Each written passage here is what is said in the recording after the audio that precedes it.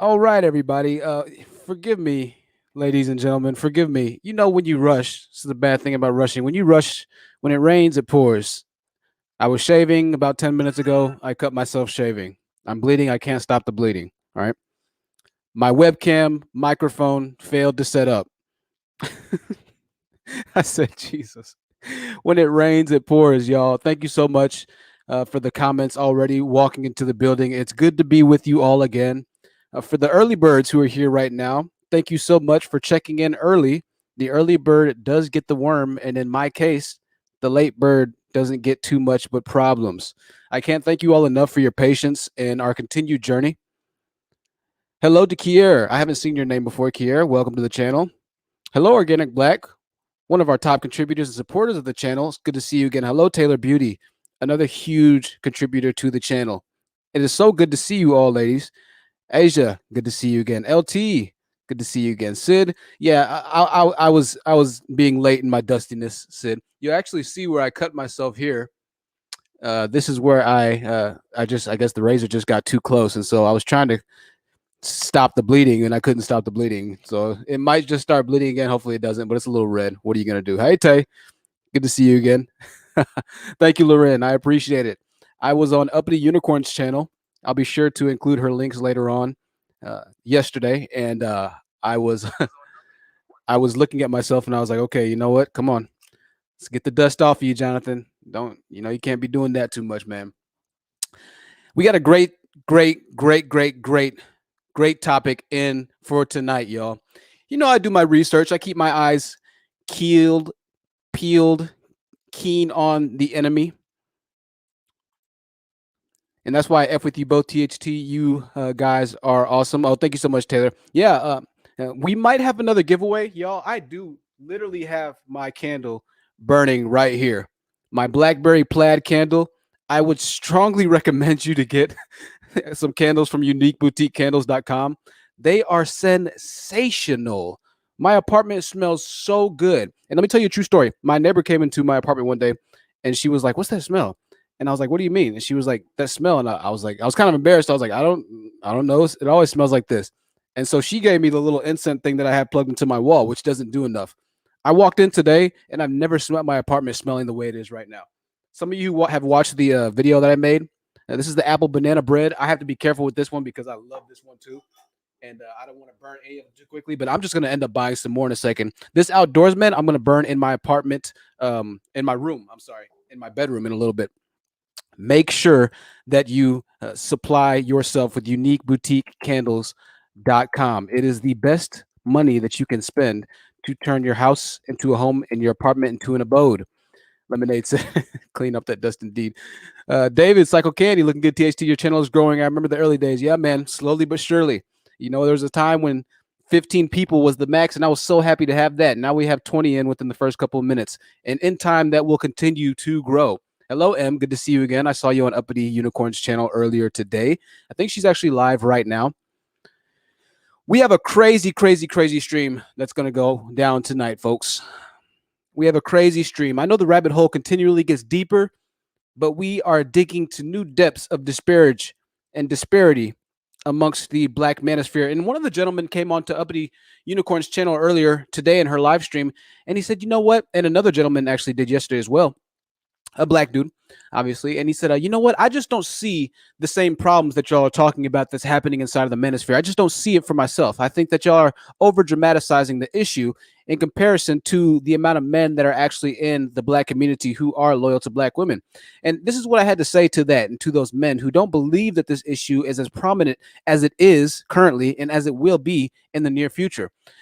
You see, what they're starting to do now is strategize and strategically market themselves to the next generation. So while you might be married, my Black brethren, while you might be in a successful relationship or see your peer group or your immediate group of friends that you surround yourself with Black women, your children and your children's children are the ones who are on their cell phones for 6, 7, 8, up to 15 hours a day, depending on the type of person.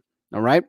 So it's not you necessarily that you have to worry about. If you were born in the, I don't know, what's the Gen Z, 1970s and 80s and things of that nature, you might not see this as closely impacting you. Make no mistake about it. This is the new growing wave.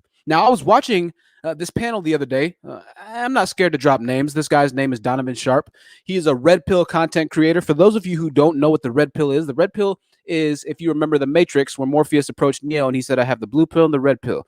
The blue pill takes you back exactly where you ended up, where you were living. It takes you back to the fake world. You take the red pill and you'll see just how deep the rabbit hole goes. Well, Neo ended up taking the red pill, and the Matrix quadrilogy, if that's a word, was made.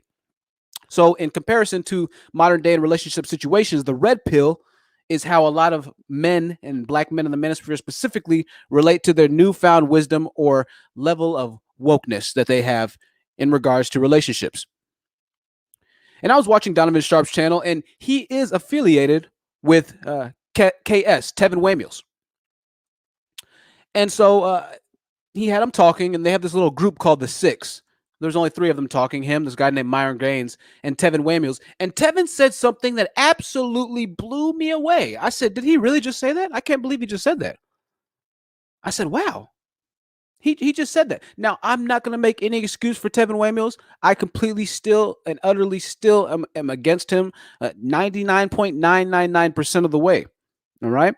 But I want to play something that just absolutely, and you're so right, Asia, Donovan Sharp is very out of there. I want to play something for y'all that honestly, it just shook me. And it said, I was confused because the things that he was talking about, as I previously told y'all, and I'll continue to retort, is that the dialect and the dialogue of which they speak about these relationship dynamics will change at some point or another. And the title of this video, that black men are upset with Kevin Samuels, I'm going to show you the proof. I know a lot of you are going to say, oh, this is clickbait. This is clickbait. No, I'm going to show you the proof. And just in case Donovan Sharp decided to take this video down, Lorenz says, I knew it. I knew it was Donovan, LOL. Just in case Donovan Sharp decided to take this video down, I downloaded it. But he didn't take the video down. Donovan Sharp, the master of all dusties. Yeah, I mean, Donovan Sharp is just, he's got a whole other triage of problems going on over there. Organic Black says, how much is the latest stimulus? I don't know, Organic Black. I haven't gotten the latest stimulus yet, but I think it's going to be $1,400, you know. So really quickly, I want to give a huge shout out, speaking of money, to all the contributors. If you have contributed to the channel, then you are directly related and not related, but you're directly responsible for the success that we are having and we will continue to have. Without the contributors and the contributions from the loyal viewers like you, as PBS channel used to say when we were kids, then this would not be possible. A lot of the studio equipment that we have upgraded with is, you know, 100% in part to our contributors. So I want to give you a huge shout out to everybody who has donated to the channel. Organic Black says, make sure that I use a fair use disclaimer. I'll say that right now. Anything that you see and hear in this video will be liable to fair use. Black Sisterhood says, the irony is, in the case of the Manosphere, the red pill is the one that makes you delusional and worship procession. Wow. Black Women Sisterhood, that is so deep. Right. It's the roles have just been reversed, right? The blue pill is now the red pill. The red pill is Lord, we don't even know anymore. That's so true. So let's get into this really quickly. Why am I saying that black men are upset at Kevin Samuels?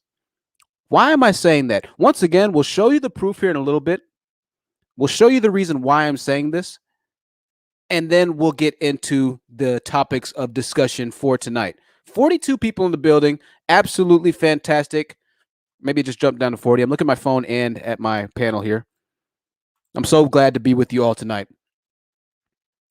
What I'm getting ready to show you right now is the video that we just talked about. I know you're like, Jonathan, shut up. Just show us the video. If the stream gets taken off of the air, then you know that it's been taken down, whatever it might be. That's just the way that it goes. But we cannot continue to live our lives in fear. I'll create another channel. The show will go on. Let us watch the reason that I titled this. I'm going to minimize it just so maybe it'll play a little bit better. Nah, we'll play it big. Why not? Here we go. Not somebody that you want to adopt, like Leonardo DiCaprio. Show me somebody who claims it. Because the thing about it is, competitive men don't have problems with women. Okay, let's pause it right here.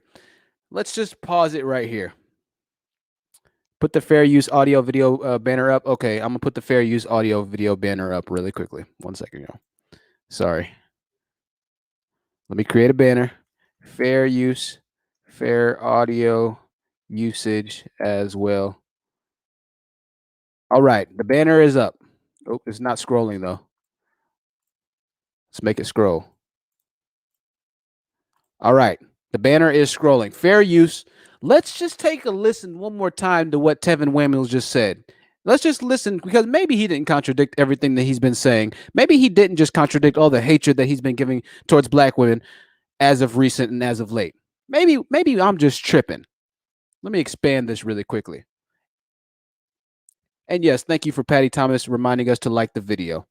Now, in case you're catching this on the back end, he's talking about Leonardo DiCaprio. These men regard Leonardo DiCaprio as the most alpha man because Leonardo doesn't get married and he's always seen with an entourage of women. Irregardless of the fact that Leonardo DiCaprio's bank account probably has $100 million or more worth of value to it, they always like to throw out these random celebrities to prove their point. Like Leonardo DiCaprio, show me somebody who claims it. Because the thing about it is, competitive men don't have problems with women. Show me a man that's confident, intelligent, assertive, who's also competitive and treat. That's a good point. Play the audio at a faster speed. Okay, I like that. Y'all are on top of it. We're going to rewind it one more time. We're going to listen one more time, and then we'll begin our discussion. This is fascinating right here. This is fascinating. Because the thing about it is, competitive men don't have problems with women. Show me a man that's confident, intelligent, assertive, who's also competitive, intriguing, and aggressive, who's already bold, ambitious, and generous, and I'll show you a man who women follow like the Pied Piper. So wait a second.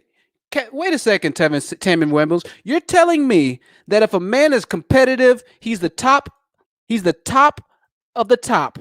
You're telling me that if a man is taking care of everything that he's supposed to be doing, the women have no problem following him.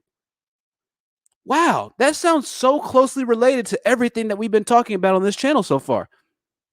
Well, why is it? Next question that we should be asking ourselves is why is it that Kevin Samuels isn't talking and giving this type of advice to his 500,000 nearly plus subscriber base on YouTube? You know why Kevin Samuels isn't going to do this?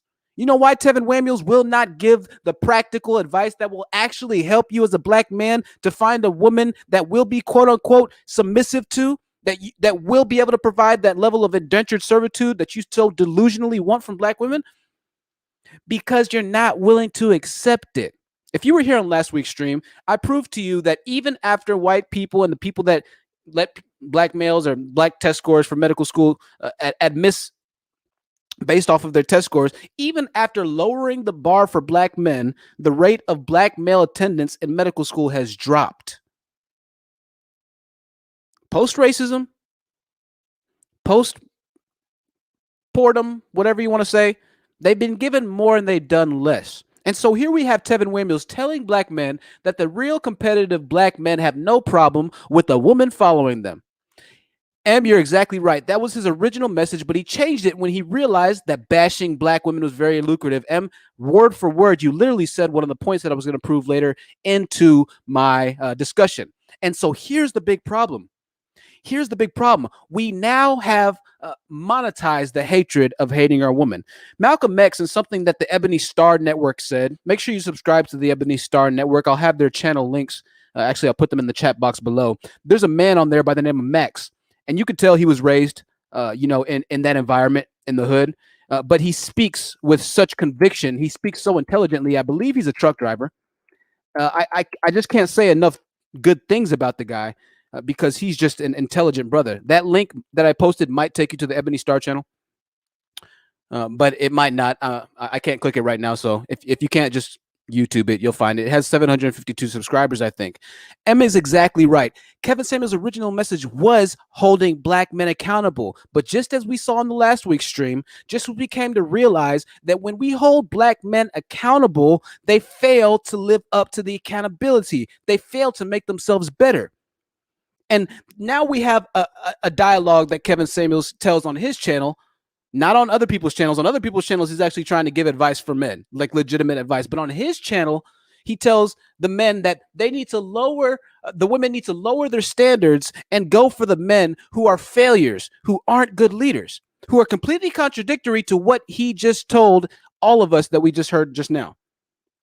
And so he's trying to play both sides of the field. And he understands that he can play both sides of the field. But guess what? Y'all remember when I told you earlier that, listen, these black brothers can be on your side until you say one thing against them. You say one thing that they don't agree with, and you're going to have problems. And now guess what? Let's just scroll down a little bit. Let's just scroll down a little bit and see how these black brethren reacted to their fraud father telling them the ultimate truth, which I can't believe that I'm actually saying.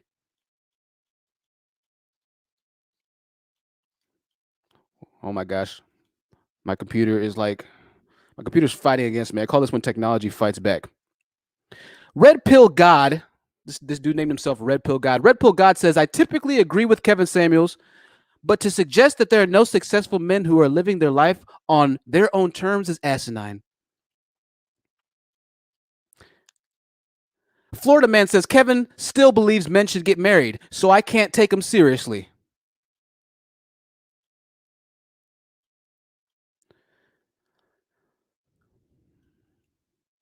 Kwame Johnson says, I have great respect for El Padrino. I assume that means the Godfather in Spanish. But he has cognitive dissonance when it comes to marriage. He's twice divorced, but still fervently advocates for marriage. Doing the same thing while expecting different results is what? That has 80 likes. And for the sake of this video, I'm going to give it a thumbs up. You see, they prove my point at every turn, but you can't speak logically to most black men because they choose not to accept that. And I liken it to this. You see a lot of black men when they go to prison, right? They come out, then they're Muslim all of a sudden. And I'm not throwing shade on Muslim. I'm not throwing shade on any religion. But my point is, why was it that they couldn't follow God or find Jesus Christ before they got into the jail cell? I've always thought about that. Black dudes going to prison, all of a sudden they and however Muslim sings. Listen, I respect Muslim. I love Muslims. I love anybody who's devout and dedicated to their religion, and they are legitimately good people. I respect it all. I don't care what religion you are. If you're a good person, I'm down with you.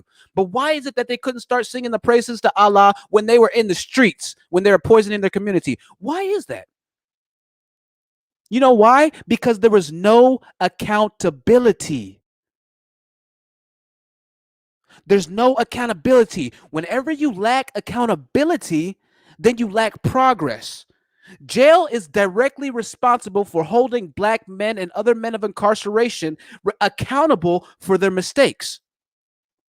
If there was no jail, guess what? We'd have a lot more criminals because there would be no recourse. There would be no accountability held for the criminals. So you get how that works? Accountability is a good thing. Women telling you that they want you to do better is accountability. That's a good thing, black man.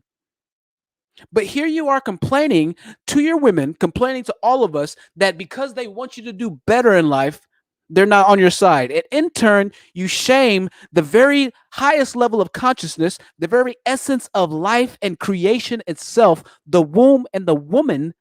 You shame your own womb and woman that birthed you, that gives you breath, literally, that birthed your black king ass. You shame her because she's holding you what? Accountable.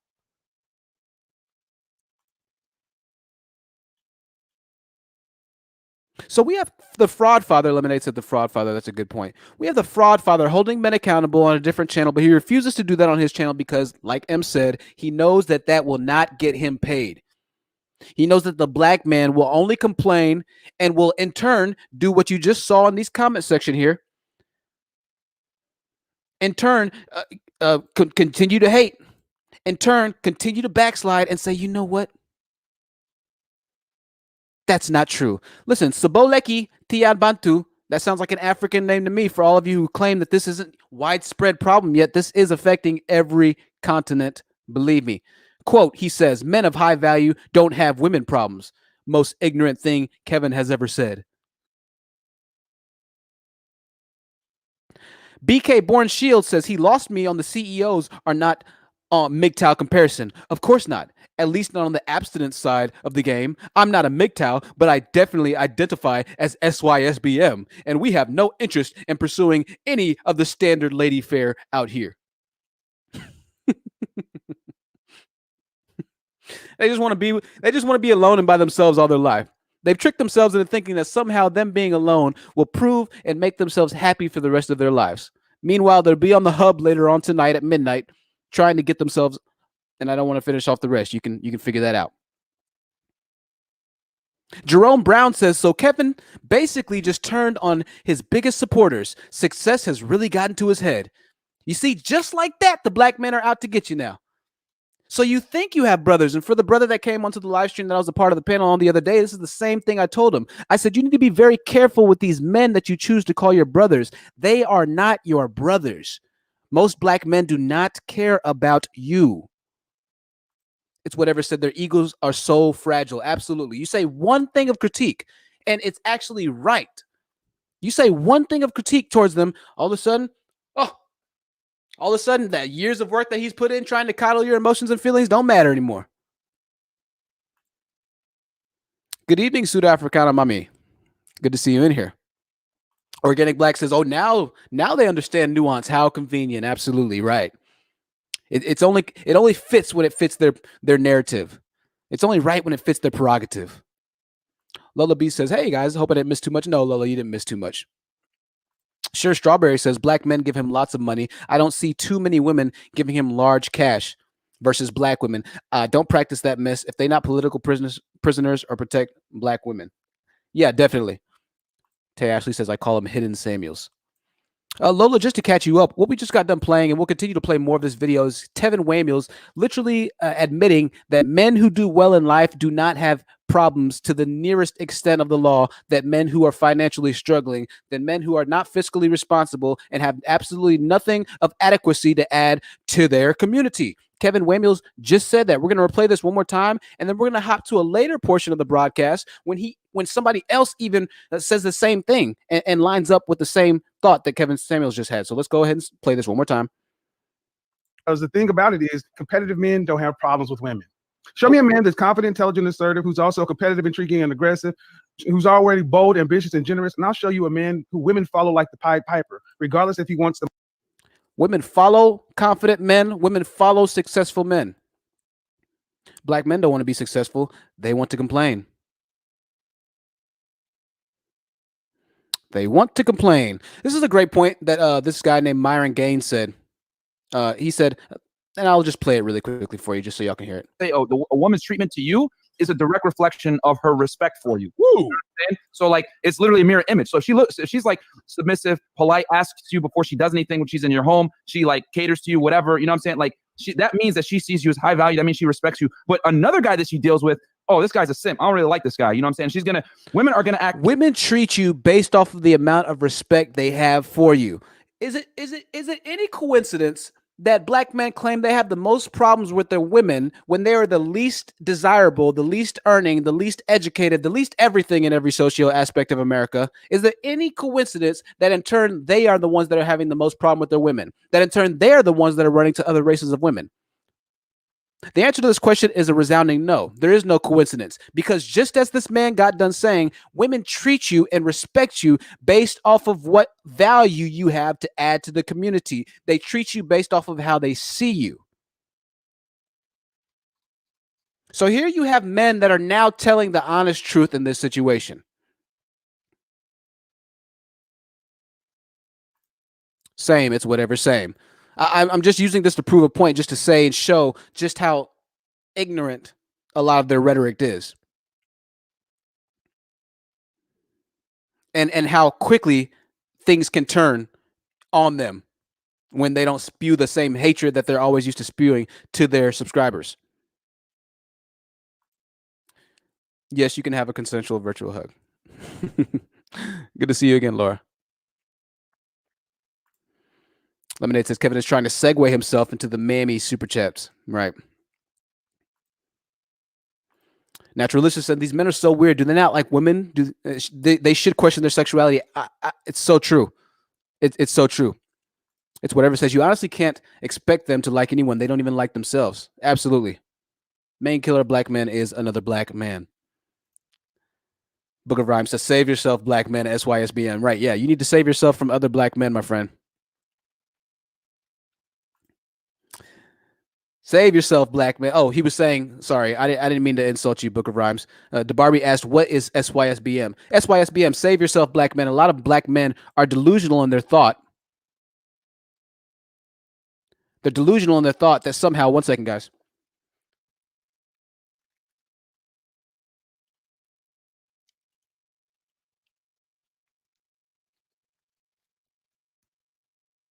All right, sorry about that. A lot of black men are delusional in their thought that somehow their greatest enemy is the black women.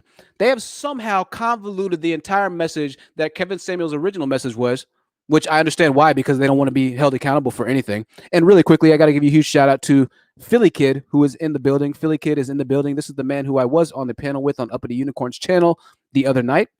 Philly Kid, a great brother doing a lot of great things. One of the brothers that is adding to the community, teaching other black brothers how to get their CDL, how to actually become a viable six-figure man. Understanding that he is, if he's not, part of the solution, then you are in turn part of the problem. Huge amount of respect for Philly Kid. Taylor Beauty says, I agree, THT. Don't expect a woman to respect you when you've done nothing but disrespect her and her image all throughout America. Right. Right. And so these men are literally saying that if you're the best man you could be, if you're doing good in life, you're not going to have any problems with women. And what do black men do? Black men sit back and complain because they're broke instead of just going out to get it. It's so asinine, so backwards, so lacking in thought. But this is what we are. This is why the black community is in shambles. Is because all the leaders and majority of the black people and black men in this community think and follow this type of ignorance. They think and follow and lead with the same victim mindsets for years on end. Let me tell you something. In the city that I live in, there are people in the city who have not even left the city that I'm in. 40, 50, 60 years. I've spoken with people in the hood, some of these hood Negroids. One of them is named Mr. T. God bless the man. He helped me fix my car. I said, hey, Mr. T, you want to go over to Dallas with us to go see one of our shows? He said, oh, no, I don't go to Dallas. I don't go to Dallas. I keep my ass in Fort Worth. I said, okay. Okay, well, you've never been anywhere else? No, I don't need to go anywhere else. Why would you? Okay. Hey, you're happy, I'm happy, right? But these are the type of people who are now having the internet. And what's even scarier is these are the type of people who are going out and voting for politicians. These are the type of people who are voting for governing bodies and people who are directly responsible for delegating, creating, drafting laws for the country. That's the scarier part of this, right? That's the scarier part of this. This is so sad. The men are buck broken, absolutely. Absolutely. And I say this, and I've said this before. The Native Americans are not the ones who were conquered. The Native Americans fought. They died. That's why they're barely in existence today. But you know what? The white men respected their blood that they shed, and now they have reservations, casinos. They have ways to make money, and they're slowly rebuilding the community. The black man led the black community to hundreds of years of slavery, but still expect women and want women to follow them, even after gaining freedom and still making absolutely no economical strides. Furthermore, digressing in economic strides in America. I said this before, and I said this on the Malcolm X stream. Negroids were doing better when the white man really had their foot on your neck. You had Black Wall Street. You had black dudes that actually stuck together. Black people weren't killing each other. White people gave black people freedom. White people gave black men specifically freedom. They started selling crack, making hip hop music, selling drugs, shooting up the neighborhood.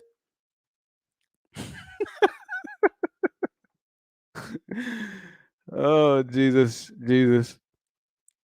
You can't make this kind of stuff up. Am I?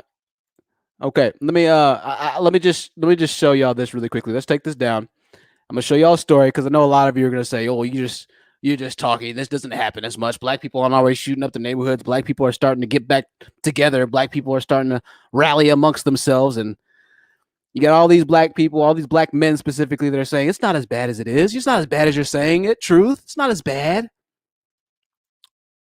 All right. Well, let me show you this. If you don't think it's as bad as I'm saying, then let me show you the story about 10-year-old Kaylin Washington. This happened over the weekend. She's in pain. 10-year-old girl walked to relatives' home and survived after being hit by a stray bullet in Baltimore. Kaylin Washington, 10, was on the way to buy some snack chips when she was struck by a stray bullet in Baltimore over the weekend. Walking to the store was normal, her mother, Jasmine Ramsey, said. I told her close. I hold her close. I don't let her get too far. I always keep an eye on her. The prognosis was horrible, but not fatal. One of her lungs was punctured by the bullet that's still in her back. My God almighty. One of her ribs was fractured. There's emotional trauma, her mother says, that when she's asked about the incident, she cries. Washington was one of 3 people injured during the Saturday afternoon shootout in the Parkview Woodbrook neighborhood of West Baltimore. 2 adult men, 23 and 45, were also shot. Negroes shooting at each other, and a 10-year-old girl gets shot, has her lung punctured, her ribs are cracked, and y'all Negroes are trying to sit on my channel telling me it's not as bad as I think it is. Let me tell you something. Black people weren't getting shot when they were being hung from trees. You know why? Because it was understood that black people weren't the enemy. White people stopped hanging black people from trees. They started killing each other. Black men started shooting each other. It's not the women. The women are few and far in between as far as the murder goes. Let me be very honest about that. The black men started killing each other. Truth, it doesn't happen that much, Truth. You're pandering. You're pandering, Truth.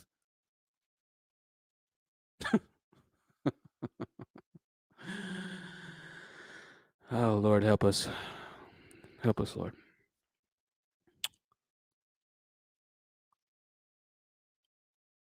You see, niggas have yet to stick together and stay on accord for more than 10 years at most. Gangbanging started, Cripping started as Community Response Initiative Program. That's what CRIP stands for. I don't know if any of y'all knew that, or something along that nature. I have family members that are Crips, right? Talking about, he says for Community Response Initiative Program or something like that. Well, all of a sudden, after a few years, I guess the Community Response Initiative Program wasn't doing it for some of the black men. They decided to form the Bloods. And all of a sudden, the Crips and the Bloods started hating each other. And then they start killing each other. And then some other people said, you know what? We got to start forming some more gangs. So we have Black Disciples. You have this. You have this. You have that. So even in something that started off that was supposed to be beneficial in watching the black community and defending them from actual perils of racism and things of that nature, black men started killing each other over that.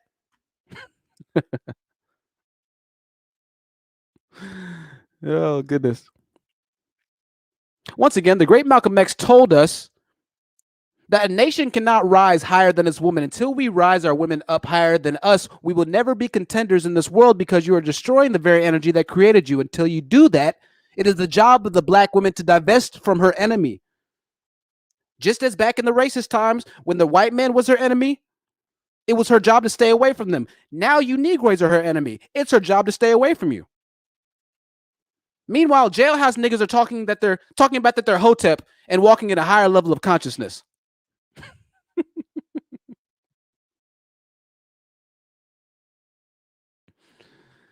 Oh, goodness gracious. You can't make this stuff up. You can't make this stuff up. If you're just now joining, I can take the fair use thing down. If you're just now joining, I'm not going to replay the video that I played earlier. If you want to understand why I titled this the way that I titled it, you're going to have to rewind and check in the very beginning to get some context and understanding on why black men are upset at Kevin Samuels. But if you're just now joining once again, black men are upset at Kevin Samuels because he's holding them in this video, particularly not on his channel. As M said earlier, as we discussed earlier, he realized that holding black men accountable is a fruitless effort, both monetarily and physically, mentally, spiritually. It is a fruitless effort because the black man truly does not want to change, which is why the black man continues to be dead last in every aspect of America. Oh, you're pandering, Truth. I'm a black man, so I listen. I don't feel great about this either. Okay. As I say all the time, I don't like that I walk into stores and I have eyes on me because they think I'm going to steal because I have dreadlocks. But that's just the way it is. Sud-Africana Mommy said street credibility became the most important thing in the black community, right? Asia said to M, they're more focused on controlling women, but not themselves. Absolutely. Absolutely. Make sure that you have liked the video if you have walked into the chat room. We have a lot of people that kind of come and go, so the numbers fluctuate. But if you do decide to join, like the video, even dislike the video, I did some research, and for all the content creators that are wondering, dislikes still help so long as your watch time on average is high. So as long as you don't like my video, but you're still tuning in, which a lot of you are, or some of you are, not a lot of you, most of you who are watching like my videos, then that's fine. Dislike the video. But just make sure that you stay around for a little bit. D Vegan, new subby. I can't see the emoji on my half on the StreamYard, but I guess it pretty much is thank you for your content. And it's not a problem, D Vegan. It's an honor to be able to be here. Organic Black says, watch. If he keeps talking like that, he's going to start losing subs. Yeah. You could speak for years. You could coddle their emotions. You could fill their head with righteous beliefs and thoughts and things of that nature. But the second you hold them accountable, they're gonna start taking off. Oh, Kevin Samuels is telling me, see, Kevin Samuels betrayed us. Kevin Samuels this, Kevin Samuels that. Erica says that Hotep crap needs to go. We will not get anywhere being as bigoted as white supremacists. And I'm so big on this whole issue and notion. And this is the fact of the matter, Erica. Black men are the new white supremacists. White people are like, listen, we want y'all to do well. We're sorry. The kids of the slave masters and the great grandkids of the slave masters are like, yo, we're sorry. We apologize. They're marching with you in the street now. Most white people are not racist anymore. Most white people are tired of seeing the black community in the dilapidated state that it is now. They have affirmative action. They've lowered the test scores needed to get into colleges, medical school, this and that. And black men still can't take up the torch and drive this whole issue of black excellence further past bashing black women. That's the new face of black excellence, bashing black women. Bashing the woman that's more educated than you, that out earns you. Oh, but corporate is feminist, and the women are all out, and this and that. Meanwhile, as we heard earlier in the week, the women who are actually doing everything good still don't have a ring on their finger. The Stampitis issue. Go listen to the past live stream. The dude Stampitis, and he's probably in the chat right now. Shout out to Stampitis because he always comes on the stream and has the discourse and dialogue among us. So huge shout out to him. I hate to destroy him, but I'm going to have to destroy him right here. Even the women that do everything by the book still don't get married. Black women are damned if they do, they're damned if they don't. Oh, he has all the same talking points. Truth, you always say the same thing. Somebody said that when I was on the panel the other day. He always says the same thing. So does Kevin. Kevin's live stream is the same exact thing day after day. The woman calls, how much do you weigh? What's your dress size? What's your age? Do you have any kids? You need to see a therapist. That is the literal topic and the way that the conversations, the discussion go every single stream. But I don't see any of you complaining about that. You know why? Because it feeds into your hatred. It feeds into your malevolence. It feeds into your evilness.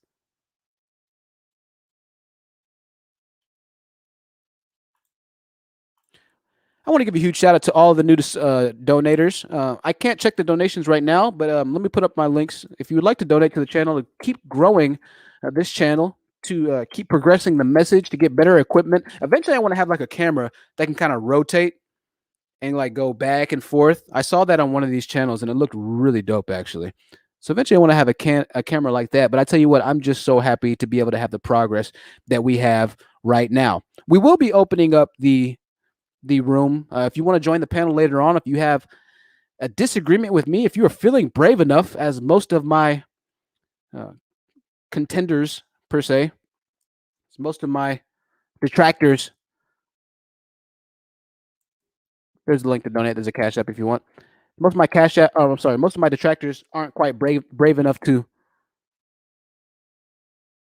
admit. If you do feel like you have a severe disagreement with me and you want to hop on and talk to me, I'm not going to destroy you. You can talk as much as you want. I am not going to read endless super chats like some content creators and getting you distracted in what your original message was or point of contention. You will be able to speak freely, and I will not judge you solely based off of how you look, because I understand that as human beings, we all have our issues and flaws, and I do not have an elitist type of view of another human being, but rather I will tell you the truth and the fallacies of your illogical thoughts if you do detract with me. So we'll open that up later on. Cher Strawberry says we should have black empowerment, not fake hoteps. So true.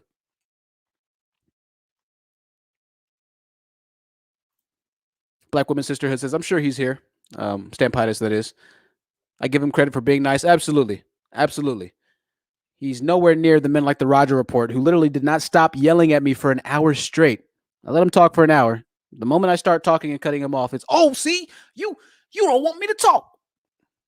Talking about ancient Egyptians and stuff. All of a sudden, niggas are historians now. Niggas haven't graduated college, but they're historians. Psycho Candy says black men have gotten to the point to where they feel as if it is a crime to hold them accountable. Absolutely. It is a crime to hold you accountable, black men. But as we said earlier in the stream, if there was no jail, if there was no way to hold criminals accountable, guess what you'd have a lot more of? Criminals. Criminals, criminals, criminals. Let's continue on our message. Imagine that dubbing black women as the biggest ailment to your community. Imagine that after knowing the solution, after having the pieces of the puzzle put together for you, the basic building blocks of success in life, education, earning, staying out of jail, that in your frustration, you decided to mutilate the puzzle and continue on your hateful trajectory. That's what the modern day black man is. It's guaranteed that if you get a certain profession, you earn a certain amount of money, you can live well in America. It's not that complicated. It's just not.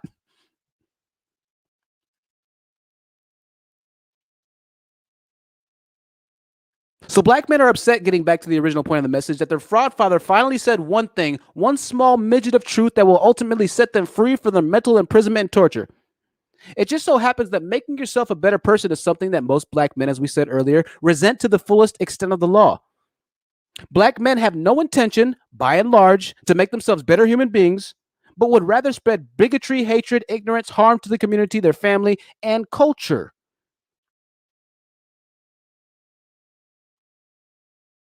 Just reading some of these last notes that I have.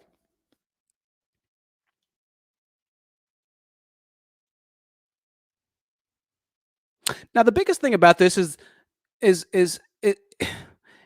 kind of going back to what we said, but the hypocrisy, the admitting that Kevin Samuels is willing to give on his on other channels, but not his channels, right?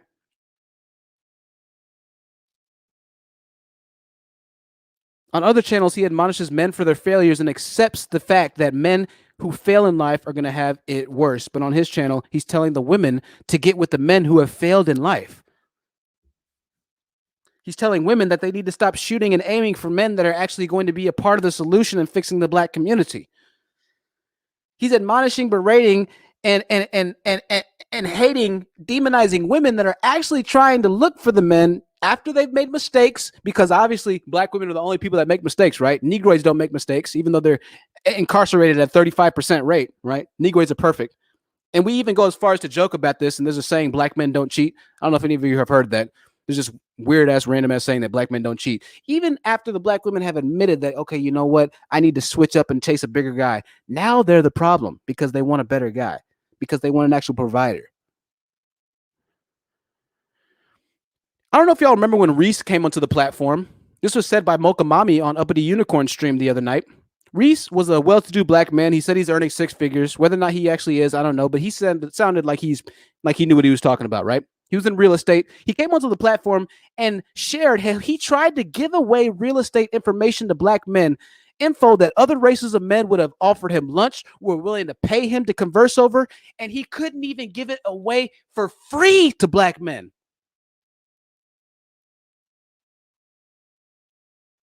But black women are your biggest problem.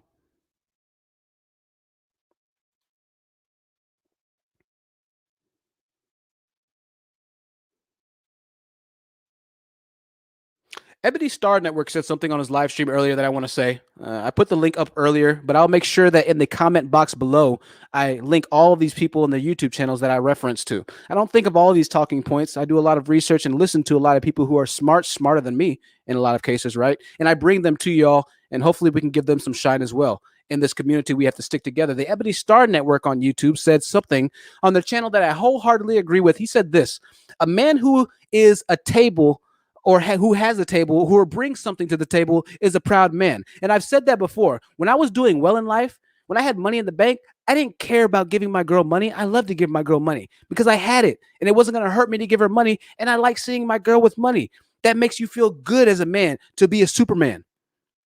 Most of you broke dudes won't ever know that. I'm broke right now, but I still haven't forgotten the feeling of what it is to have $15,000, $20,000 in the bank. I've had that before.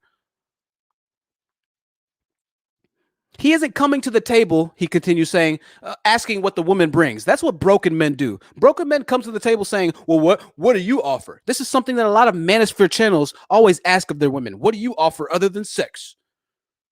That's all they see a woman good for. and I've heard this say, I kid you not, the actual words, and I don't want to say get too the graphic of this because I've recommended that mothers start sharing these videos to their sons, but I've heard them say that all women are good for is the holes in their body. I've heard this said in the manosphere and in the black manosphere. I've heard that, and I've heard worse than this. This is still G-rated ice cream cone rhetoric, right? And so men are walking to these relationships asking women, what do they have to bring to the table? You know why they're doing this? Because they want the light to be taken off of the skeletons that's in their closet.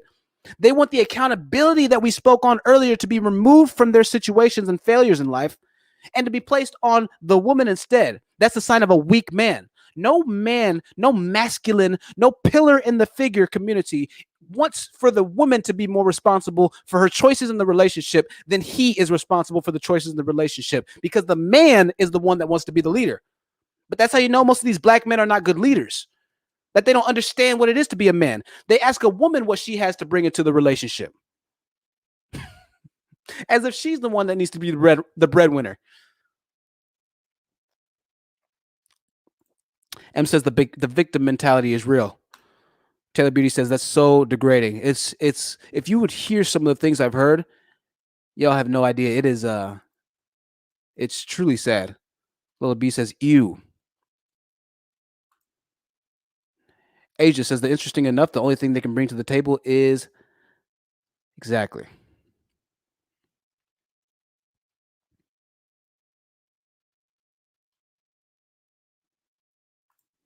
Taylor Beauty says, hey, ladies, if a man ever has the audacity to ask you what you bring to the table, run. Save yourself. He's a narcissist. Moreover, he's a low-hanging fruit. He's a low-value man. There's no man that actually wants to be a man that will ever relegate the opportunity to lead and give that to the woman. That's a sign of a weak man. So a man that wants a woman to follow him contradicts himself directly by asking her what she has to bring to the table. She's going to ask you what you bring to the table because you're the one that's supposed to be leading her. But they don't understand that. They don't think that deeply. They don't think intrinsically about the contradictions of their own stupid ideological beliefs and thoughts. They just say whatever sounds good.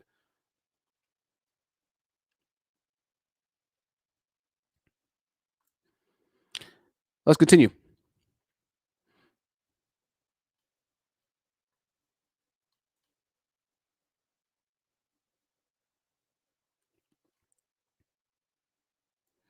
I was at Uppity Unicorns live stream again yesterday, and she brought up another great point. I love having Uppity Unicorn on my panel and being on her panel as well. It's a great panel. She brought up a great point. She said, see, this is the problem with a lot of the black men in the black manosphere and black men in general. It's one thing to say you don't want to date black women, right? This is what she said. But we're not just experiencing black men who are saying they don't want to date black women. What we're experiencing right now is black men who say they don't want to date black women, but at the same time going to the fullest extent of the law to bash black women. So it's like they can't just be happy and decide to go date in Puerto Rico or Brazil or wherever the hell they go to try and find women who they think don't respect men of power and fortitude and financial responsibility and fiduciary responsibility, because they do. Women in Brazil like money too. Money still is needed to survive in Brazil. My Negroid friend, you're not just going to get a baddie in Brazil because you're a black man traveling to Brazil. That's not how it works. They don't know that though. Let them spend the plane ticket, get played for their money, and get the crying boohoo flu on their way back. Let them go. But what's bigger is that they continue to bash the black woman even after quote unquote divesting from them themselves. You see, black women, once a woman's done, a woman's done.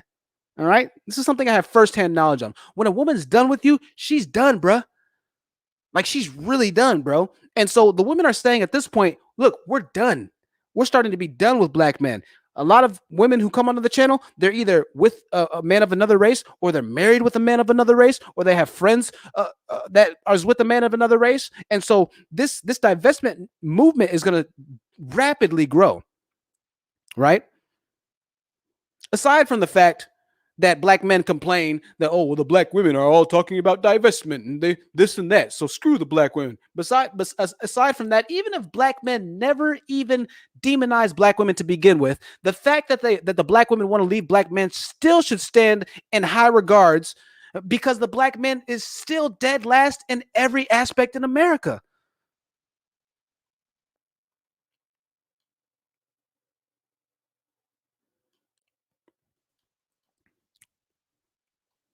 But they can't. They get off on demonizing and hating black women. They get off on it.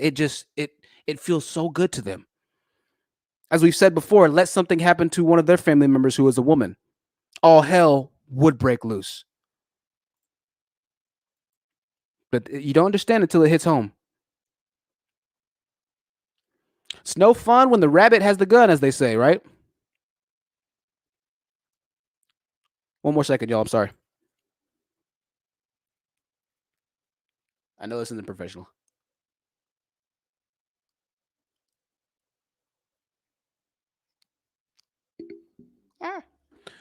All right. Loving Home says, I've been done for 2 years now. I don't blame you. Kira says, don't tell me you're going overseas. You know what, do the Cabbage Patch and get over there. Do the Cabbage Patch and get over there faster. They think that if they go overseas, somehow women are just going to majestically, mystifyingly love them because they're black. It's not how it works, bruh. It's not how it works. Once again, the names that you see on the bottom of the screen are the channel contributors and sponsors.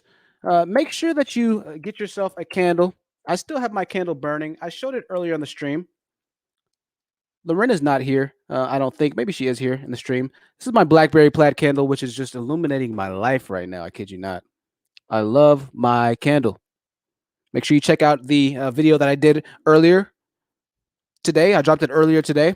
Let's get the views up on that vehicle. Let's support black businesses. We cannot stick together as black people and grow as a black community, black women and wholesome black men, not all black men.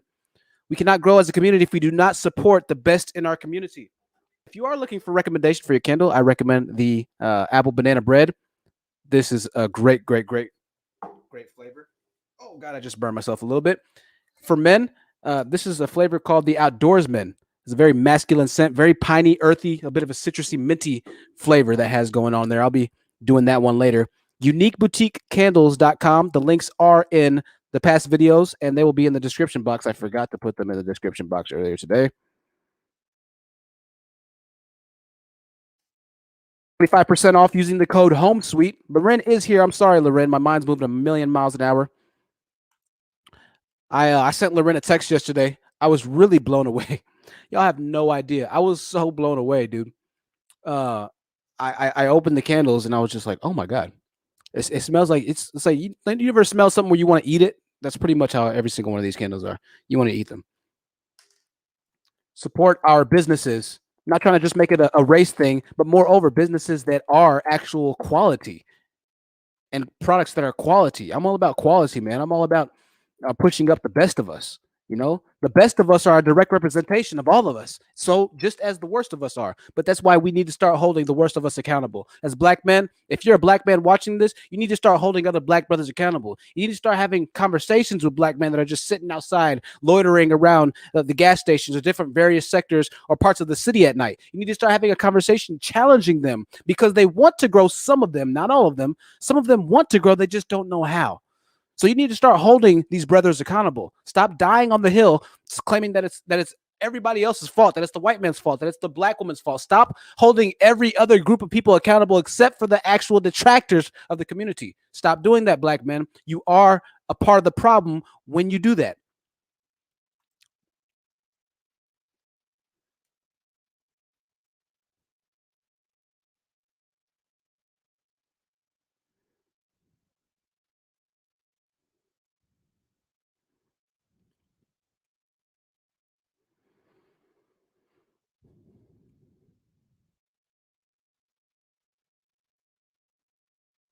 Truck says, bro, you were just bragging about your white girls on the interview with the MGTOW dictionary clowns. Bro, I don't know why y'all say this and y'all keep saying this.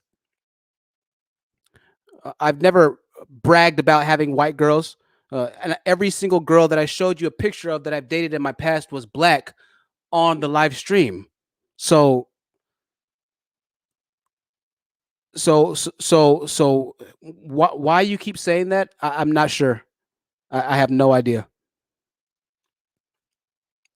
Once again, just more delusional black men spewing delusion. but this is where we are.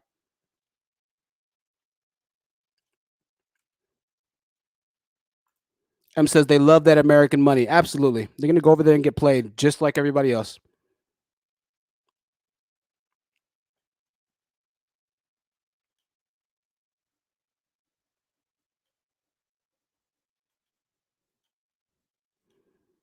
Read a couple more comments and then we'll continue.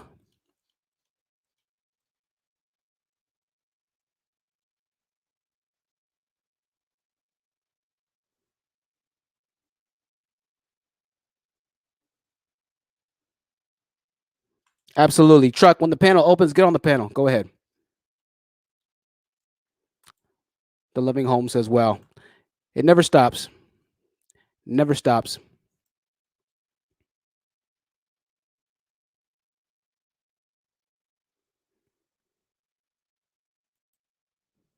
Asia says, men don't believe women hold each other accountable. We just don't shame each other all the time in the public the way black men do. Absolutely.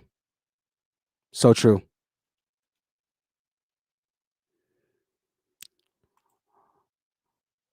Organic Black says, Truck is another special ed dropout. You just can't. You can't win with these guys, man. You just can't. It's whatever. Kiera says, now you notice the guys that you do see don't see any success stories. Why is that? That's a good question. JoJo1, welcome. She says, hey, y'all. It's whatever says, I thought they didn't like ran through women. Funny how they're willing to simp over a woman that gives to men, though. Right, for money. Don't use logic and reasoning with most black men because they don't operate based off of logic and reasoning as most men should, as most people should. There is no logic and reasoning with most of them.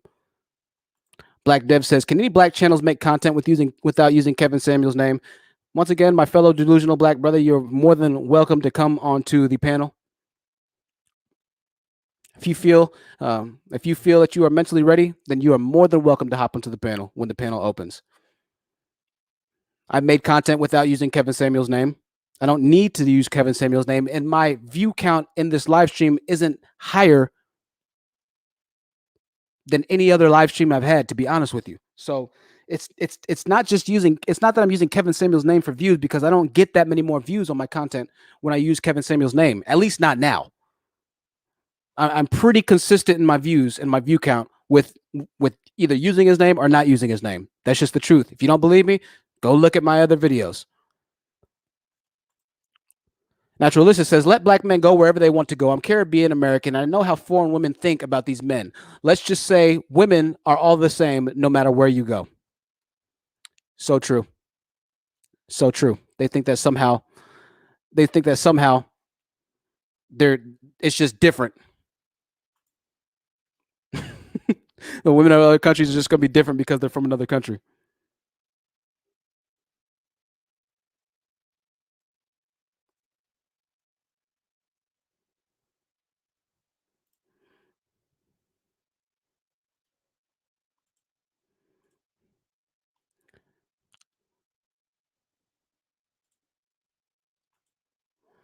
Dude, don't lie. The video is still up. You showed the black girl pics and bragged about smashing white girls. All right, Truck.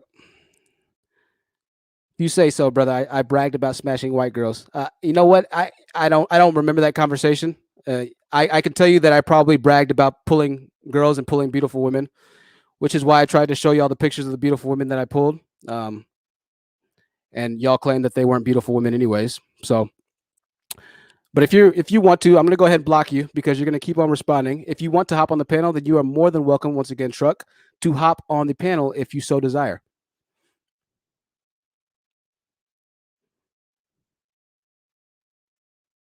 Philly Kid says, I don't think it's that simple. I think it's a combination of factors that affect the black men and their growth. Philly Kid, I'd be willing to kind of level and agree with you a little bit there. Yeah, it's a lot of combination of factors. The ultimate truth, though, is with the 21st century and the modern advents of technology, we know the best route to build success and to build successful communities in America. And so, yes, whilst there are still issues that we have starting off the race from the same point as a lot of other communities. We can't keep holding ourselves and using that victim mindset to relinquish Black men of their roles, to not hold them accountable for their failures in the community. And so, yes, it is partly that, but at the same time, we have to let that hurt go at a certain amount, at a certain point, bro. We can't just keep operating based off of what happened 400 years ago, right? At some point, you got to let it go, man. Taylor Beauty says truck got his name from sitting at home in a basement and playing with toy trucks for a living. I don't know where exactly or what exactly this truck guy is meaning to say or talk about, but when we open up the panel, he comes on, that he's more than welcome to join and give his experience.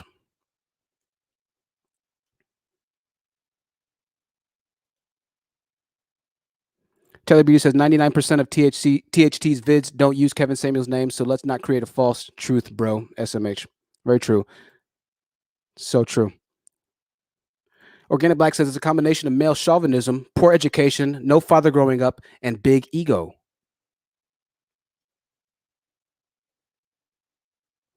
Loren says, LOL, I'm done with you, THT. You had a white girl. I'm sorry, Loren. I have dated every race of women. I can say that. I have dated every race of women. However, most of the women that I dated in my long-term relationship was a Black woman.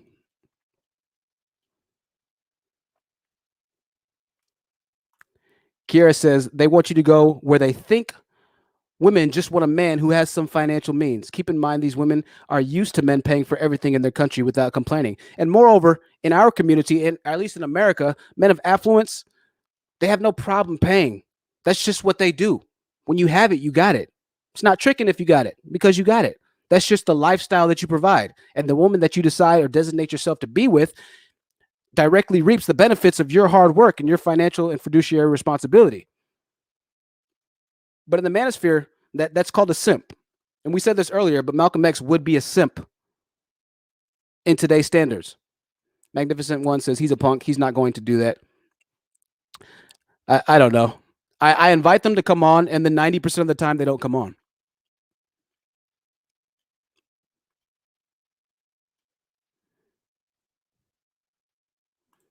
It's whatever says he's a woman's connoisseur. Definitely not, but I appreciate the compliment. It's whatever. Taylor Beauty says, difference between you and other Black men, THT, is that although you've dated out, you don't bash Black women as if we're less than them. Absolutely. Absolutely. Absolutely. That's the biggest difference. Hey, Alexander, good to see you again. If you are a detractor, if you do have something to say to me directly, if you don't believe anything I say is worth a damn, if you think that I'm trash, you hate me, if you're jealous, I don't know. If you want to join the panel right now, here is the link.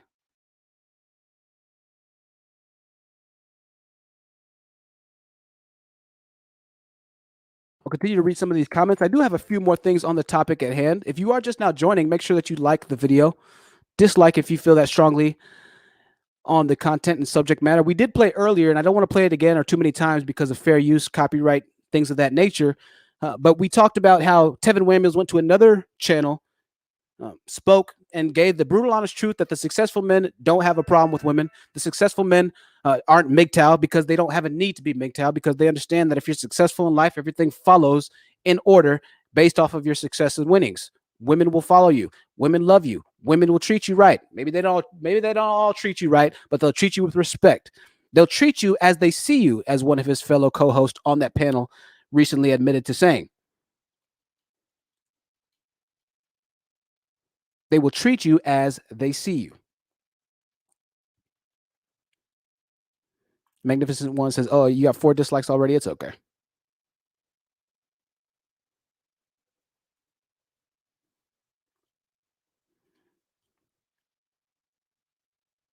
Philly Kid says, I've never dated outside my race, and I never had the desire to do. Or desire to. Hey, that's cool too, Philly Kid. It's not a problem, man. You know, I don't have a problem with dating outside of the race. Moreover, at this point, I advocate for women of our race to date outside of the race for the more than obvious and apparent reasons. Jojo one says, every race, there are more than 190 races in countries. How many races and ethnicities are there? You're right, Jojo. I'm not sure exactly how many there are. I guess I'm being a little ignorant in my statement there. Maybe I haven't actually dated every single race.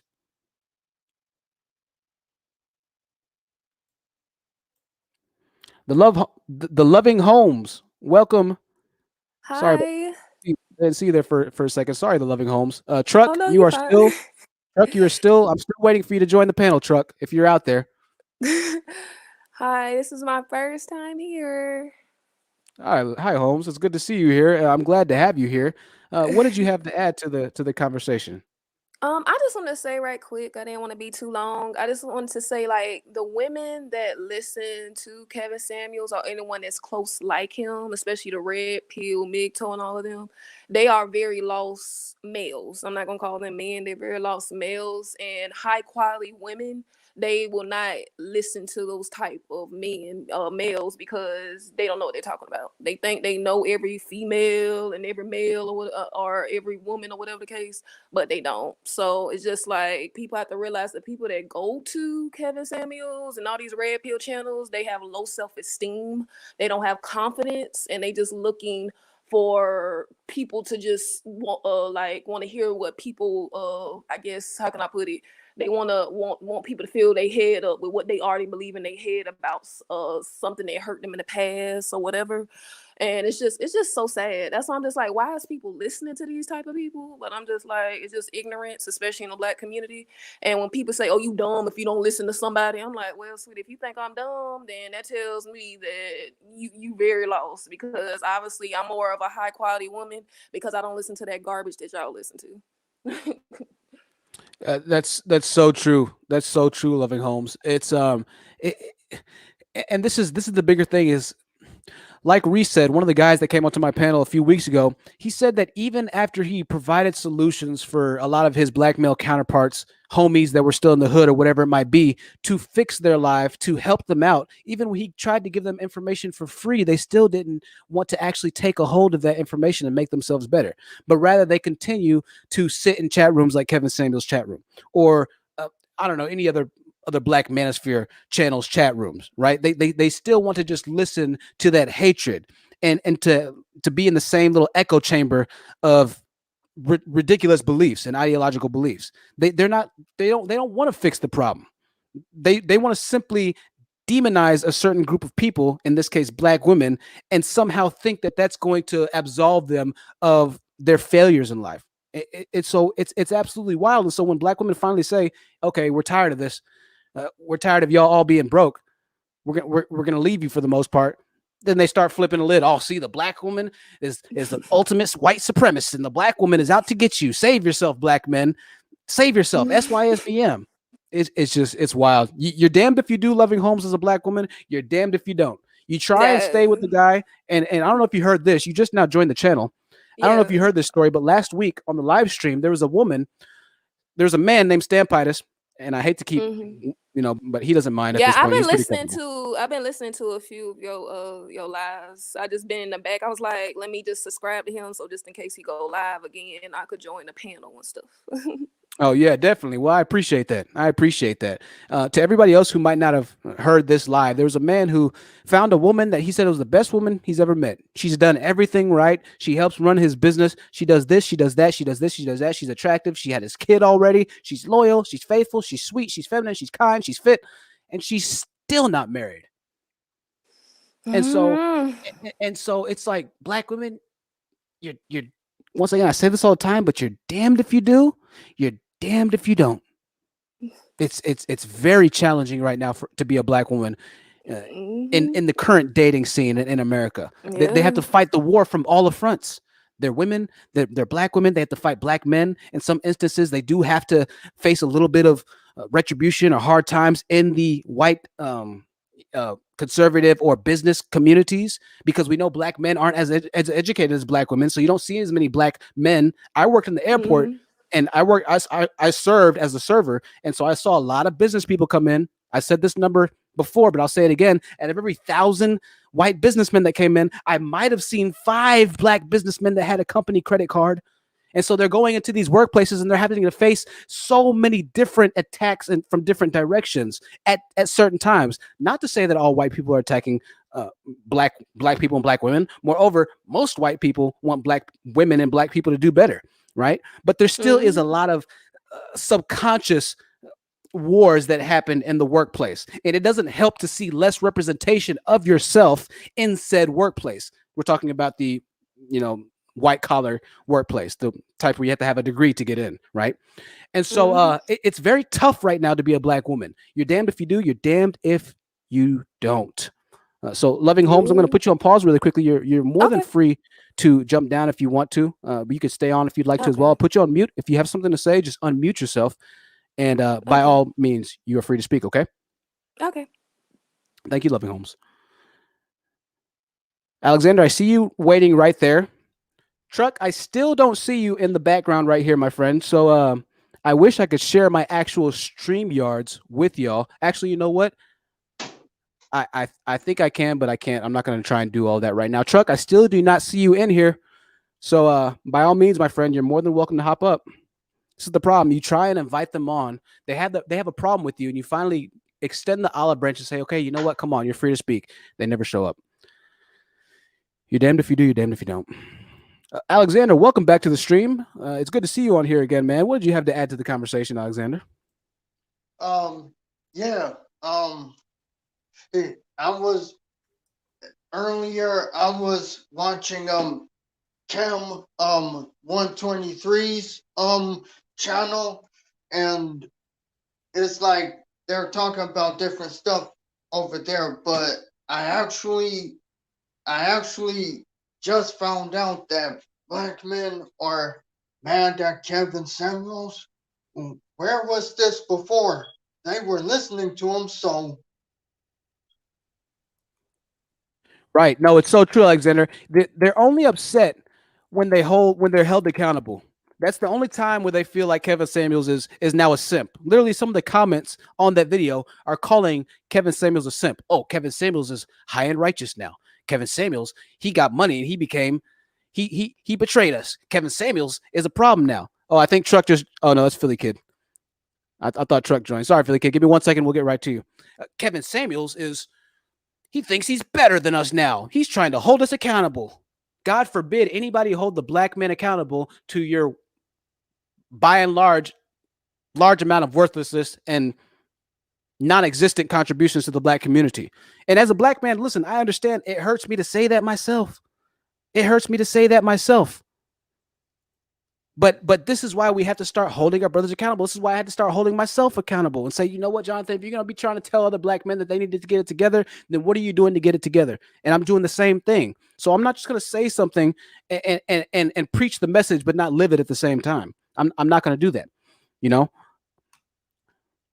Yeah, Stampitis has been a brave one, and Reese has also been pretty brave. Other than that, I've had no black men come on who've decided to, directly debate me in their conflicts or contentions. Alexander, I'm going to put you on mute. Thank you for saying that. You're welcome to stay in the background. We're going to move on to Philly Kid. Philly Kid, it was great speaking with you on the panel the other night. It was, man. Really had a good time with you, brother. And so for those of you who do not know, Philly Kid was on Uppity Unicorns channel. We were able to have a civil discourse, dialogue, whatever you want to say. And it was really good and productive. And ultimately, this is one of the upstanding black men in the black community, the minority, make no mistake about it. Philly Kid, the floor is yours. Yeah, man, you know what? I do agree with you on some points, right? But on some points, I don't necessarily agree. I do think some of us as black men do hold on to that victim card a little bit too much, right? Instead of tying up our shoes and picking ourselves up and doing something about it, right? Because a lot of us do, have that mentality of, yeah, the white man holding me down, the white man this and the white man that, right? I mean, and you're correct. You know what I mean? In today's society, we do have a whole lot of opportunity to do things that, like our grandparents didn't have. You know what I mean? But yeah, our grandparents did better than us, right? Yes. So I mean, on that point, I agree. Um, but like we said last night, I mean, I know we disagree on this one, but I mean, I still do think that the black man loves a black woman. I mean, I sincerely do. And I think that for most people, I think it's the demographic difference that skews a person's view of how people see each other, right? So Yeah, definitely. I can get with that, and I know you personally. You're the living embodiment of what you're saying, right? And so, I never like to just completely take away what anybody's life experiences are, because we all have different experiences, and they're all important on different levels to us. And so, I would be ignorant to just say, oh, well, you know what you're saying doesn't matter because this and this is what I believe. And so I accept that, and I think that's good that you can say that and you can honestly believe that, right? My thing is this: is that the way I look, and the way I know we kind of talked about this and covered this, but for those who didn't hear that conversation on Uppity Unicorns channel, the way I like to look at things is I like to look into the future where things are going. I put myself 2 to 5 to 10 years into the future and say, okay, well, where is this going at this point? Maybe not necessarily what things are right now, but where is it going, right? So the reason I stopped buying video consoles or video game consoles back with Xbox 360, because when I was playing the Xbox 360, I realized they can't make a system that's that much better than this. And so now I've switched over to PC and I play video games in the rare occasions I do on my computer. And so fast forward now, when the PS5 is released, you have people that are complaining saying there's no games for the PS5, that they can't tell a difference between the PS5 and the PS4, and that it wasn't worth them paying, in some cases, $1,000. Some of these people have paid, mostly men, for their PS5 because there's negligible difference between the PS4 and PS5. I already knew that.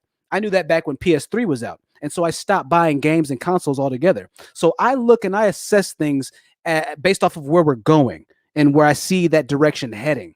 Right. And where I see the black community going, where I see black men starting to propagate themselves and put themselves into, as far as their beliefs, their hatred, their this, their that, it's a very disconcerting place. And one of the stories that a lady told the other day, this is where the disconnection is, right? One of the stories that a lady told on my channel the other day is that her son came home and said he doesn't want to date black girls anymore. He doesn't like black girls, right? He's 13 years old. He's never even had a girlfriend to begin with. But what we're seeing right now is the modern advance of technology being able to rapidly spread content and information at an unprecedented rate. Now, when Kevin Samuels first started out, he was saying the exact same things that he's saying now. But the difference between now Kevin Samuels and 2019 Kevin Samuels is that Kevin Samuels was recently featured on Fox Soul Network, which is a major television network, right? Fox Soul we're talking about here. And so the growth that he's experiencing is indicative of what the future growth, the future message, and the future mindset of black men is going to be. A lot of black people who don't even watch the internet, YouTube, whatever it might be, they watch TV and they watch Fox Soul. They watch Fox. And so without them being on YouTube or experiencing for themselves a lot of the rhetoric that Kevin Samuels is talking about, all of a sudden they've been indoctrinated, or they've at least witnessed a new level of conversation that they didn't even know existed. And so the growth that's happening is more of what's concerning versus 2020 Kevin Samuels having, I don't know, less than 245,000 subscribers, and versus now having 500,000 subscribers, versus I'm telling you in the year 365 days he's going to be past 1 million subscribers. I'm telling you that right now. 1 million is not a small number. So what you're seeing is an unprecedented growth, and when that growth finally starts to, and I compare it to the spider web effect. One person tells two people tell five people tell 10 tell 25 tell 100 tell 500 tell 5,000, and then you just multiply from there. That's what you're starting to experience. So whilst you might not have seen it for yourself just yet, wait, because I guarantee you're going to feel the ripples in the wave that the rock being thrown into the pond has created. Just give it some time. Really quickly, I'm going to let Loren speak, and then Philly Kid will go back to you. After Loren speaks. Welcome, Loren. It's so good to have the CEO, Chief Executive Officer of my fantastic candle that is still burning and causing my apartment to just completely transform. It's so good to have you on the panel, and you are free. The floor is yours, Loren. Hey, y'all. Hello. hello. First I want to say, What's up, the Philly kid? I'm North Philadelphia, born and raised. Me too, Logan. Logan, no, you lying. Yeah, for real. Did you Yeah, did yeah. you know Sandra? No, I grew up Oh man. although Tiffin Wagner was my neighborhood. Oh Oh wait, wow. about the park. Shit was I'm it sorry, honest. We're having a little Philly moment. Nice. Small world. Small World. Yeah, I live in New York now, but just to like touch on what like Honest was saying, it is I feel like that a lot of this gender war stuff is kind of more of a YouTube thing, because when I go into the real world, I see black men with black women all the time, you know, and I see white men with white women all the time. I see them married, so all of this like, you know, marriage is, every man is going their own way and people don't want to get married anymore and nobody wants black women and all that. I do think that like there is some truth that it's not as prevalent in the real world as as it may seem on YouTube, but at the same time, um, there is also a problem with the type of rhetoric that is being said, and it does have real world consequences, and it has real world effects. And also, I'm just tired of hearing this type of propaganda. I'm tired of hearing it. I feel like if black men have such a problem with black women, I would like to know what the problem is, because all I ever hear is oh, y'all wear weave. Like white women don't wear weave. Like white women don't wear makeup. Like white women don't go get plastic surgery and do things to enhance themselves. And not that it even always looks natural. I've never seen like the lip injections. I've never seen that done on a woman that doesn't naturally have full lips where it looks natural. Same thing with the big fake boobs, okay? Like women, all women do stuff like that. So I haven't really heard anything that is unique to black women that other races of women don't also do. So I just don't understand what the beef really is. Okay, so I do think it's very important that I'm so proud to see it. I'm glad to see it. I'm glad to see that there's channels like The Honest Truth that is addressing this type of stuff, because it has to be said. And there's also other channels, which is why I feel like Kevin made that video with Donovan. There's other channels that are saying the same thing. You know, it's not that black women aren't submissive. It's not that we're not feminine. It's that black men are the problem. Black men are the ones that are not competitive enough and are not doing enough and don't have enough to bring to the table, but still want this super submissive woman that's going to follow their lead, even though they don't have two rusty pennies to rub together. So I keep saying every stream, I want to see black men do more. I'm in corporate America. I want to see more black men in corporate America. I want to see more black men in IT and tech. I want to see more black men in Silicon Valley. I want to see more black men on Wall Street. I want to see more black men in the finance district and in the entertainment fields, and not just as athletes or actors, but like the suits behind the desk, because those are the ones who make the real money and make all the decisions and choose. I want to see more black men there. That is what I want to see. And I feel like if black men start with more accountability and start, stop blaming everything on women and start doing things to change their lives more as a collective, not just one guy here, one guy there, as a collective. If it was more common that black men were successful, there wouldn't be all of this, gender warring. We would be more at peace. Go ahead, Philly Kid. Yeah, I mean, I agree with your sentiment. In all honesty, I think everybody needs to have, needs to be held accountable, right? In the black community, you can't just point a finger at one particular side and say this is the problem, right? I mean, because like the argument can be said, well, black women are having babies out of wedlock at 70%. I mean, you can say that, right? And you can technically blame the woman, right? And you can also blame the man as well. I mean, the man has a large part to do with that as well.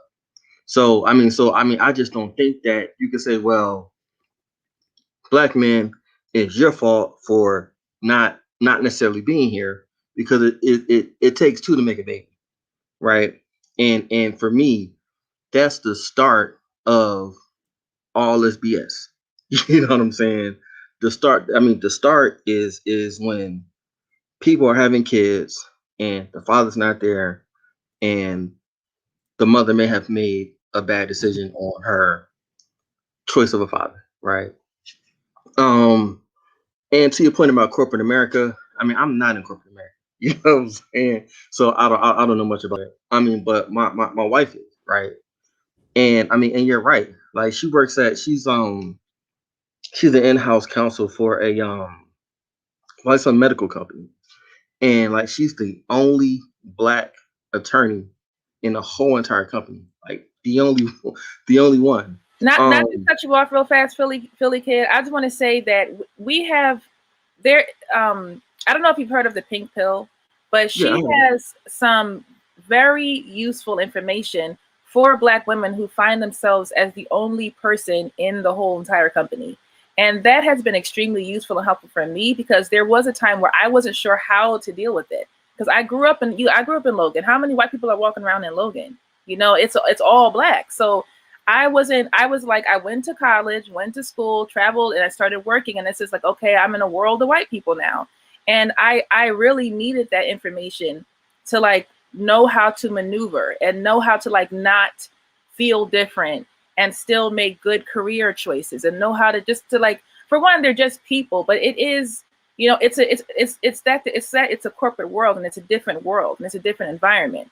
So it's like, I mean, it's not that I have to see Black people there, but I mean, man, would be nice to see some Black managers around, or some Black men working in HR, some Black men, you know, something. And I am telling you, as someone that has worked in corporate for nearly 10 years, the only time I see Black men is when they are there to sweep the floor or restock the soda machine or do something extremely menial, you know? And I want to see Black men do more than that, because I know that you can, which is my problem with this high value Kevin Samuels nonsense, because I don't think that there are enough high value, high earning Black men to even, you know, y'all have to make the first step first. Before we start talking about what 6-figure men can choose, y'all have to become 6-figure men first. If there was a bunch of 6-figure Black men walking around, I would not care what you decided to date. If you don't want to date a single mother, don't date a single mother. But right now, let's get to the 6-figure step first. You know, step one. Absolutely. That's the bigger part. And you know, Philly kid, I kind of felt that you were starting to kind of allude to it again, which is not holding the Black men accountable. And this is what I always say, and I'll continue to say. I know that, you know, these stats, the 70% single mother rate and 51% whatever. I always hear all these stats and things of that nature.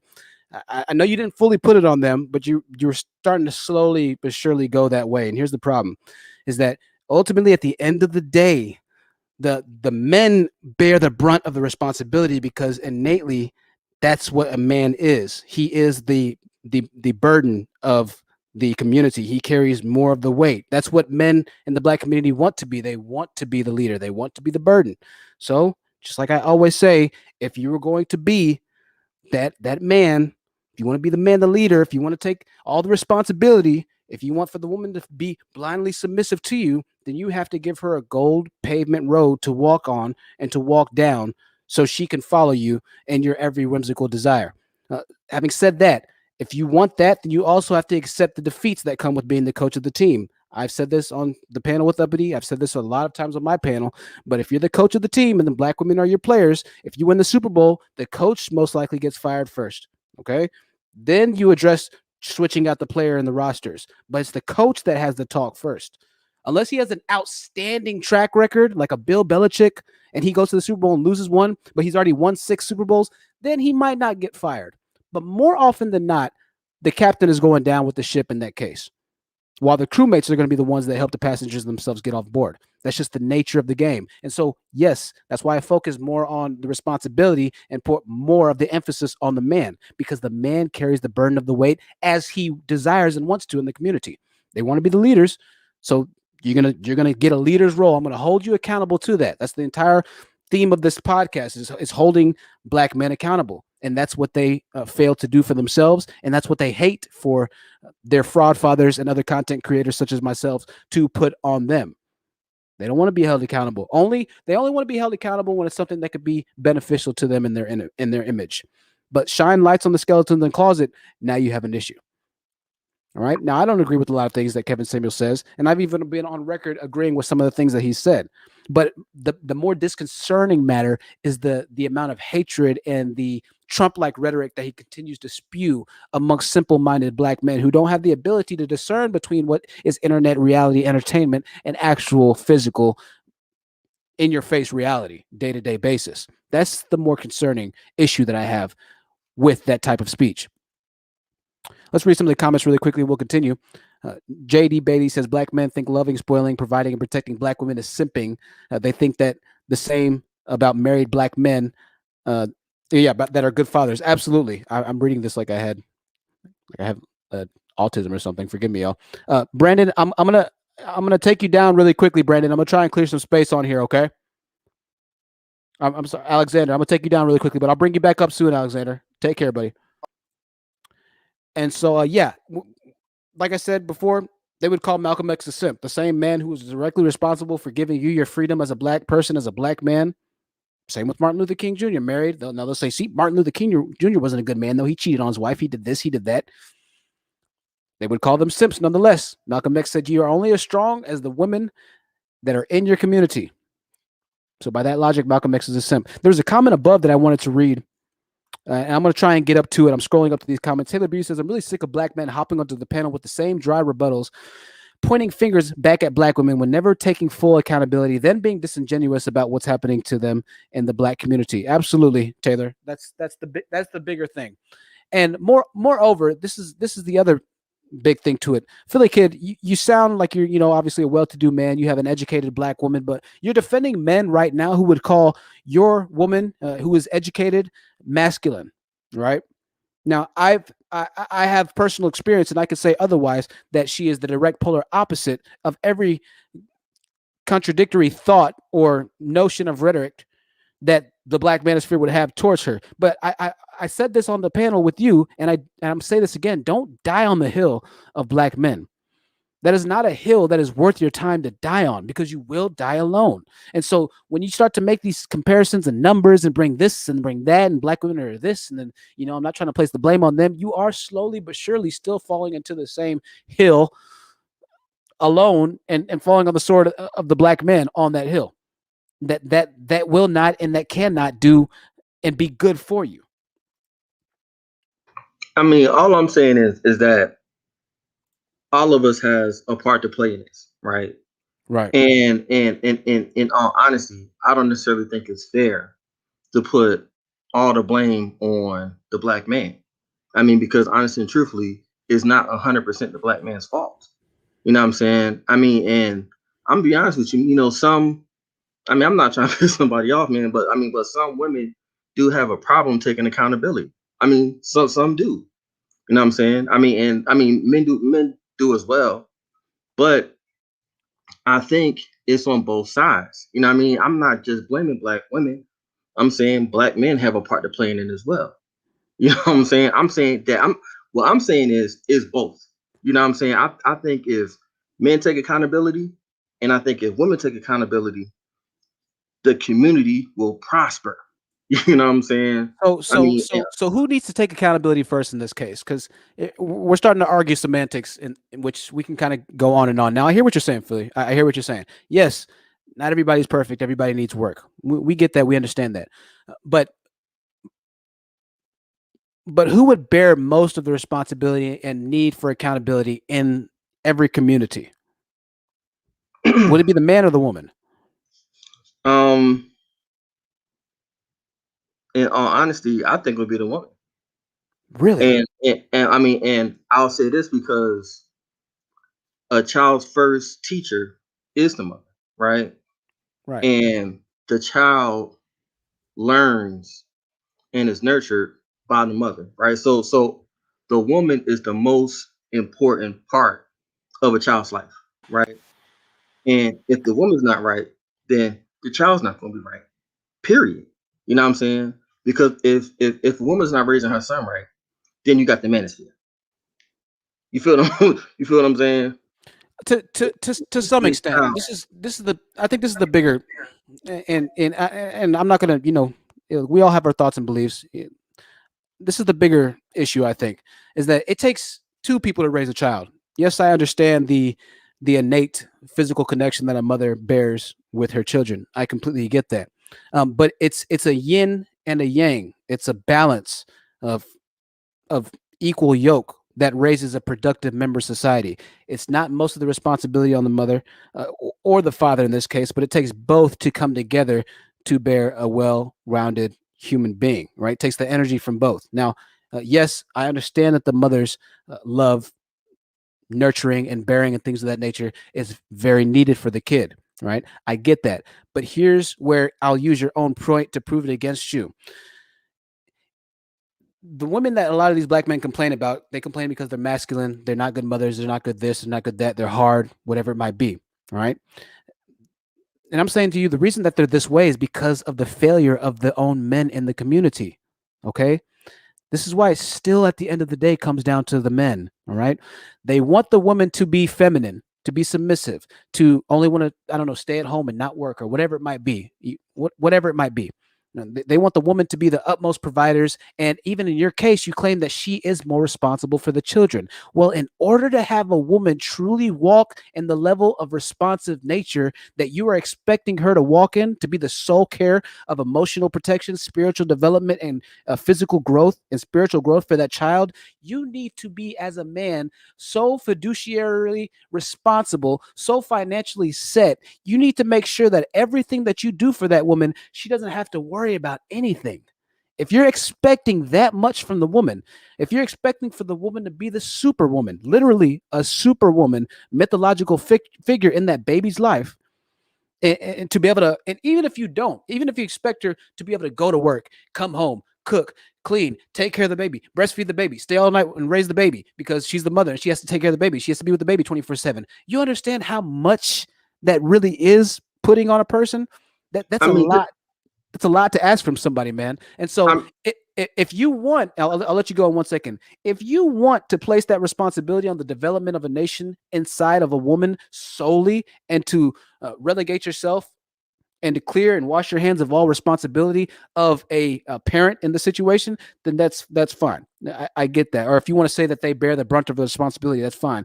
But what I'm telling you is that the woman cannot bear all of the responsibility in the household. If you want her to bear the responsibility of that nature of raising a kid, then you better make sure that you either have a doctorate's degree, you're a 6-figure earning dude, or a 7-figure earning dude, and that she doesn't even have to think about going to work when the time comes. And until you can do that, then you're not in a position to say that the woman needs to be and is the sole care and the primary care responsible for raising a child. That's not fair to put on a woman. That's not fair to do all of that kind of thing. And the problem is that when I say things like that, you'll say, well, it's not fair that the man has to be traditional and have this and have that and have money. Well, that's just the name of the game, bro. Unless you're in a position to actually be that guy, you can't tell a woman what her position is to be because you as a man are not in that position. I know it's not you directly, but I'm speaking in hypotheticals. I know that you do well for yourself. But that's the issue I have with your statement. All right. I'll let you go ahead. Go ahead. so that wasn't the question, right? Right. Your question was, well, who needs to bear the responsibility first, Right. right? I never said that men do not have to bear any responsibility, Okay. but your statement was who needed to start first. I mean, and that's why I said the woman, right? So And I mean, what I'm I'm just not I mean, understanding. Are you saying that the woman's the only one at home with the kid when the kid's 1 year old and finally starts to mentally develop to where they can understand various aspects of life? What are you saying exactly? I'm saying, I mean, let's speak in reality. I mean, so what, 70% of children are born out of wedlock? I mean, so I mean, this is reality. I mean, the reality of the situation is that black women are raising kids alone, right? That's the reality of it, right? And I'm gonna be honest, man, to change this cycle, I mean, to literally change the cycle, we both, I mean, men and women have to teach our kids better, right? I mean, we do. But all I'm saying is, as a single mother, she's the first person to teach that child. I mean, she's the absolute, she's the beginning and damn near the end of that child. I mean, that's all I'm saying. I'm Well, not saying that a man is not responsible. this is what I'm saying. They Okay, are. this is what I'm saying. So what you're saying is this. What you're essentially saying is that Malcolm X was right, and I know. Just bear with me for a second. Malcolm X said that we're only as strong as our women. We need to protect our women. You can go listen to my last live stream, "The Unprotected Black Women," and explain. You can hear me explaining why we need to start protecting our women. Right? And get that. The problem is this: is that you're telling me uh, that essentially the men need to stay with their women. When you have a YouTube channel like Tevin Wamuels, who has 500,000 subscribers, 500,000 strong, soon to be a million in a little bit, of men who are saying that protecting the black woman is simpidry. All right. So you can't just put 100% of the blame of the 70% statistic, which I'm not sure where y'all all get these numbers. We've had medical experts on the panel, people who work in the medical field, break down the fallacies of statistics and just how inaccurate they can be based off of many different levels of measurements, right? For instance, the reason that we see this 70% number or whatnot is because a lot of black men don't want to sign the childbirth certificates in the emergency room because they feel that they'll be put on child support. It's so these numbers that you hear all the time, put some stock into them. Yes, I'm not saying we can't just live life without statistics, that there is some importance there, but that is not the sole driving cause. This is not the sole motivating factor. It's not the end all be all in our in our conversation. Okay, and so there's a lot that's going on with these numbers, and so I'll just let you. I'll agree to disagree on the 70% number. Okay, but that's still not the point of what I'm trying to prove. What you're saying is exactly what the greats like Malcolm X said, which is that we need to have two-parent households, regardless of if the woman's at fault for this or the man's at fault for this. Two-parent households are important. We're agreeing to that statement, right? Okay, the purveying Yes, we issue that agree. I have is that most of the men in the black manosphere will call you a simp. Do you understand that? Honestly, I don't watch the Black Manosphere, so I don't know what they'll call me. I feel you. I I feel mean, you, Philly. I feel but you. if you Well, I say know so, that you're doing well for yourself and that you're in a successful relationship. And so why I keep telling you not to die on the hill of black men is because you're fighting for a group of men who would be right now and will right now uh, be demonizing you and your woman in y'all's relationship. So you're doing more harm than good by still holding women accountable to a higher degree, of responsibility. When the bigger issue is a growing subsection of Black American men that are demonizing the Black woman who you are fighting for, who you are with, and who are in this case you're fighting against. Okay, so it's the nation divided against itself can't prosper. If you feel that you need to be that it needs to be a two-parent household that's the bigger driving force, then I would advise you, brother, to start watching the channels that we talk about. Start watching the Kevin Samuels. Start watching the Coach Greg Adams. Start watching the Fresh and Fit. Start watching the Donovan Sharp. Start listening to the rapid fire gaining movement of this woman hating speech that is the manosphere. Just type in Black Manosphere. Maybe you don't know about it. To anybody else who's watching a replay, type in Black Manosphere or Manosphere, and you'll start to see an entire culture, a group of men that are telling you that you don't need to get married. They're telling you to pump and dump. This is something else they say, right? Especially if she's a single mother, pump and dump her. That means have intercourse with her and then leave. They're telling you that you don't need to be with single mothers, right? And this is directly conflicting with your statement. Sorry, Kira. This is directly conflicting with your statement that two parents need to be in the house. They'll tell you that you're a simp, that you're a loser, that Russell Wilson is a loser for being the man in future son's life, right? So it's direct confliction with all the statements of agreement that we have between each other, which is that it takes two, the man and the woman, to have a successful household. So even when men do try to be in a woman's life and be that stepfather role or to actually be a father figure, those men are demonized by men in the Black community. By most men in the Black community, maybe not peers of your direct access, but I want you to do an experiment. Walk around the mall next time you're at the mall. Walk around the gas station and ask a black man what he thinks of Russell Wilson. I'm sorry, I think I said Russell Simmons. That dude's cool too. He's a little different, right? Russell Simmons is crazy. I would encourage you to ask most black men what they think of Russell Wilson. And what do you think? Just be completely honest. What do you think most black men are going to say about Russell Wilson and Sierra? Or do you know about them? Yeah, I do. I mean, I'm in Atlanta, so I mean, a lot of them Right. future fans. So yeah, of course they will Of course, they're call going me to go Seth. for future fans. So you're dying on the hill once again, my black brother, of the black man who is directly supporting everything that I'm telling you and contradicting everything that you're saying. This is why it's not the women's issue. This is a bigger issue with the males in our community. Listen, if the guys in our community were six-figure earners, were balling outrageous, were doing well for themselves, we had businesses at a rate that's higher than I don't know, 1 something odd percent or 0 something percent of entrepreneurship rate, or maybe it was 2% in black in black businesses. I think like 2% of the businesses in America are owned by black people, and more than half of them are by black women. Right? If black men were truly doing so well for themselves, and black women were giving them pushback and feedback, and then the numbers of 70% and this and that, I would completely be with you on those notions of belief that black women need to be held responsible. But black men, by and large, like Loren said, are not in the position to be able to dictate responsibility to anybody other than themselves right now. They're not in a position to do that. So once again, yes, I would encourage you. You say that you don't know about any of this stuff, to just go walk into any gas station in Atlanta, any mall in Atlanta, Lenox Mall, go walk into Blue Flame and ask 10 black people what they think about Russell Wilson being a stepfather in little future son's life. Regardless of the fact that little future son can go to the NFL because of his father's connections, regardless of the fact that he's not going to be raised with a thug, regardless of the fact that he accepts that as a woman, Sierra made a mistake and is trying to correct it, for God's sakes, regardless of all of that, I encourage you to ask them how they feel. And I think your responses are going to solidify what I'm telling you, and that most of your black brethren are not your black brethren if they do not care about the black community, because those who are actually trying to propagate the black community to a proper place, to a better place, are the ones that we demonize and kill. I just wanted to say one thing.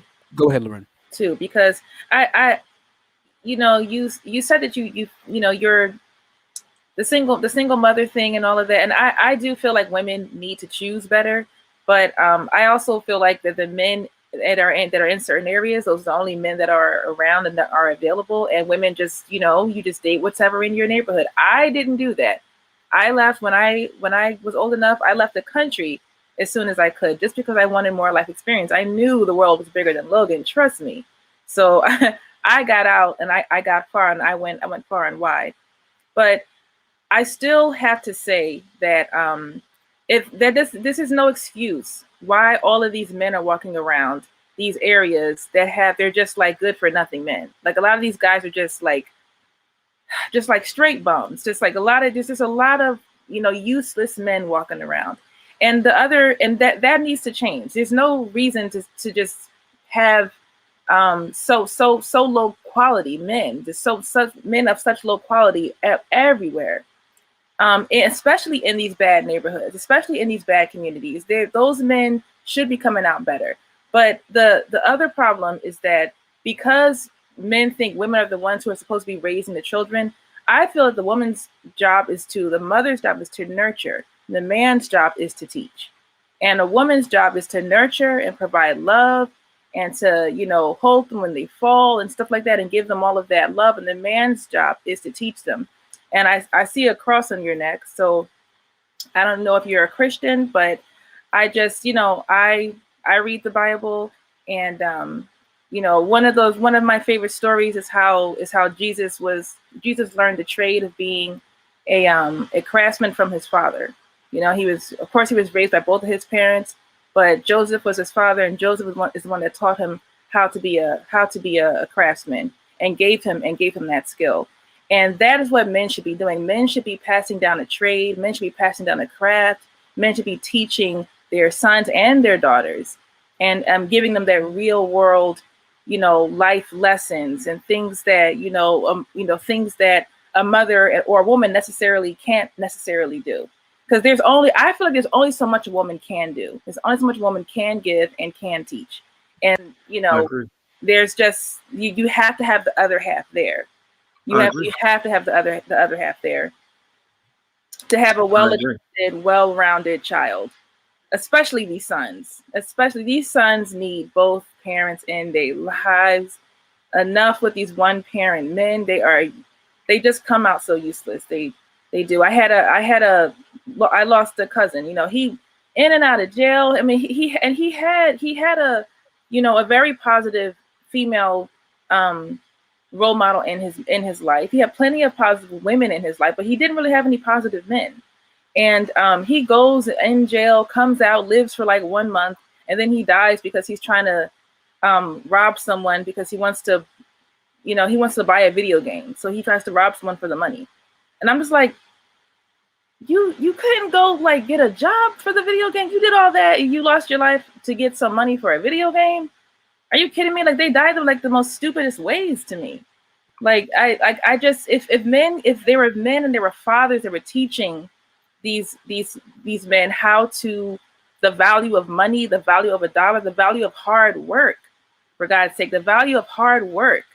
You can't just go rob someone and expect them not to defend themselves. And you lost your life because that person defended themselves.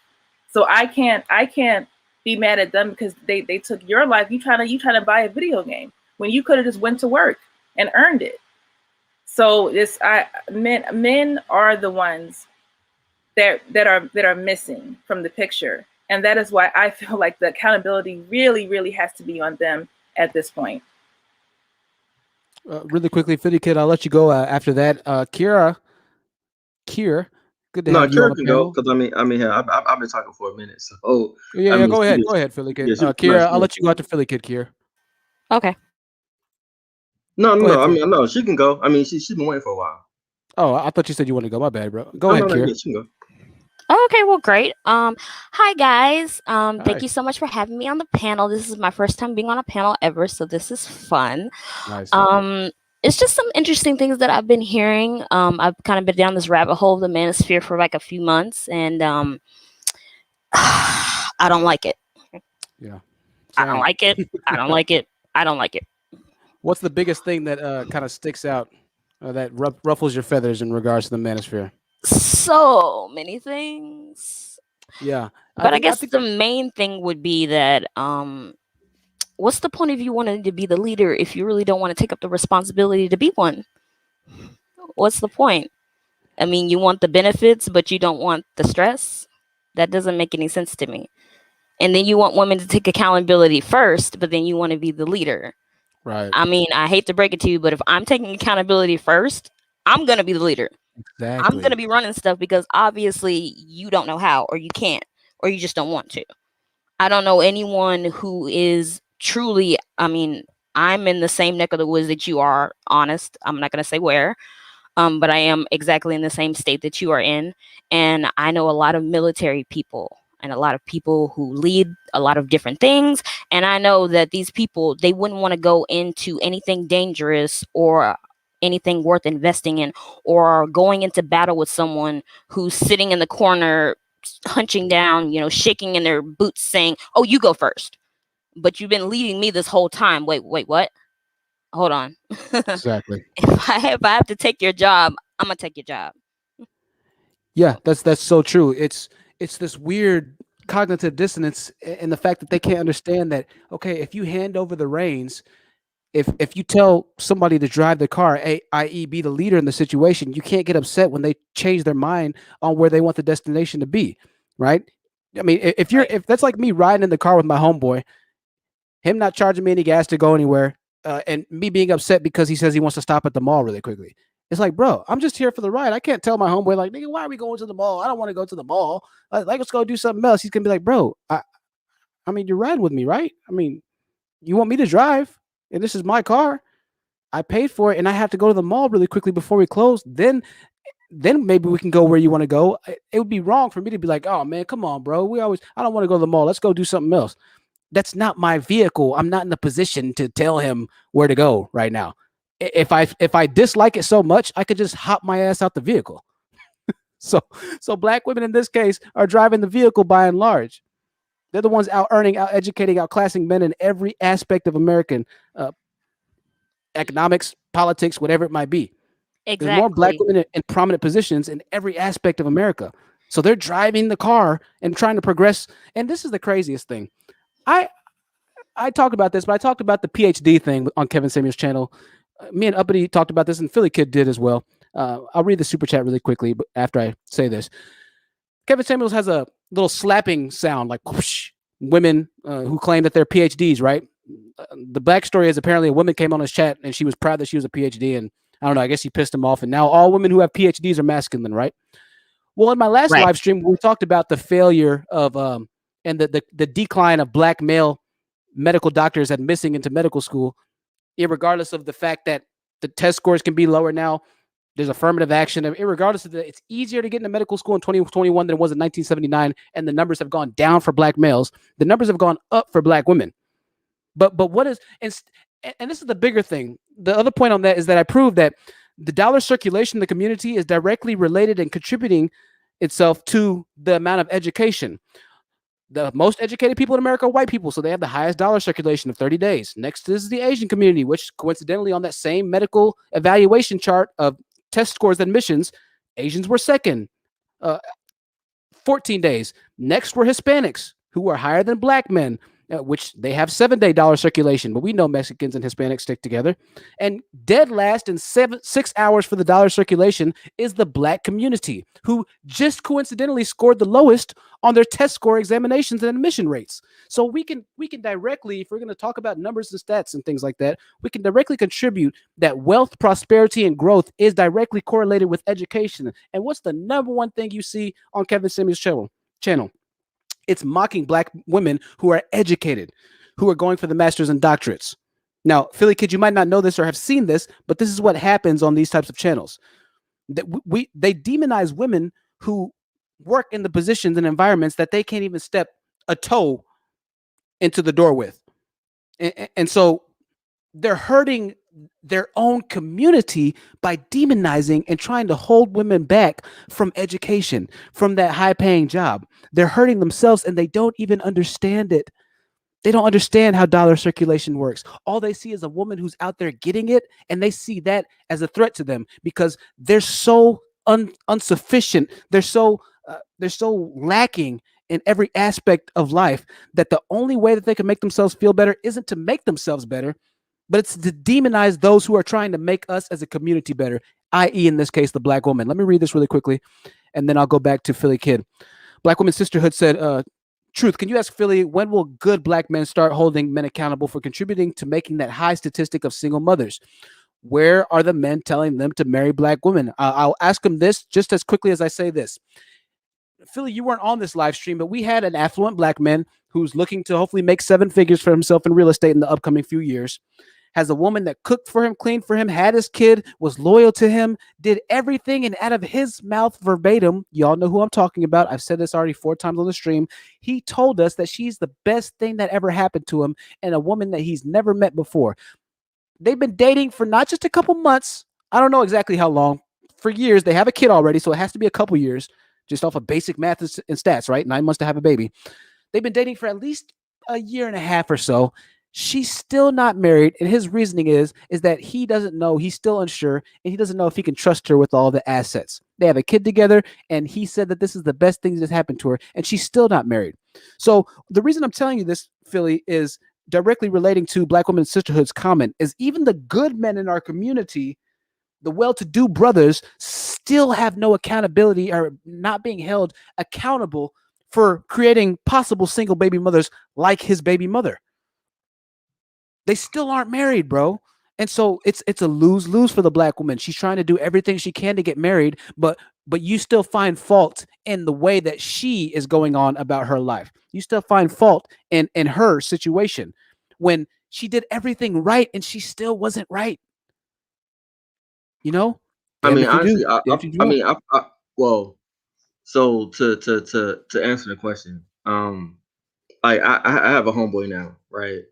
And he's been with his baby mother probably since 1999, right? And they got 2 kids together, right? Right. And yeah, I mean, I'm like, man, I tell him all the time, like, man, you need to either marry her or let her go, right? But Stan, but Philly, I'm gonna let you go. Do you directly understand that the man that you're talking about right now, your homeboy, you would be. I mean, it's a contradiction because you're saying that women, the 70% single mothers rate. Now, here's the thing. in regards to her, she might be common law married already. I don't know how the laws are, right? If you live with somebody for a certain amount of time, then the law sees you as married. But when the census is released, since her last name does not match up with his last name or it's not hyphened, she's technically a single baby mother. And so that directly, and this is why I always say we can't just take the numbers so literally, because there's so many different aspects to them that are beyond skin deep. But she would directly play into that 70% of single mothers, even though technically they're together. You get that? And so I'll let you go ahead. Go ahead. Well, they weren't together the whole time. Like, I mean, they had a break, but then they'll get back. They may have like a 5-year break, then get back together. Yeah, I mean, Okay. did this and that. I mean, so I mean, I have told them plenty of times. You know what I'm saying? I mean, hell, I even talked to her. I'm like, look, I mean, if you feel like he's not doing this, then you need to leave. You get what I'm saying? So, I mean, and I've talked to him. I'm like, man, look, man, you need to start dragging this girl along. Either marry her or just let her go. So, I mean, you can't necessarily say I'm not trying to hold somebody accountable, right? Right. But I do want to make this point or ask a question, right? So, with all the single mothers that are out there, right? What percentage do you think are mistakes, like they got pregnant by, just a bad decision, right?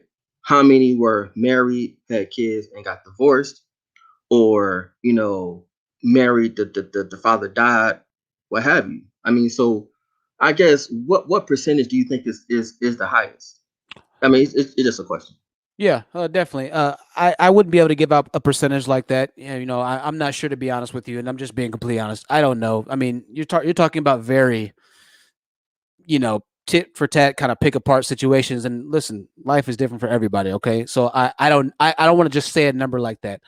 But this is the bigger overriding factor, and this is why I still think that question is irrelevant to some extent.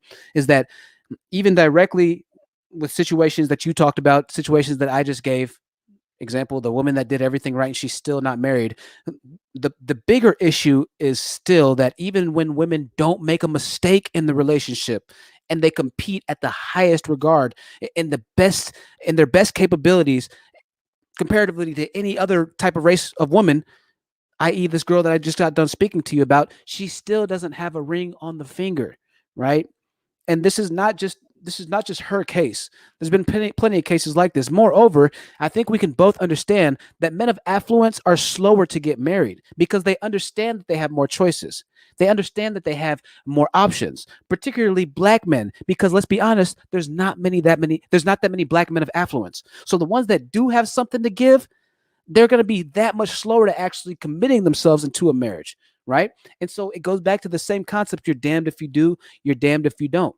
A lot of people are chatting in the comments saying that they know people and women in relationships who've been with their baby daddies for 8 years, 9 years, in your case, X amount of years. They're still not married. Now, you can assess your own. Go ahead. Well, I have a question though. I mean, and I asked this question last night. Right. I mean, so whose fault is it? I mean, is it a man's fault for stringing a woman along, or is it the woman's fault for staying that long in that relationship? Can You know I what I mean? answer that?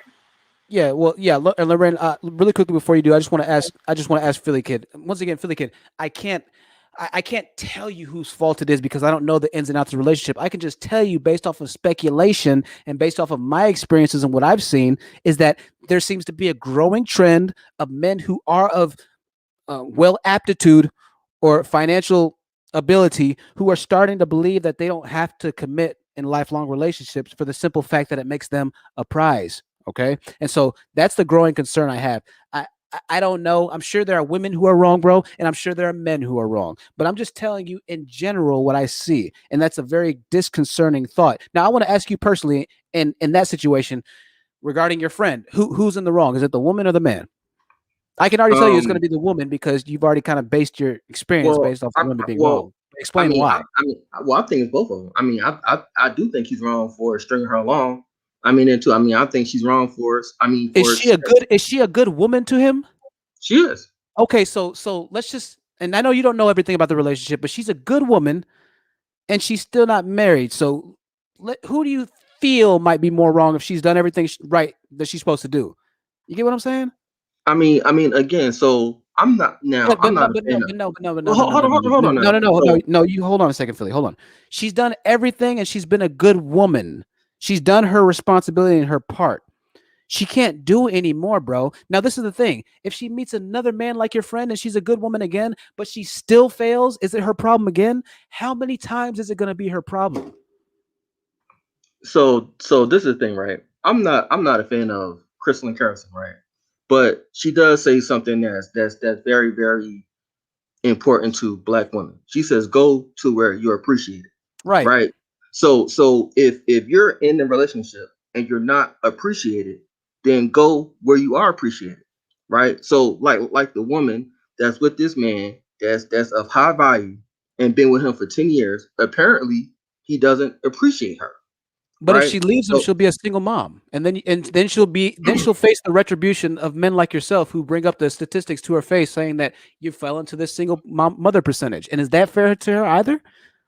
I mean, so for one, now I mean now the one thing I will agree with Kevin Samuels about is that you shouldn't give a man um marriage things without being married, right? I Right. mean, that's something I agree with. You know what I'm saying? So as a woman, if you're not married, I don't think So you so should give she them. just created the baby by herself, right? No, she didn't. Of course she didn't. She Really didn't. quickly, I'm gonna let Loren speak, and then we'll get back to you, Philly. Go ahead, Loren.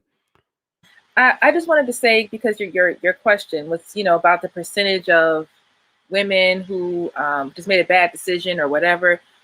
Um, like Anna said, we're not, when you have statistics, they don't break them down into variants like that. So we don't know the numbers specifically. What I will say is that there'll be women like me who are in their 30s and getting older and never had any kids, and you'll still be shamed for not being married and not having any kids because of the fact that I don't stick around. If I'm not getting what I like and I'm not getting what I want, I keep it moving. I do not know why women give men all those years of their lives and of their most the best parts, the best times that they have, their youth, their vigor. And so they give all of those years to a man, and they know they're not really getting that thing that they want. So you a few months, a year, this is not going my direction, this is not going my way, I'm out, I gotta go. And so I just have not found that one, and I'm okay, because I knew that I didn't want to raise any kids by myself. I highly value the fact that kids should be born inside of a two-parent married home. So I have moved that way this whole entire time, and I also don't believe in abortions. So I would never. Oops, I got pregnant, and but that's just me. Some women are okay with abortions, and if you're okay with that, then that's you. But for me, I also don't believe in abortion. So I have lived my life in a way where I don't have to be stuck in a position like that. And but even for women like me, they'll still be shamed for not being married and not having any kids by a certain age, even though there's all these men out here that don't believe in marriage. So how are you supposed to get married if all of these men don't really believe in marriage and believe in stringing you along? I could have fell into that trap. I could have fell into that trap of just, well, he's a good man, well, and that's what women do. They see they see that he's not the worst case scenario. They see that he is treating them some kind of right, and they'll just keep going along. And that's how a lot of women fall into that. And I don't know whose fault that is, but that is the trap that women fall into all the time. That's Dan Titus's girl, to be honest. And you that's know it. what? That's his girl. And I respect you for that. You know what I mean? If and I guess that's my point. If things aren't going the way that you want them to go, why stick around? You know what I mean? Well, and Philly, I hate to interrupt you, but here's the thing: you want women to choose better, like LT just said. You want women to choose better, but the black man is a piss poor selection in comparison to every other race of man. She has, I mean, her options are severely inhibited and limited by the selection of well-to-do black men. And here's the bigger thing: this is why I support black women dating outside of black men. This is why I support the channels like Chrissy and Pink Pill and everything like that, and Divest channels, and telling black women to leave black men alone, is because they already outnumber black men. right? It's thought that around 35% of black men have felony convictions, which means that there's around 60 whatever percent of black men that can get a job that can actually sustain a family. Aside from the fact that they already outnumber us by 2 million, there's 2 million more black women than black men. They're already starting at a deficit, start to compound felony convictions, jail incarceration rates, and things of that nature. There's very few black men who are actually free in comparison to the amount of black women that are walking around to begin with, let alone who are educated, who have high degrees of education, who have well-paying jobs. You're talking about a very small amount of black men. And black women are going to reproduce with some men at some point. Most women want children. So you're either going to have them all not have children. They're going to try and work out relationships like a lot of these cases that we just mentioned and your friend as well. And they're going to try and work it out because there's no other type of black man that's available for them to run to. So this is why I have no problem with them telling black women to leave black men alone. It's in their best interest right now for them to do so because the numbers, the statistics show that there's just not enough black men who are cutting it as a traditional role man to provide that level of substance that you're talking about in a relationship. There's just none of them. And the men who are at that point are your friends. They're the other men that I just got done talking about. Very few well-to-do black men go in to actually produce a black family that can rise and do well and be a pillar of the black community. Very few. The numbers just aren't there. Go ahead, Kiera. Go ahead. Oh man, I forgot my train of thought. Dang it. Sorry. When you remember, you're more than welcome to speak and interrupt us again. Hey, Lorraine, hey, can I ask you a quick question? Hey, what high school and middle school you went to? Because we may have went to the same high school and middle school. I can't hear you. I was muted. I went to Cook Middle School. I went to Cook. Oh my goodness. I was in Red House. I went to Cook. Oh my goodness gracious. And I went to Alney High School. I went to Alney. No, you lying. I'm what serious. year did you graduate? I didn't graduate though. I didn't graduate. I ended up moving. Oh, okay. Well, I also got your house, but don't worry about that. But yeah, I went to Holy Child first. You know Holy Child right there in Broad? Oh yeah, I remember them. Mm-hmm. Yeah. I went there. Then I went to I got kicked out of there. And I ended up going to Cook after that. Oh Lord, it's a small world, man. It's a very small world. It is a small world. We really might know each other. I mean, like we really might know the same. Like I know. We'll have to try and link up later, like off the live to see you put it together. That's awesome. It is a small world, man. You're also right. That's a trip. Ms. J, welcome to the panel. What did you have to add or any comments that you have in regards to the conversation right now? I was just saying that what you were saying is the absolute truth. And until Black women accept that, because a lot of us are just in denial and we want to blame everything on white supremacy and every other issue under the book, but it's an issue about our culture. And until Black women accept what's going on and make the better decisions, nothing's going to change. Because the only thing these guys care about is sex. As long as you're sleeping with them, they're fine. Right. That's it. So if you're having sex with them, you're having the kids, you're trying to do all this other stuff, and you're fighting with them and trying to make them grow up and accept reality, they have no incentive to do that. If someone is lazy and you're feeding them and you're giving them a roof over their head, they're warm, you're providing them clothing, they have no incentive to get out and do anything. Only until they accept the harsh reality of what their laziness does, that's when they get up and do something. We coddle people. We accept their below standard behavior, and then you're wondering why you have low standard behavior. At the end of the day, we have to stop accepting it. You don't have to fight with them. You don't have to, make all these videos or call them names. Just simply stop. If you stop dealing with the foolishness will stop. They have no incentive to change. Everybody accepts there's below standard behavior, and it's not because they can't do it. They're just comfortable. Exactly. That's all it is. Exactly. I said this earlier in the stream. Accountability is what provides the next level for growth. It's the stepping stone for growth. I said this before, but a lot of Black guys, when they go to jail, all of a sudden they become religious.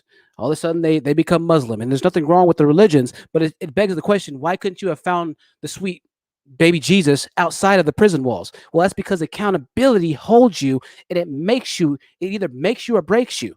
And so when you're in them walls and you have to live out the consequences of your actions, you have to grow. A lot of them become jailhouse lawyers. They get their degrees. A lot of them get diplomas while they're behind the prison walls, right? They come out, some of them reformed, even amidst the hell that prison is, that jail provides for them. It is a hell, right? You hear about a lot of bad stuff, but a lot of them get in there. They get an education of some sort. They learn about something. I've even watched videos where I hear prisoners talking, and it's like I'm listening to a college professor talk. I'm like, dude, this guy's smart, man. And this is the same dude to be like, man, I'm in here for life for murder. I have life without parole. And he's talking like he's a Harvard Yale linguist professor, right? Well, that's because now that he's being held accountable for that murder and he's surrounded by nothing but either really bad influences or good influences, he was forced to make a choice to change his life for the better. That is what accountability provides. If we didn't have jail to hold criminals accountable, we'd have a lot more criminals in society. Really quickly, I want to thank you, Magnificent One. I made you a moderator as well. I saw that Organic's the only one working. Thank you, Organic Black, for just being so awesome and necessary and doing all the moderating rules. Not a problem. Not a problem. I'm glad to have you as a moderator, Magnificent One. This is why I hold Black men accountable, because there's no other accountability right now other than jail, which a lot of them end up going to jail anyway. So I guess I don't have to do too much accountability holding. But for the good Black men that are out there, like the Stampitis, who still don't marry the good Black women, I have to hold them accountable. Why aren't you married to that woman yet? You're directly conflicting with everything that you're telling me and rebutting in a conversation with me right now. You're not married. Got to hold them accountable. We need more accountability. That's why the Black community is in the position that it is right now. Until we as Black men start holding the other Black men accountable, we will not grow. Malcolm X said it, until we start protecting our own Black women and holding them in higher regard, the very essence of our creation, we will not grow. A nation divided cannot prosper. If you are a Christian, that is in the Bible. But still, it is true even when it comes down to politics.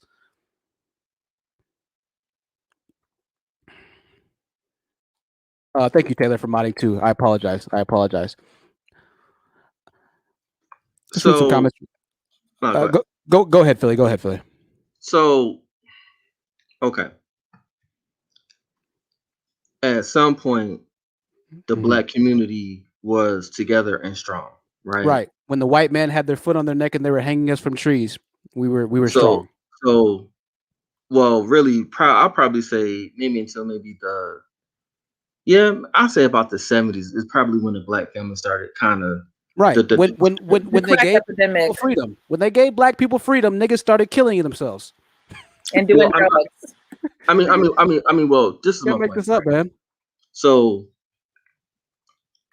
something happened that changed the Black community, and it just completely splintered. Yes, right? Black men screwed the community over. That's what happened, bro.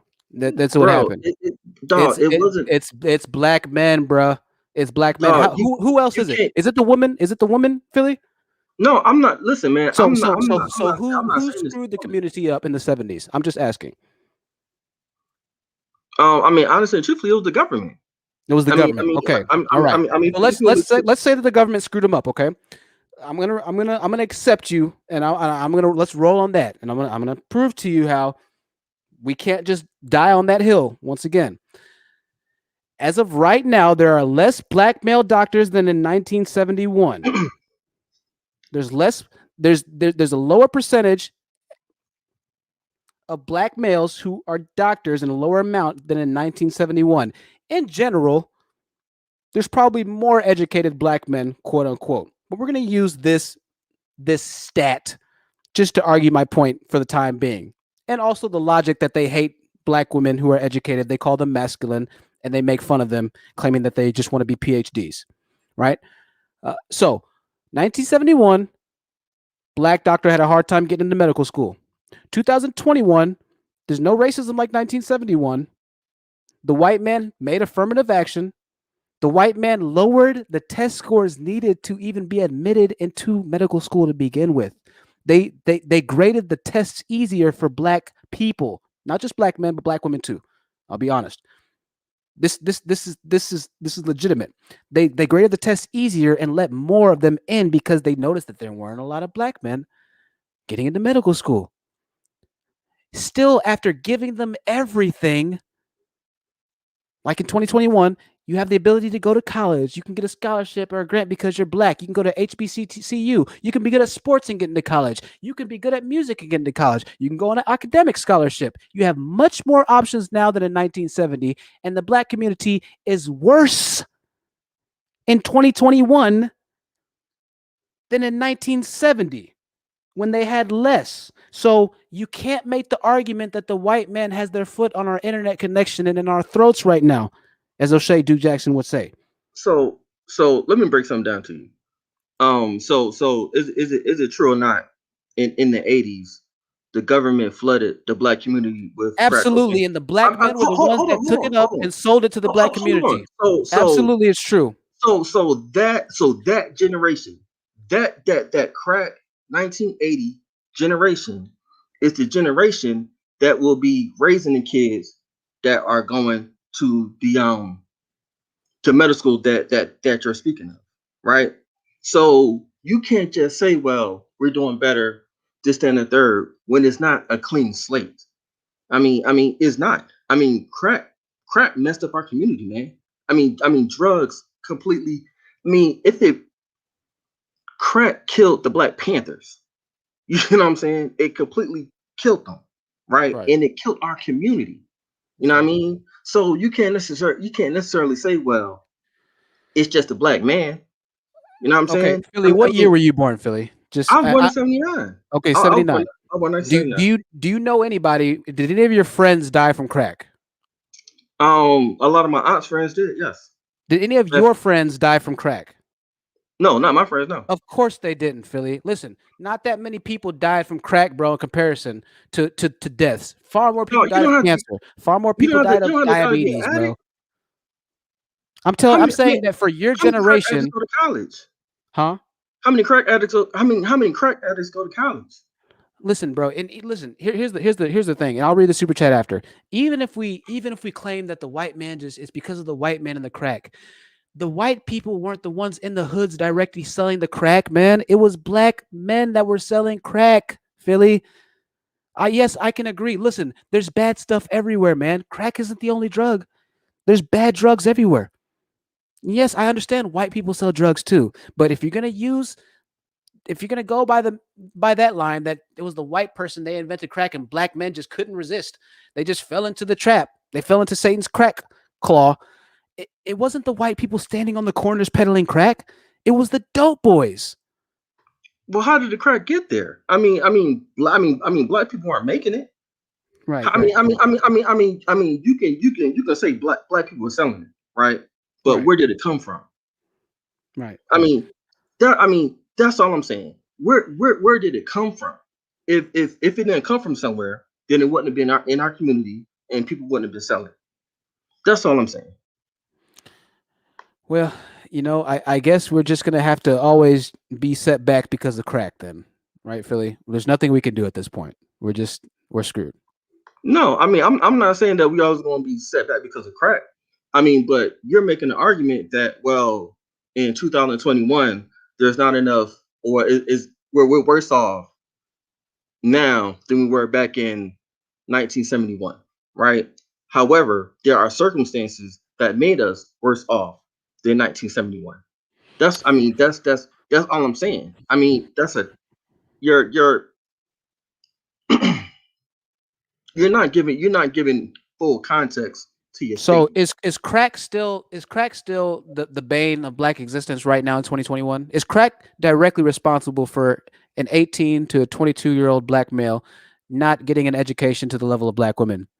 Is it are black women not feeling the effects of the crack epidemic that makes them get higher educations at a far higher rate than the black male counterparts? Is it crack? Did black women not take the crack?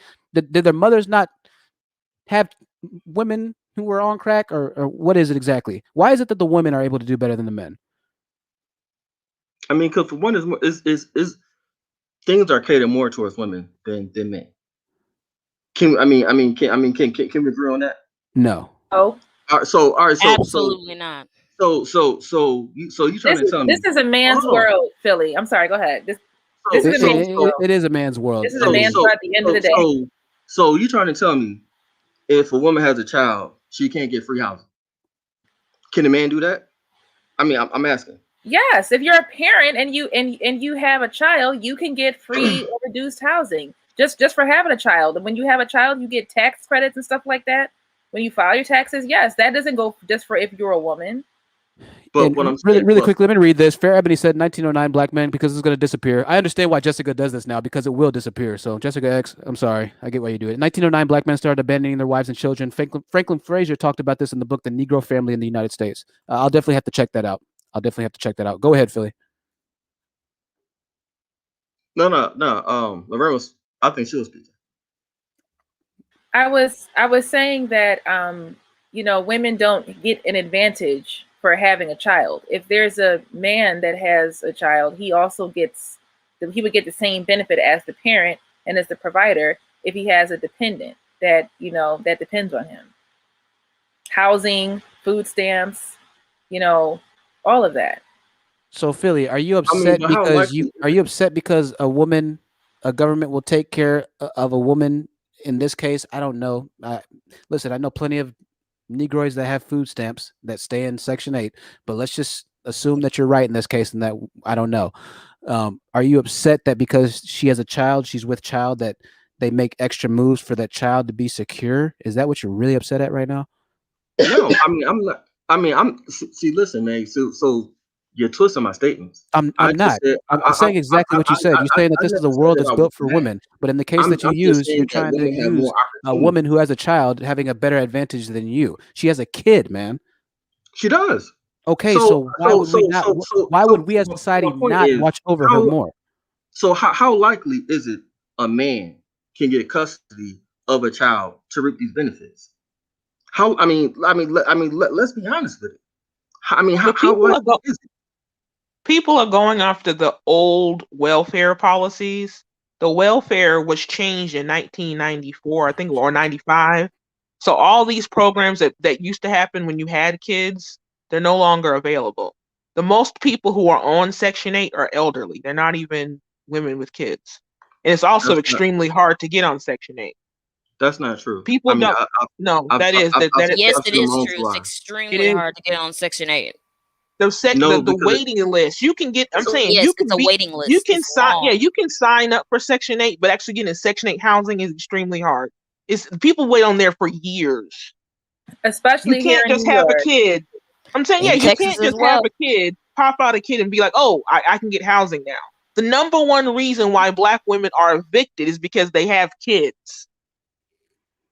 I think the waiting year in Texas to get on Section 8 is 2 years or 3 years or something like that. Yeah, that's just to get on, and it's like 4 years. I'm the same. It's like 5 years here in New York. And I'm just saying, I mean, when did it fundamentally be a problem that women with kids have easier access to housing? I mean, is that really what you're upset about, bro? And it's not even about her. It's about the kid. She has a fucking child, dude. That talking point is just incorrect. The number one reason why Black women have a $5 net worth is because they got kids. Kids are super expensive. This whole thing about the $5 net worth, this is another thing. Like net worth is all the access that you have, like materials that you have access to. Like this is a part of my net worth. This computer mouse is a net worth. It's virtually impossible for anybody to have a $5 net worth. That's impossible. This is $10 by itself. You can have. I'm saying, but you can have more. Basically, you can have more money going out than money coming in. Let me put it that way. Let's get over the $5 net worth. But I'm just saying, I agree with you, Ms. Black women are not. I'm just saying that they try and say that Black women have a $5 net worth. Yeah, I'm saying, but the talking point that Black women are just making money off of having kids is the exact opposite. Exactly. Having kids cost us a ton of money over our lifetime period. So I mean, you're not getting rich. We get paid the least we get paid the least out of all the women. When you have kids, we get paid the least for supporting the children. We also have to work harder jobs because a lot of times if you have them young, you can't really finish school. So you don't get paid as much, but you're working a whole bunch of hours. Then you come home and dealing with children. So you don't have an easy life having kids as a Black woman. And you're more likely to have bad outcomes, even die. So this whole idea that Black women just love to be knocked up and have a whole bunch of kids because it makes an easier life. That's a Ronald Reagan welfare trope, and it's a lie that needs to die. And It is y'all ought to not be ashamed of yourselves for spewing that lie. Y'all ought to be ashamed of Yeah. yourselves. So and they're the true. Shame main on ones. you. They're the main ones talking about that, and it's a damn lie. So it's a lot You know all liars go to hell, right?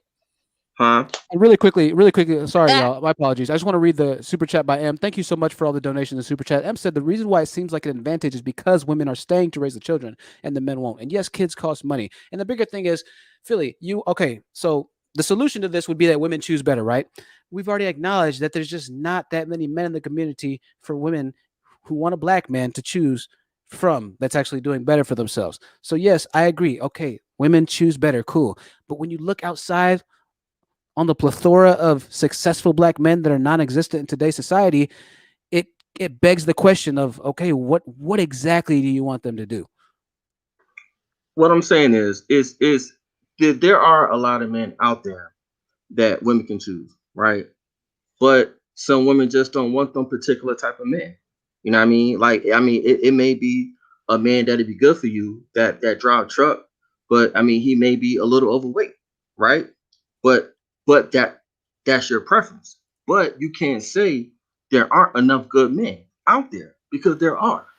You know what I mean? Say that. I can definitely say that. There's not enough good men out there. If I'm looking at just black men, I can say there's not enough good black men out there. And I'm also like, the path you're going down is it's black women like thugs and black women like men that are no good.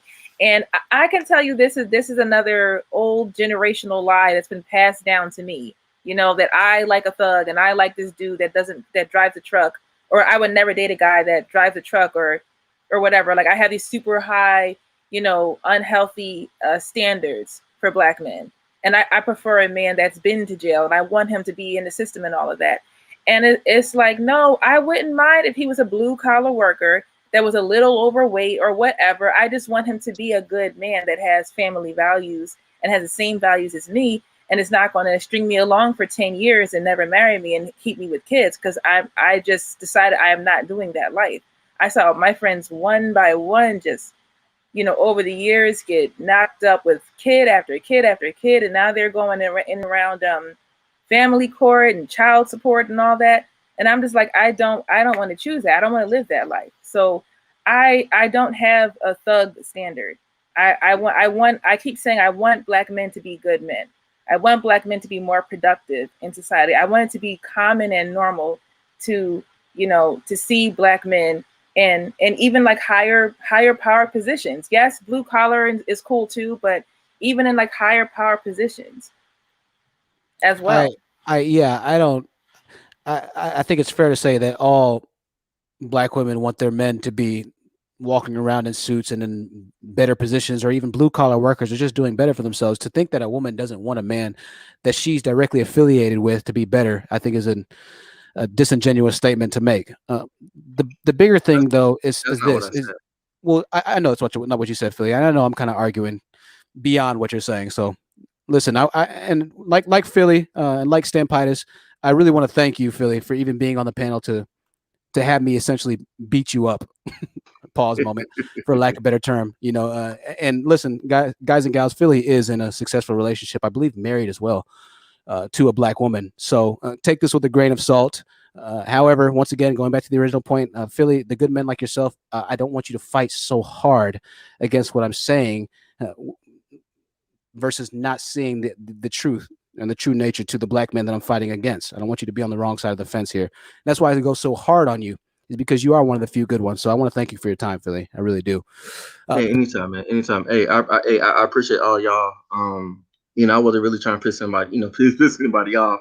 No, it's fine. It's fine. I think it's good you yeah. said what you said, and you mean what you say, because it gives insight into black men who are good like yourself, who still might fall on a different side of the fence than we all agree on.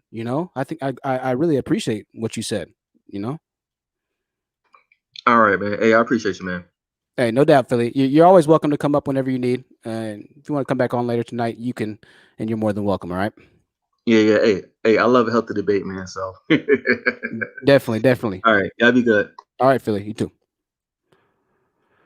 That was Philly from Philly. Millie from Philly. Let's read a couple of these super chats really quickly. We'll continue our conversation. Organic Black says, when men make these types of comments, it shows how out of touch they are with how hard it is to raise children. Absolutely. Thank you for the $5 super chat, Organic Black.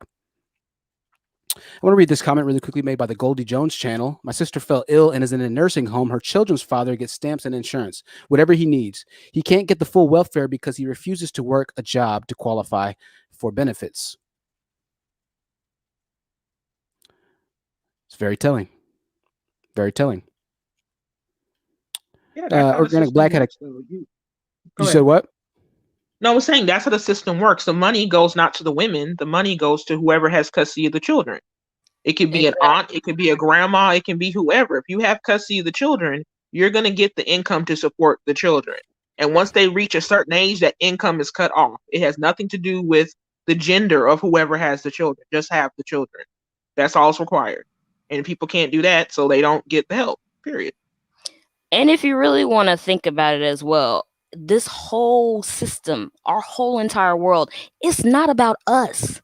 Once when we hit 18, nobody cares about us because we're what? We're adults now. It's our job to take care of the next generation. That's who all this is for.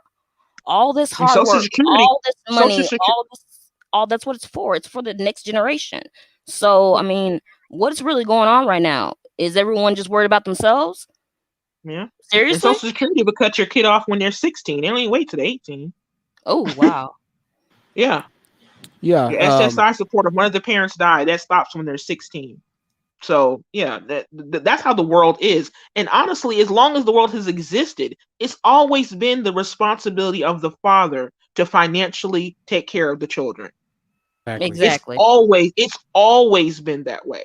Always. You can go back to biblical times. It's been that way. This is not a black woman, feminist thing. It's always been that way. Always. And it's just another form. Child support, this is why I have no problem with child support. Child support still, at the end of the day, is another form of accountability, just as jail is. Without the accountability, then you have issues running rampant. All right? Child support essentially says, listen, you created this kid. It doesn't matter what terms you were on at the time. You decided to do the deed. And so you will have to pay in one way or another. Just in life, you're going to pay now or pay later. You're either going to go to college or figure out a way to make it. You're going to pay now or later, just as in every other aspect of life. Child support is just another accountability method used to hold a man accountable and to make you think, you know what? Okay, let me make sure I have my ducks in a row. Let me make sure that she's the right one. Let me make sure this. Let me make sure that. But what happens is, as a man, when you fail to appropriate and to live your life based and conducively off of the right movements and steps and to handle things in the right order, that's when you face retribution. That's when you face hard times. When you fail to plan, you plan to fail. And child support essentially is just another method to hold you accountable, such as jail, such as this, such as that. Aside from the fact that some men literally don't want anything to do with the woman and they manipulate women, men will never agree to saying that. They'll just claim that all the women are just out there being loosey-goosey, that she didn't actually have feelings for the man that she had a child with. She didn't care about the man she had a child with, but she needs to choose better. When in reality, that's not the case for a lot of these situations. We know that a lot of these Negroids are dogs, right? They are dogs. Canines on the street, ravishing dogs. I've experienced them myself. I know that they're dogs and that they don't have any mental capacity needed to raise a semblance of a family. All right. I know that to be the truth. But of course, they have a problem with child support, right? Oh, they're always putting us on child support. See, this is why black women hate black men. No, that's not it at all. Even the government believes in holding men accountable. Black men think that they're the only ones that get put on child support. You're not. Every other race has to deal with it too. It's the government holding men accountable. What we have esteemed and established is that accountability is the stepping stone. It's the ladder to success. It pushes you to either put up or shut up. Child support is no different. Either you're going to find a way to make money and make yourself a better person in return, or you're probably going to get locked up, as you should, for failure to create a good situation in a habitual living environment for your seed, your future generation, a miniature version of you. And to be honest with you, child support is actually the easier part. Because it used to be back in the day, you would have to get married and you had to run that household, take care of the wife and the kid, and then the other future kids to come. Now you only pay a portion of the child's living expenses. 10%. It's like 10%. It's not even it's not even a lot. Yeah. if you had to raise that child, trust and believe, you would have a whole different concept. You'd be begging to be put on child support, and you Yeah, to take you'd care of the rather kid be and pay put on all it. their put all their income. You're like, please, no, take the kid. I'll pay whatever you want. Just take them. And another thing about child support that I can't stand when they say about child support, because I don't know how old you guys are, but I'm 31, and I wasn't there for the 80s, but I was there for all the 90s, and I find it very interesting that they keep crying and moaning about child support. But the funny thing is that for years until about like early 2000s, there was no repercussion or consequences for you paying child support. If you didn't pay, you didn't pay. Oh well. And that's where they That's came why up the with the law had law to of be locking changed. people up, because they got tired of people being on child support and not paying, and there were no consequences. And now here we are with the consequences. Now everybody's mad that there's child support, but nobody was saying it when there were no consequences and nobody was paying. Mhm. Yep. And So also, a true. lot of times, the black women were helping to participate because they were getting that government help, but they weren't putting the father down, so they didn't know who to go after. And then the law had to be changed again and said, no, you will put a father down. So black Hey, women were supporting this. They were supporting their man and yep. saying, no, I'm not going to put him in the system. Let Wow. have the white man go after him. And Wow. that's the reason why the law was changed. We said, no, you have to name the father because we're going to get our money back. We're not And, paying for your orgasm. You're going to pay for it. and they'll use that Yeah. same talking point against you that the 70% of single mothers, 70% of black women are single Exactly. mothers, when in reality, what you just said is revolutionary information, which is lends itself over to the black women wanting to protect the black men that contributed to that 70% rate. Yeah, and Incredible. that's not the first time I've Yep. heard that saying. I don't want to put him on child support. I don't want to be one of those women. I've heard that more times than I've heard you need to put him on child support because Girl, he needs I've to had pay to for that convince baby. my friends Definitely. to stop playing and go put him on child support. I'm like, what are you? Why not? Because it's gonna be Yeah. hard for him. And I'm like, Yeah. but you're struggling too. He needs to be on child support. I've That's had to true. They push will my have their friends. children struggling Yes, just to protect him.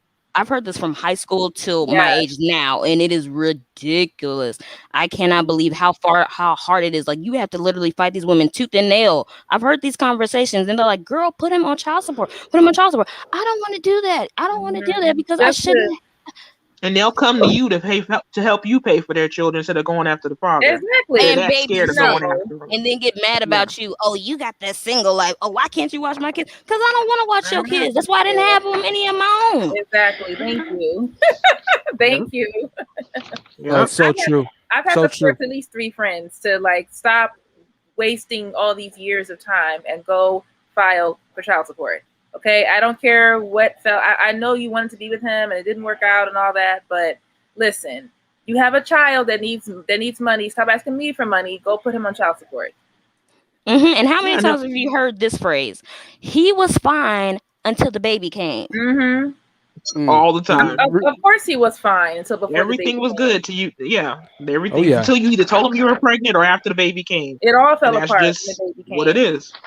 Really quickly, I want to say I'm going to let Alexander on. Mr. Research, give me 1 second. I'm going to add you onto the panel in a few minutes. Alexander said he has a story to tell. Alexander, I want you to tell your story really quickly, and then I got to clear. I'm gonna have to take you down because I want to bring Mr. Research on. So go ahead, Alexander. I had an experience in high school. I found a woman who basically is a grown adult to be attractive. And like many of young men, they would accept. Here's the thing: I did not touch her or anything. I just made advances to her.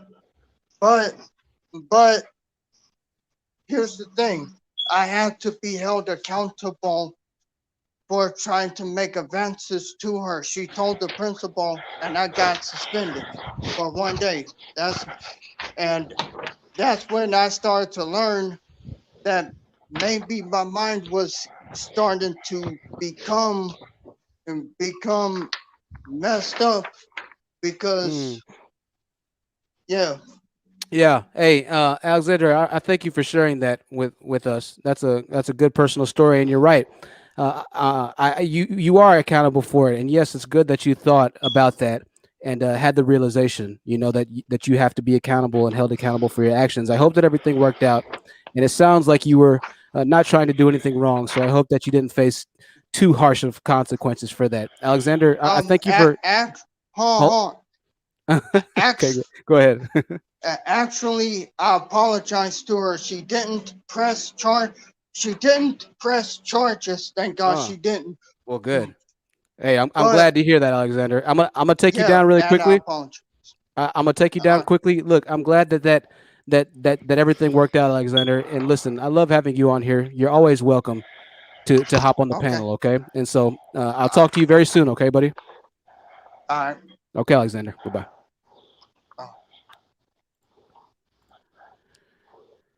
I'm always glad when I have people of all different beliefs, styles, and various backgrounds that watch and appreciate the channel. Mr. Research, I'm going to let you on really quickly.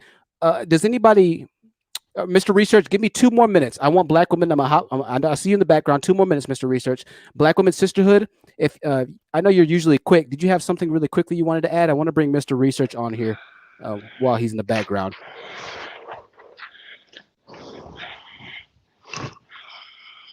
Black Women Sisterhood, are you there? Okay.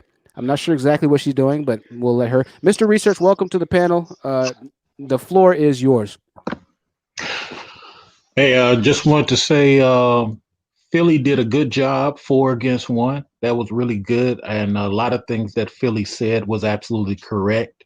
It's documented, a lot of things that Philly said, but I do understand how 3 of the people tried to make it seem to Philly like what he wasn't saying was true, but the documented policies are true. There are some things that guys do regarding women that's inappropriate, and there's a lot of things that women do to guys that's inappropriate. But I understand on this channel, the guys take the back seat, and it's more of a women first type of approach. But I think that if we do the exact same thing that the Manosphere does over on this channel, attack males just for being males, which happened in the chat room, then we're not achieving nothing. We're just replacing the quote unquote Manosphere with the I hate Manosphere, and nothing gets achieved that way. But shout out to Philly. You didn't get no support. You should have had somebody to talk with you instead of going 4 against 1. But I guess that's how they do it over here. That's all I wanted to say. Okay, no doubt. Well, if you want to say anything else, now's your chance. Unless you just felt the need to come on here and say that. Yeah, I just wanted to support Philly because I thought it wasn't he was outnumbered, and that's why he kept getting interrupted, and that's why he got his point across. But when 4 people are saying the exact same thing, it's an echo chamber against one guy, and it would have been more honest to have the guy or his view supported. Somebody made some statements about Ronald Reagan and policy. Those aren't true because those things are documented in 1985. But I'm starting to see that maybe the goal is to push a manosphere type of narrative for the ladies, as opposed to be truthful about what's documented. I mean, what's real. That's just what it appears to be. But I thank you for your time, man. I just really wanted to support Philly because he was up here by himself. You also missed my super chat. I gave you some money, but I guess because I didn't. I saw your $2 super chat and I had it pulled up. I did have it pulled up. I had it flashed on there. I made sure to show. I make sure to show everything on this channel because I don't ever want somebody to have something to use against me. So I'm very careful about that. Even people who say something about me, I make sure to put the comment on Front Street for all to see, because I believe that when you put something out to Front Street and you admit something, then nobody can hold it against you. So I had your comment on the screen. That's why I found it very odd that it didn't make it up and you didn't get to it, but you got the lady if you behind you. rerun the stream, Mr. Yeah, Research, no I worries, guarantee no you worries, that you'll see that it was highlighted. no Your worries, super no chat. worries, no worries. Well, I let me let advise you you to guys get rewind. back to your, let me let you guys get back to your thing. Like I said, you know, it- you know, God Well, bless you I'm guys. glad to know that Philly has his brother that has his back. You know, Yeah, I'm take care of glad you guys. that he has some support. So thank you for coming on, Mr. Research. You're welcome anytime. All right. Everything. What did he say about the Manosphere? He said this is like the Manosphere. What? This is the He Manosphere version for the females, apparently, because we likened. didn't agree Yeah. with the previous gentleman because we three women didn't agree with him. Somebody wasn't on here to quote unquote agree with him, so apparently we're all in the wrong. No, I'm not gonna change my views and my morals of what I know is right and wrong just for you to feel comfortable about the fact that you have a certain view of whatever you have in your head. That's not gonna happen. I'm Because not one of those type of people, and I don't think any of the women in here are. The truth is the truth. So, and what we're saying is the truth. And what I'm saying is, and what I say every time I come on is that I want to see more Black competitive men, because I don't feel like there are enough. That is what I say all day. And I don't know how that's Manosphere like, because I don't think we're anything like the Manosphere. Not at all. And keep in mind, he's likening y'all to a group of men that literally told some of the men on his channel on a live panel I was on that all he wants women to do and all Black women are good for doing is taking care of the kids, cooking, cleaning, and shutting the fuck up. His direct words were. So that's who Mr. Research in his best verbiage and eloquently said statement likens this channel to. Oh, Men I've like heard him that. on some other stuff. I know exactly who he is. Yeah. He's and you know, I advocate to have anybody on this channel. Even him, we've had conversations before, and I know he doesn't agree with me, but I still bring him onto the channel. I would, I think he knows that he would be hard pressed to find any popular Manosphere content creator bring somebody onto the channel that he knows blatantly disagrees with everything that he says, especially somebody who's on a certain mental gymnastic playing field, such as myself. It'd be very difficult to find men who are not scared and who don't shy away from a true mental aptitude challenge, right? Right. So he can say whatever he wants, and you know, the passive aggressiveness and this and that. The truth is the truth, and the truth hurts, and that's exactly why I made this stream. Is because after saying, and Philly still, you know, took into account a lot of things, and maybe he's thinking a little bit differently, not too differently about a lot of the judgment calls that he's made based off of our conversation. But the lack of accountability that men such as Mr. Research still show, irregardless of all the information, all statistics, and regardless of the fact that Black people are dead last because of the Black leadership and lack thereof of Black men, he still comes into the panel and is upset that the women are talking truth about the men. And so now we're just the same as them, right? When in reality we're nothing in comparison to Black men. That's just the fact of the matter. I myself am a walking contradiction to most Black men. I don't have any felonies. I don't have any misdemeanors. I try to be an upstanding citizen. I'm on track to hopefully making in the next few years this mythological six-figure number. Everything that I say, I try and preach to the best of my abilities. Everything that happens on this channel is a direct contradiction to the nefarious activities of the Manosphere. It is only because I fight fire with fire that men such as Mr. Sarah and things of that nature decide to have a problem with my outlook and with this channel. It's because they can't handle the flames when the flames and the light is shown on the skeletons in their closet. They can't handle the heat in the kitchen. So what do? They try to come onto the channel, make cheap shots, have cheap little conversations and gestures. The chance that he does get time to speak, he doesn't offer anything of substance other than petty arguments. Very feminine, if you ask me, but this is the true masculine man. And I think he makes good money. He said he makes good money. And so I hold him and I accept the fact that he probably does well for himself. I don't blame or I don't doubt that at all. But still, I just think it's fascinating that after all the time you've been waiting, that's what you came onto the panel to say. Those 30 seconds just to appease your own twisted, childlike demeanor.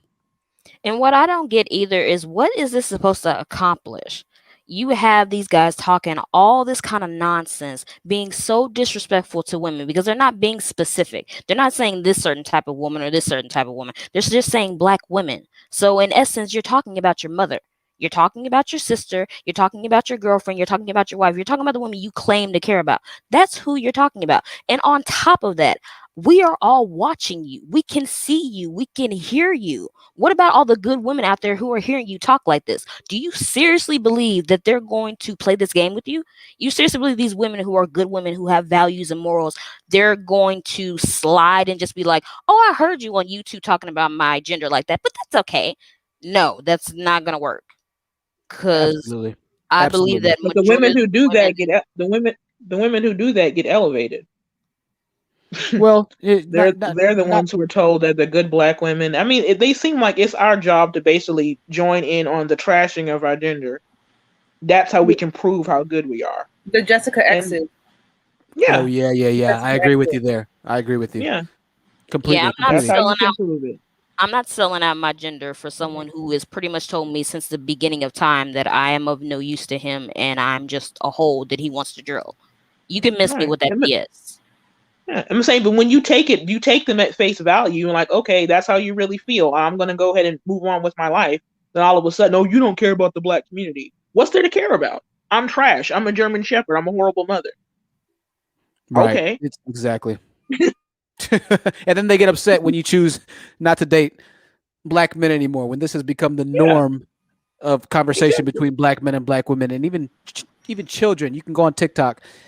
There's this little challenge I saw, and TikTok is just ridiculous, but there were these 5 black kids, and there was a song playing, and at the end they'd run up to the camera and then either run left or right. Left side were white girls at the top, and then the right side were black girls at the top. So they all ran up to the camera and made it look like they were going to go to the right side towards the black girl side, and then went to the white girl side, right? They made it look like they were going to go black and went right. And this is the joke that even kids are having now. And so you're expecting women and teenagers and girls to see this type of rhetoric and to not be scarred from this emotionally, to not be angry from this when the black men that are on this camera to begin with ain't about shit in life. And 5 to 10 years ago, those same black guys are gonna get on social media talking about, oh, black women don't want me. Black women don't want the good black man.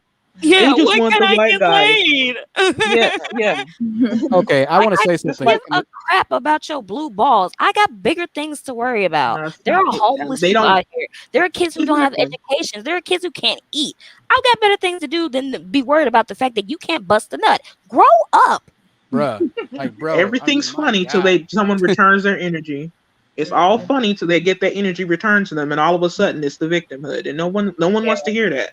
You can't blame the white guy. We're seeing you do this. We are seeing you do this. The white man ain't the one doing it. We see you doing it, and it's gonna be consequences to that. That's why I just sit back and watch. Like, okay, Go it's ahead gonna and burn boomerang that back bridge on if you you. want to. It ain't gonna be no safe after when you get back. I think that they can go. Once I think women they're just gonna stop go caring, walk to they do another. stop caring. Right. Yeah. I think they're just gonna go walk to another country and everything's gonna be fine and dandy. Okay. You Okay. go right on ahead. And really quickly, we got an anonymous comment here that said Mr. Research is a swinger that loves to have orgies and swing sessions in ATL. He talked about it in his past on his channel. He has no business coming onto the panel. That's an anonymous contribution. So I don't judge people, He has but talked about that. if you're going to be the moral of good character, Yikes. which most black men claim to be, then make sure that you're living up to the standards of morality that you claim to want to see in No, your not only women. that, he sat there and said that he actually paid for an escort for a family member of his, a young family member. Oh yeah, but that doesn't That's make him a simp though. The simp is the man like Russell Listen, Wilson who chooses to take care of a family. That's the simp, not men like him. I'm just saying. So it's like when you hear people who do that kind of stuff, just watch their behavior, and it rarely adds up. So yeah, okay. Wild. I just wanted to say about this. You know, the 80s was the crack epidemic, and you know, it's not fair because we have an unfair playing ground. I always say this: why is it that immigrants come here? Why do the African immigrants come here and outpace and run circles around African American black men? Why are they taking up all of the medical jobs? Why do the Indian immigrants come here and dominate IT and tech? Other immigrants can come here and they hit the ground running and they get started as soon as they get here, and they feel a responsibility to their families and to their communities. So they come here and they work hard and they start sending money back. They start setting up businesses. They start now you're going to them. They're in your communities and you're going to them for services. You're going to them for treatments and stuff like that. You know what I mean? I don't really want to hear any more stuff that happened a long time ago, because it doesn't make any sense why other people can come here and make a life for themselves and you can't. You know, I wasn't around for the crack epidemic and it didn't hit me. It didn't touch me at all. You know, I'm not saying that there aren't people who are still alive that weren't. In my mother's generation, she wasn't on crack, but she had a lot of her classmates that felt that, you know, that got involved in that and stuff like that.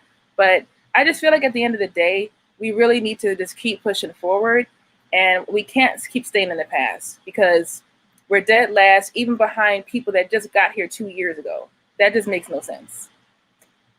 Yep. I mean, because their culture, our culture values pimping and balling and being players. Their culture values working hard, supporting your family, and building a legacy. And you can tell by the actions. Yes. You know, yep. the fruit of your labor shows it. So if in America, the fruit of your labor shows, and it can't just be individual people, it has to be a collective. And as a collective, you can see what our culture is. And we need to face that reality. Period. Yeah. Because if it was black people, the Nigerians come over here and they kick everybody's ass. They do. It ain't even close. It's not every even single funny. time you see a black, Nope. You know, every time you see a black person that almost graduated from one of those high schools and they're out there making history, Nigerian. Yeah. Mm-hmm. Nigerians are like the richest immigrants that come here. They come here and they make the most money out of like even all the other immigrants. But out of African Americans, and you still want to talk about the crack epidemic? I get it. Like, I don't blame people for, you know, things that happened to them. If something that was 40 years ago. Yeah, come on. That was 40 years ago. I mean, we gotta is turn like the page, 50 man. years ago. Stop. Like, yeah. Niggas complaining about crack. Page. Sing me a new song. Yeah, Really. please. Yeah. I'm tired of hearing it. And then they get upset. You see, this is the big thing here. I'm going to put everybody on mute really quickly. If you want to talk, just unmute yourself. The audio quality is just a little bit better because we all have different devices and everything. So feel free to unmute yourself whenever you want. It's no problem. Really quickly, I want to read the super chat. It's whatever said. Imagine wanting submission from a group of people they blame when things go wrong. Black women do it too. Right. You my great-grandmother always said, yes, my great-grandmother always said, you get more flies with honey than with vinegar. Capture more bees with honey than with vinegar. That means that the nicer you are to people, the more apt that they are and will be to fall into your desires. This is just basic childlike psychology here. So here you have black men destroying black women and then expect the world and their souls from them as well. It's like, okay, whatever. Also, something I want to say really quickly is I have no idea what I was getting ready to say. I had a really good point, but I lost my train of thought. I'm sorry, y'all. Feel free to unmute yourself and just talk away. I can't remember. I just wanted to say, because I was hoping you would talk about this the Donovan Sharp, because I saw that, and there was another red pillar that I used to watch, kind of just like when I first found the Manosphere, AMS. Mm-hmm. The same thing happened to him. I don't know if you've seen this video. He has a video called things that he feels that feminists have done well in society, and you know why he thinks all bad. And that's his only video. If you go to that comment section, I froze. Can you still hear me? Yeah, it's cutting in and out a little bit, but you sound good now. Okay. If you go to that comment section, you will see all of his supporters saying, this is the only time I do not agree with him. Women need to be oppressed. I don't think feminism needs to be in our society anymore. And they turned on him on that video, because for him to say women should have equal pay and women should, or anything of the sort, his followers couldn't handle it. Right. It's so true. It's a bit laggy, Lorenz. So I'm gonna mute you for now. I remember. But see, Okay. those guys, what they're trying to do now, they're seeing that Kevin Samuels gets a lot of views and super chats because he suckers the women to call in. So they're now seeing how much money he's making, and they're all trying to turn that vote around to get on board with that. That's all it is. He was Exactly. talking mad shit about black women or women in general because he doesn't try to do black women anymore because he's trying to market to everybody. And now he's realizing, oh, if I'm a little bit nice to women, if I say a little bit of things that are, that could be construed as negative towards men, I'll get women to call in and think they're, I'm on their side. And then I can go ahead and just, double my income stream. It's all BS. They're literally just playing games. Don't fall for it. But the men are starting to get mad. They're like, wait a minute, don't invite them in. Women are still the enemy. And they have to Yes. kind of thread that needle and be like, okay, I That's it. need to say what the men want to hear, but at the That's same it. time, I need to not offend the women. Exactly. You said it. Strategy at its finest. You said it. Marketing. Marketing Yeah, 101. that's the That's word. all Yeah, it is. marketing at its finest. And it's Exactly. funny because one of the commenters said that Kevin Samuels started out addressing men. And don't you think how it's so interesting how him addressing men and that black men need to do better, he never grew or had the phenomenal growth that he had when he No, started addressing he black didn't. women? Such a Not shock. only that, What do you he was dogged by the Manosphere for years because he was telling them, you need to get your money right, you need to go ahead and dress properly, you don't know how to talk to women, and they were dogging him out, calling him gay, trying to get him banned from the Black Manosphere. As Yeah, I soon as he remember started that. talking shit to black women, yeah, he did it for years. He was hopping from panel to panel to panel trying to build his channel, and nobody wanted to talk to him. As soon as he started talking shit about black women, he blew up. And they're all trying to say, okay, I need to go ahead and get the women to kind of watch me and call in and think I'm on their side, but I need to also make sure that I don't piss off the men. It's just marketing. They're all full of crap. All of them. This Every is their single this last is their one of them. income. That's all. They don't care about nothing else but just trying to get your money. That's it. Exactly. Exactly. And the disturbing thing is that black men truly believe that he is trying to help the black community. That's what's so disturbing Yes, about this. little do they know And he's making a you cage can't for tell them. them. And you He's can't making tell a them any cage. different. Yeah. You cannot convince him from the world that he is literally just playing you for a fool so you can give him your money. He does not care at all. He does not care. You cannot tell him that. They will fight you to the death. He is saving the black community. He wants black women and black men to get together, and it's like, nigga, are you hearing this shit? How you gonna sit there and tell a woman all this negative stuff and you think she's gonna want to be with you? And not only that, he's saying that 97% of black men don't even qualify for high value women. That's the part I don't understand. He's saying 97% of you ain't shit, but you think he's on your side? Exactly. How does that work? I have no idea. It's the level of cognitive dissonance. And I say this all the time on the live streams, but it's like the rabbit hole just gets deeper and deeper and deeper. And like that infomercial. But wait, there's more. Every time they say it, and they say it like 20 times in the infomercial. Call now.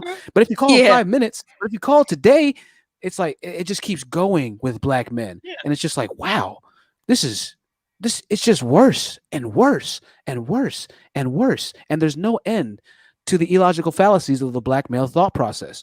It's astounding. And what's even crazier is when you actually do, in the case that earlier in the video, Kevin Samuels said, listen, high value men don't have a problem with black women. We'll go to the comments again on the video. The reason that I made this entire stream, they call him a simp. He finally provided legitimate help for you, and you call him a simp. He told you that if you get your weight up, you get your dates up, and he's a simp for it. Exactly. What are you supposed to do with that? You're wrong. You like you said, you're damned if you do, you're damned if you don't. Like, what are you supposed to do with that? What are you supposed to do with someone who doesn't want help, who doesn't want to improve, who doesn't want to admit his mistakes? What are you supposed to do with that person? There's nothing you can do. He just wants them to get the money. He's not trying to solve the problem. He wants to get paid. Black they haven't figured it out yet. Yeah, absolutely. No, you're so right. He's building them their own cage that they don't even realize he's building for them. And not only that, but it makes the quantity even better, because if these guys are knocked off the board and women are like, I don't want to deal with them, then guess what? You got a bunch of other men who now have more options. But Isn't that that's kind of the part that I interesting how always that wanted works to say. also? Huh? That's the thing that I wanted to say. You're actually grooming the women to basically say this person is low value. Do you know how hard it is to make 6 figures?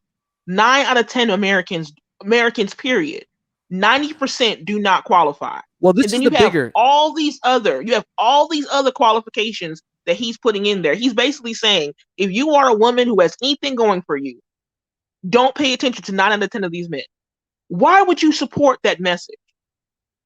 Well, this is the bigger Why? thing. This is the bigger thing. And this is why, even with those stats that you just said, I want to bring up a couple points, Miss J. Here's the bigger thing.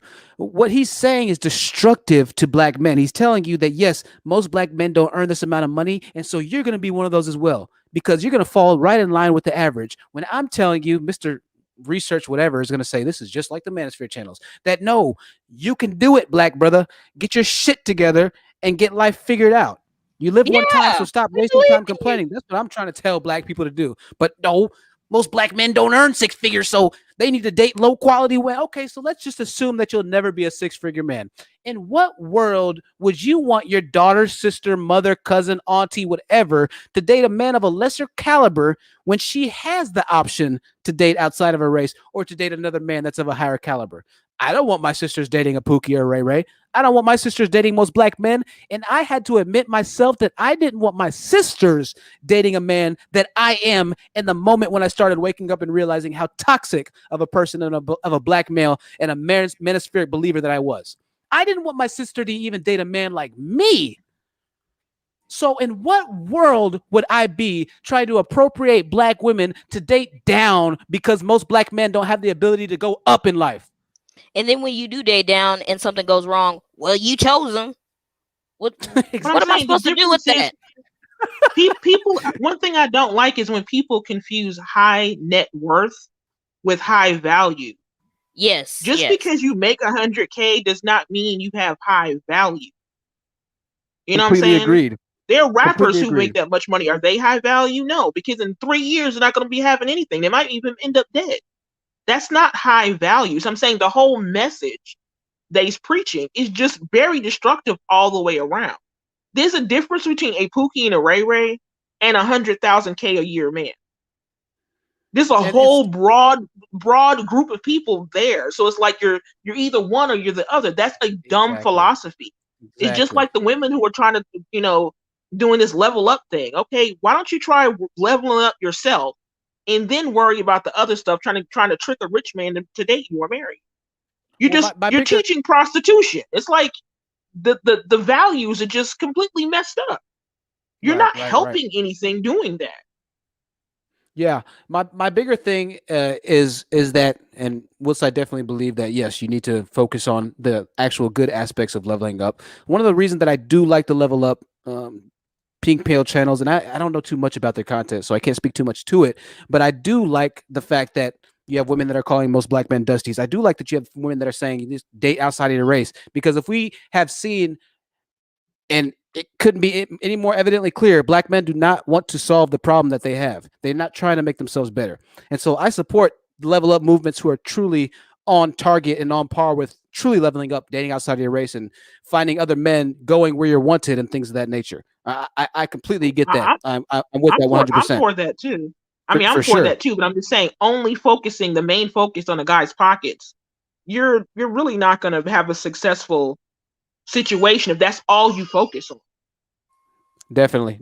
I think that's true, and I think a good point to that is the golden dusty term that Coriander Yander said on her YouTube channel one time, is that yes, the money doesn't necessarily make you high value, because you can be a superstar athlete that's making $20 million a year, but your expenditures are $22 million a year. So technically you're broke, but you have enough to cover all the bills every year, right? You're just rolling debt. $2 million of debt into the next year. So yeah, it's not the money that's the problem. And that's why I addressed that the black community has 6-hour dollar circulation, which is dramatically lower than every other community. The next level above is seven days for the dollar circulation in the Latino community. So it is addressing the mentality that even the well-off brothers like the Stampitis or like the Philly, which I know y'all have arguments in the comment section right now with him, even the well-off brothers aren't directly contributing to the success of future generations in the black community.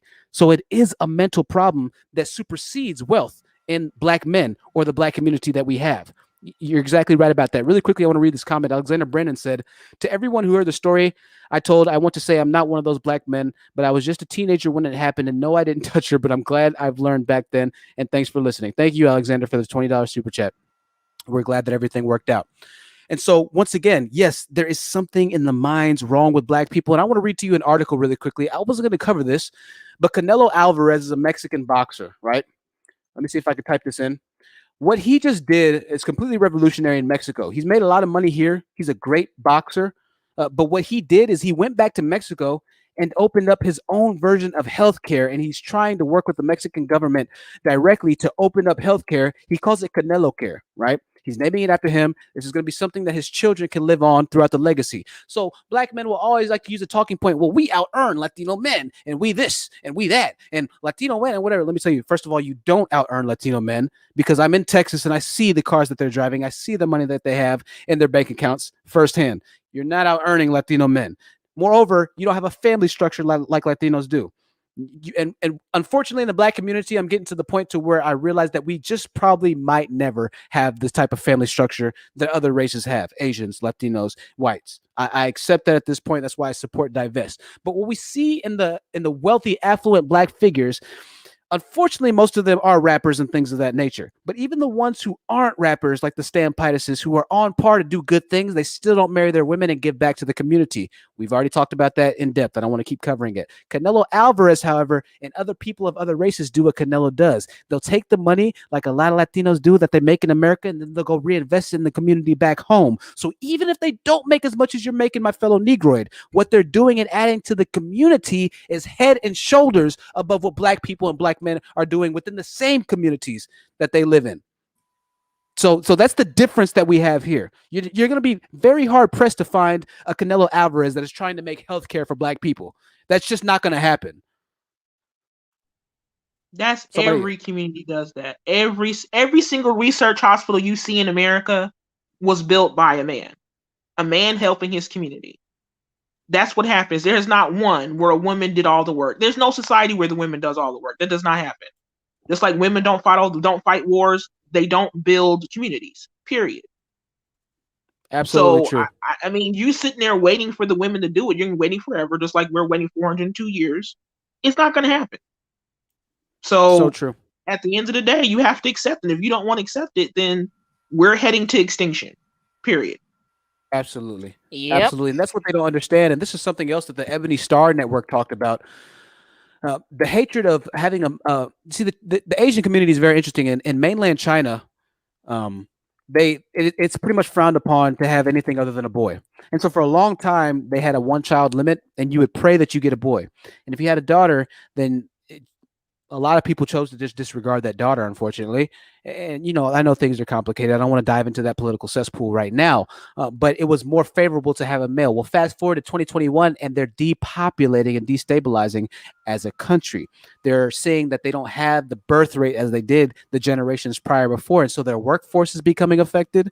Their GDP is becoming affected. And it's not just China, but a lot of other Asian communities think the same way. They're starting to become affected in their dollar and their base dollar value because of the lack of generational births between the different generations. That's a direct result of them not actually having successful relationships with their women, one, and B, not bringing enough women into birth and having those women have children continuously and growing large, sufficient families. And so what they don't understand, these Negroids, they think that they have statisticians and differential equation degree from Harvard and Yale and things of that nature because they have Google and they can look up a number, and because they can all talk in the same echo chamber. When it comes down to actual community development and for continental development and for economic stability, not having children of sufficient outcome or resource is directly responsible for you continuing to do bad as a black community. Not having women who are in prominent positions is continually responsible for you doing bad as a black community. But they don't understand that, though. We have men like Mr. Whatever coming on my panel telling us that we're just like the Manosphere. And nowadays, you have to have education and skills in order to be a valuable member of the society. And that's one of the reasons why immigrants are coming in to replace us. Because the country looked at us and be like, y'all don't do nothing, so we need some workers, so we're just going to replace you. And that's what's happening. Lo and behold, in 40 years, Hispanics have replaced us. We went from being the second demographic to the third, and by 2050, we're going to be fifth. That's Absolutely. to that degree. That's how bad it is, and people just sitting there acting like it's not happening. We are literally being replaced in this country.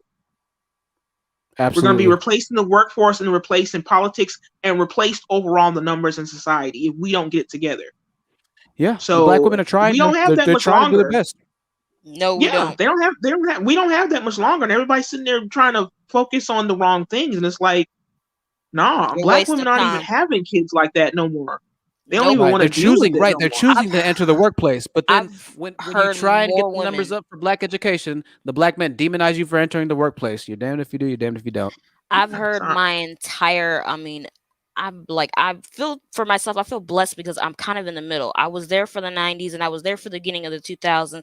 And it is crazy to me. When I was 18, 19, a teenager, everybody was like, oh, I want to be a couple. I want to be in love. Girls were having kids as high school, left and right. Now I know more people, even random women, especially black women who are like 30 plus or, in their 20s. And they're like, I don't want kids or I don't even have any. Like it's growing extremely. Like I've never heard so many women in my entire life who said, I don't have any children. Like this is the first time in my life I've ever heard it. I'm like, on this panel alone, when I've been watching, I've heard like 5 different women say, I don't have any children. I'm like, that's the first time I've heard that. I'm like, wow, things are really, they're seriously shifting. But I'm saying that's one of the reasons why I brought up the Welfare Act of 1995. People are going over so many old data. Black women, our numbers are not that far off from white women, and white women are under replacement levels. We're not replacing ourselves. In order to have a replacement, a stable population, each woman needs to have a little over 2 kids. Black women are under that. We're like a point percentage away from white women, and they're under replacement levels too, but there's 5 times as many of them. So I'm just saying there's never been this many childless black women. Everybody keeps talking about black single mothers, black single mothers. Y'all don't realize if we went ahead and did the stuff that y'all want us to say, we would disappear. If you want to take away 70% of black children being born to make you happy because you don't want to get married, okay. They don't understand their own ignorance. Yeah, you're asking for your own erasure.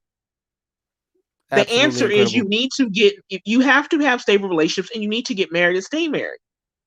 You're gonna end up having more sex in your life. You're gonna end up having more financial stability. I mean, there's so many good benefits to it, but they don't see it if you can't make someone not see what's in front of their face. If they don't see the value of it and it goes away, then maybe that's what's needed for them to finally get it.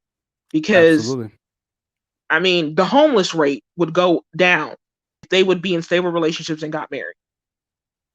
Homeless men are not married. I mean, there's so many good benefits to it, but it's like we don't get anything out of it. Okay. And then you're gonna be in your 50s and then you ain't gonna have a good outcome. So, okay, go ahead. Yep. Go ahead, Lauren. Hopefully you guys, I don't know why my connection just dropped like that last time, but I hope you guys heard what I said before I dropped off. Yeah, I think we got the gist of it for the most part. Did you want to kind of recover what you were saying? Yeah, I was basically saying that, like, for one, like, that video that AMS had about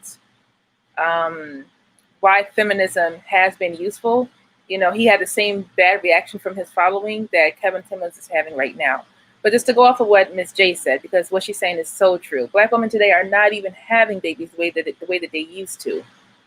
A lot of black women are choosing, especially when they're educated and going to school, and you see the education rates in black women. We're choosing, like, okay, especially if you have student loan debt and you want to buy a house one day and stuff like that, you're not going to bog yourself down with a bunch of babies and you're not married. It's not going to happen. But all right, so I want to say that Kevin Samuels acts like he's all about marriage, but really he's really not. Kevin Samuels' idea of marriage is a very young, uneducated, no life experience girl with a high value, old, all the power, all the money man. That is his idea of marriage. So he acts like he's for marriage and marriage helps society because he sees that in higher societies, men are married. I asked Stampitis in the last stream, have you ever seen the president of the United States and the first girlfriend or the first baby mom. You would never see it. You probably would see a single president or even a gay president before you saw that. Because in higher society, they understand that marriage is a foundation. So that is what they go by. So Kevin knows that. That is the only reason he pushes for marriage and advocates for marriage. But he knows that he doesn't, it's not because he advocates for healthy relationships. He doesn't advocate for you to be evenly yoked. That's why he wants you to be married by 21 or 22 to a 52-year-old man, you know, because he's beating them off, apparently. He's beating them off. No, no. I'm not even falling for the marriage thing with Kevin. He's not really for marriage. He's for the utility of saying that I'm a married man and what he knows that can come with, because people respect that. But he wants to walk in with this super young, super uneducated, in a relationship where basically she has zero power and he has all the power. That is the only kind of marriage he advocates for. He is not for a healthy relationship where the woman has money and the woman has options. And, if the man leaves and the woman is destitute because he left, he's perfectly fine with that. He is perfectly fine with it. He wants you to be in a beggarly position if you're going to be married and completely reliant on him. But the sad thing about it is he's preaching a complete lie to these men, and they don't realize. I mean, what happens is in most marriages, I'm talking about 90%, there's between a 2 and 7 year age difference. 21-year-old women are not trying to get with 50-some-year-old men. Oh, no. So you're going to have all these men who are basically pumping and dumping and not trying to be in relationships when they should be focusing on getting married. And then when they're 50, they're going to be looking for these 21-year-old women. And that's not going to happen. The chances of you getting married after the age of 35 go down tremendously, men and women. That's just what the reality is. So you're waiting 20 years after that to start looking for a wife. You're closer to a nursing home than getting a wife. And I think the bigger thing is that we need to start really assessing this. There's a channel called Coach Greg Adams. He's a Red Pill channel, over 100,000 subscribers. He has a sound effect, like the little heaven sound effect of like the angels singing from heaven and whatever it might be. I know I kind of hit that note, right? I got a good falsetto voice. Don't y'all sleep on me. But he has this sound effect that he plays, and he describes the perfect type of woman that men like him go after. And I kid you not, word for word, he plays the sound effect in reference to junior college women that he talks about. He says, "You're not like the junior college women." Then he'll play the sound effect of or whatnot. Mm-hmm. You don't have the good body that the junior college women do. Not even the college women, but the junior college women, right? There's something pedophilic that is wrong with a lot of men. And we'll talk about this in another live stream, but there's this weird pedophilic desire to go after the 18-year-old woman, right? And so men are advocating to go after these young women who are fresh, as they call, or new in life, or this or that, right? And we already know that an 18-year-old woman is really at heart still a child in her desires. We know that. They know that. But this hasn't even been addressed. That's her We're gonna make this we're gonna make this another live stream, but even at its root, at very best, this is sadistic and disturbing. At worst, we're talking about pedophilia and something that's just really, really out there now, right? I got to be really careful on YouTube talking about this stuff, but this is what the Manosphere advocates for. They tell you that if you're 35, you've hit the wall. Why have you hit the wall? Because you know too much now, and you're too argumentative, and you're too this, you're too set in your ways, and you're too set. They want a woman that they can mold out of a nice clay, and that's malleable and that bends to every whimsical desire of that man. It's very disturbing. There's something very wrong with a lot of these men out here. But this is what the Manosphere fight for. This is what they fight for. This is what men that come onto the panel fight and argue me against. Right, but when it's their 18-year-old daughter that gets with the 54-year-old Kevin Samuels, all of a sudden it's a problem now. But they're also acting like the 21-year-old woman they marry is not going to end up being a 35-year-old woman. Yeah, age happens to everybody. Unless you die, age is going to happen. So you marry someone super young, eventually she's going to look up and see you ain't full enough. She'll see the reality of it, and then you'll end up being divorced. So what was the point of that? Exactly. true. That's the reason why he's Eventually gonna twice grow up. divorced. Exactly. I'm saying that's the reason why he's twice divorced. People don't stay the same. Exactly. So why you're preaching that is just a recipe for disaster. But again, that's their choice, and you can believe if you want to. But there's a reason why super age gap relationships do not work long term. There's a Exactly. reason What for is that. They're in two what's the different areas of their life. So she ain't exactly gonna what stay young and dumb forever.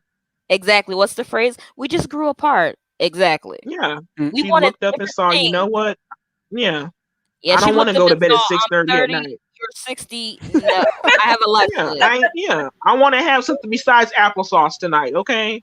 I Exactly. want to Can be I able to eat a not steak. rub Bengay on your aching shoulders, please? Can I not? I don't want to go to bed after Wheel of Fortune, you know? Yeah. Jesus, I don't Black want to woman eat dinner sisterhood. at 4 p.m. I'm just Y'all saying are it's crazy. it's what it It's so is, true, man. though. It's what it is. It's so true. They look at age as just the definitive factor of what makes a successful relationship since they have resources. That's not it. You're talking about two different worlds colliding and expecting them to have the same gravitational pull and merge your two galaxies together. That's just it's just not going to work that way. Black Woman Sisterhood had a question that she wanted to ask really quickly. Black Woman Sisterhood, you're all clear. I'm Yes. gonna mute everybody else. Go ahead, Black Woman Okay. Sisterhood. Okay. Hi, True. I Hi. actually just had a quick question here. I wanted to ask you, as a black man, where do you think that just really asking you just general, because I'm pretty sure you grew up with other black men. I just want to know, where does this whole disconnect come from, to where it's kind of like they don't have a sense of reality, or um it's just kind of like they live in a diluted world. Like, where, from your opinion, where does this even come from? Yeah, it's I think it's a great question. A lot of different factors that play into this. Number one, the lack of black fathers that choose to stay with the mother of the child that they choose to have a child with. Right. That's the number one thing. I had a father, a good father, but he didn't have a father. He had a stepfather, rather, I should say, that came into his life in his early teens and did have a big impact on him. But by that time, he was somewhat set in his ways. Uh, I know a lot of people aren't going to want to hear this. When my dad ultimately changed and became the man that he is, he became a very big follower in Christ and a huge Christian. And so I think that religion, which is coincidentally what middle America and the reigning population of America was founding this country on, which is religion, especially here in the Bible Belt. I think religion played a very big part of that as well. Uh, so number one, the father. When the father's not in the house, then there is no sense of accountability. A father provides a layer of instruction and regimented lifestyle in a child's life that a mother can do, yes, but it lends itself over to the father more in the demeanor that most fathers carry. Fathers are good in doing some things and women are good at doing some things. Fathers are great at doing some things that women can't do, and women are awesome at doing some things that fathers can't do. It goes back to that yin and that yang relationship. But when you have a lack of responsible fathers raising up the children, then they're missing that yang to the yin, where the women can do everything right, but still, since there's no father figure, it's going to be detrimental and offsetting to that kid's future, right? So the number one thing is father. And so with the father comes the accountability, it comes the instruction, it comes the morale, the code. It comes with a lot of different aspects that, as a man, as a boy, as a teenager, you need to have in your life. And if you don't have that in your life, then your future could be harmed to a high level of extent, and that's what we're seeing now. That's what we're seeing now, and that's just the honest truth of the matter. But what's more disturbing, to answer your question again to another level, is even when the fathers like Russell Wilson try to come in and be the good man of society, we've driven so far off course. The black men are so far off course at this point that they still see that as a negative and fail to see any positivity that can come out of a man being in a child's life, even if he decides not to be a stepfather, perhaps. But you just go spend time with that child and try and rear him or have some sort of positive male influence. For instance, if I had a friend who was a girl who was a single mother who had sons, and I decided to go pick them up every once in a while and take them to the park every once in a while, granted that takes a lot of trust, I understand, obviously, right? But to be that male positive influence, a lot of black men are so twisted and far off of the course now, that they would look at me as a simp for helping out those children, right? And so at this point, we're getting close to the point of no return now, to where the twisted, convoluted, irrational thought processes of the black man has drifted to, where since we've had such a lack of accountability for black men of means, and for black men who are just going around here demonizing the general black community, since we've had such a little regard of accountability for men in our community, now we're starting to feel the repercussions of what a lack of male leadership has in the community. That's why we are in the place that we are now. So that's a very muddied answer. That's about as clear as mud, as my grandfather always used to say. But that's the reason Okay, why well, they're thank you. so lost, right? So great question, Black Women Thank Sisterhood, and you. I appreciate you. No Not a problem. problem. Thank you. And then before I go, the last thing I was going to ask, because you mentioned accountability, do you think that accountability is going to come from the women, or is it going to come mainly from the men holding other men accountable? No, it can't come from the women, because when the women choose to hold men accountable, black men demonize them for being uncooperative. They demonize them for being talkative. They demonize them for fighting back, for being loudmouth, for not being submissive. So at this point, once again, going back to the twisted, irrational thought processes of the black man, they're so off course that even when they get wisdom from a black woman, even if a black woman is in a better position in life and tries to help them, the fact that she is shining light on the skeletons in his closet, he takes it as a threat, not necessarily taking the information and using that to better himself. He just sees that as another angry black woman that hates him, irregardless of what tone of voice she's speaking with him in. And we see these on these channels. A lot of women come onto the channel and they're very quiet. They might not agree with everything, but since they don't agree with everything and they offer a little bit of challenge or a couple points of contention that they have, and they ask questions, automatically they're written off of these channels, and the black men attack them like a pack of wolves, like a pack of ravaged dogs. So whilst it should be able to come from women, whilst correction should be able to come from the women that look just like you, unfortunately, most black men are not in the mental maturity headspace to be able to take wisdom from the mouths of a black woman because of their own visceral hatred of their black women. Right. So, yeah. And they don't even take the wisdom from Oh, me. And I'm another black man that's telling them to get their shit together, that they'll have a better life if they get their stuff together. Forgive my cursing, girl. And so I don't know who they'll listen to be honest with you. You know, so I wouldn't have you wasting your time or your precious, valuable energy or soul on trying to correct the status of most black males, because I'm having a hard enough time trying to correct that in and out of itself. And I tell nothing right, but the because it utter almost seems like God you can't honest truth. tell them anything. You Right. can't. Yeah. Yeah. That's I why mean, you have to walk away. You do. As a yeah, woman, completely. you can't change someone's character. They have to want to change. It's just like you trying to go to rehab for an alcoholic. They have to do it themselves. You can't make them do it. You can't talk someone into doing something they don't want to do. So just leave them See, alone. like That's all it here's is. one right here. Oriette Patterson. No matter all the numbers, no matter me just telling you to get your life together, SMH Panda Bear, right? So we're 3 hours and 33 minutes into this. I've done nothing but tell you as a black man what you can do better to get your life in order, and here he is calling me a panda bear. This is why I tell black women that you need to leave most black men alone. And once the message of these live streams start to hit 1,000 concurrent viewers and we start to finally climb, then we'll start making an impact. And then by that time, black men will see the grievous error of their ways. When a black teenager goes to school and a black woman or a black girl who's a teenager doesn't look his way, when she wants to talk to the nerdy white boy, when she wants to talk to the nerdy black boy that is demonized for the most part by the gangsters and the gangbangers that live in the communities, right? Then we'll start making a change when their options are dwindled to absolutely nothing. But until that time, the figurative mindset and warfare against the Manospheric, Kevin Samuels, Coach Greg Adams, AMS, who are some of the other ones? Y'all could just type them in and Donovan Sharp. Donovan Sharp. Until our numbers grow, then it is going to be an uphill battle, unfortunately, and that's just the nature of the conversation, you know. So I think the Loving Homes That's had the truth. yeah, Go ahead. definitely. It's the truth. You know, I say nothing but the truth on this channel, but Mhm. what can you do? We have to So help we me have God. to promote the I'm saying, but we have to promote the good ones that are preaching the right message. It's like Yes. someone like Honest Truth has the one to be to say it, not us. Like us going on YouTube and calling people dusties and beta males, that doesn't do anything. Right. Support Yeah, the I mean, ones who are telling the truth, and then that's how you're going to get somewhere. and you know what? If be completely honest, listen, when I heard the Dusty rhetoric that the pink pill and stuff like that had too, I was a little jarred. But then I sat there one day and I realized, I said, wait a second. I said, wait, I am dusty. And so there are some men who the dusty rhetoric will touch. Most of them, unfortunately, it won't. But like I said before, when I woke up and said, Jonathan, you don't even want your sister dating a nigga like you right now, Negroid.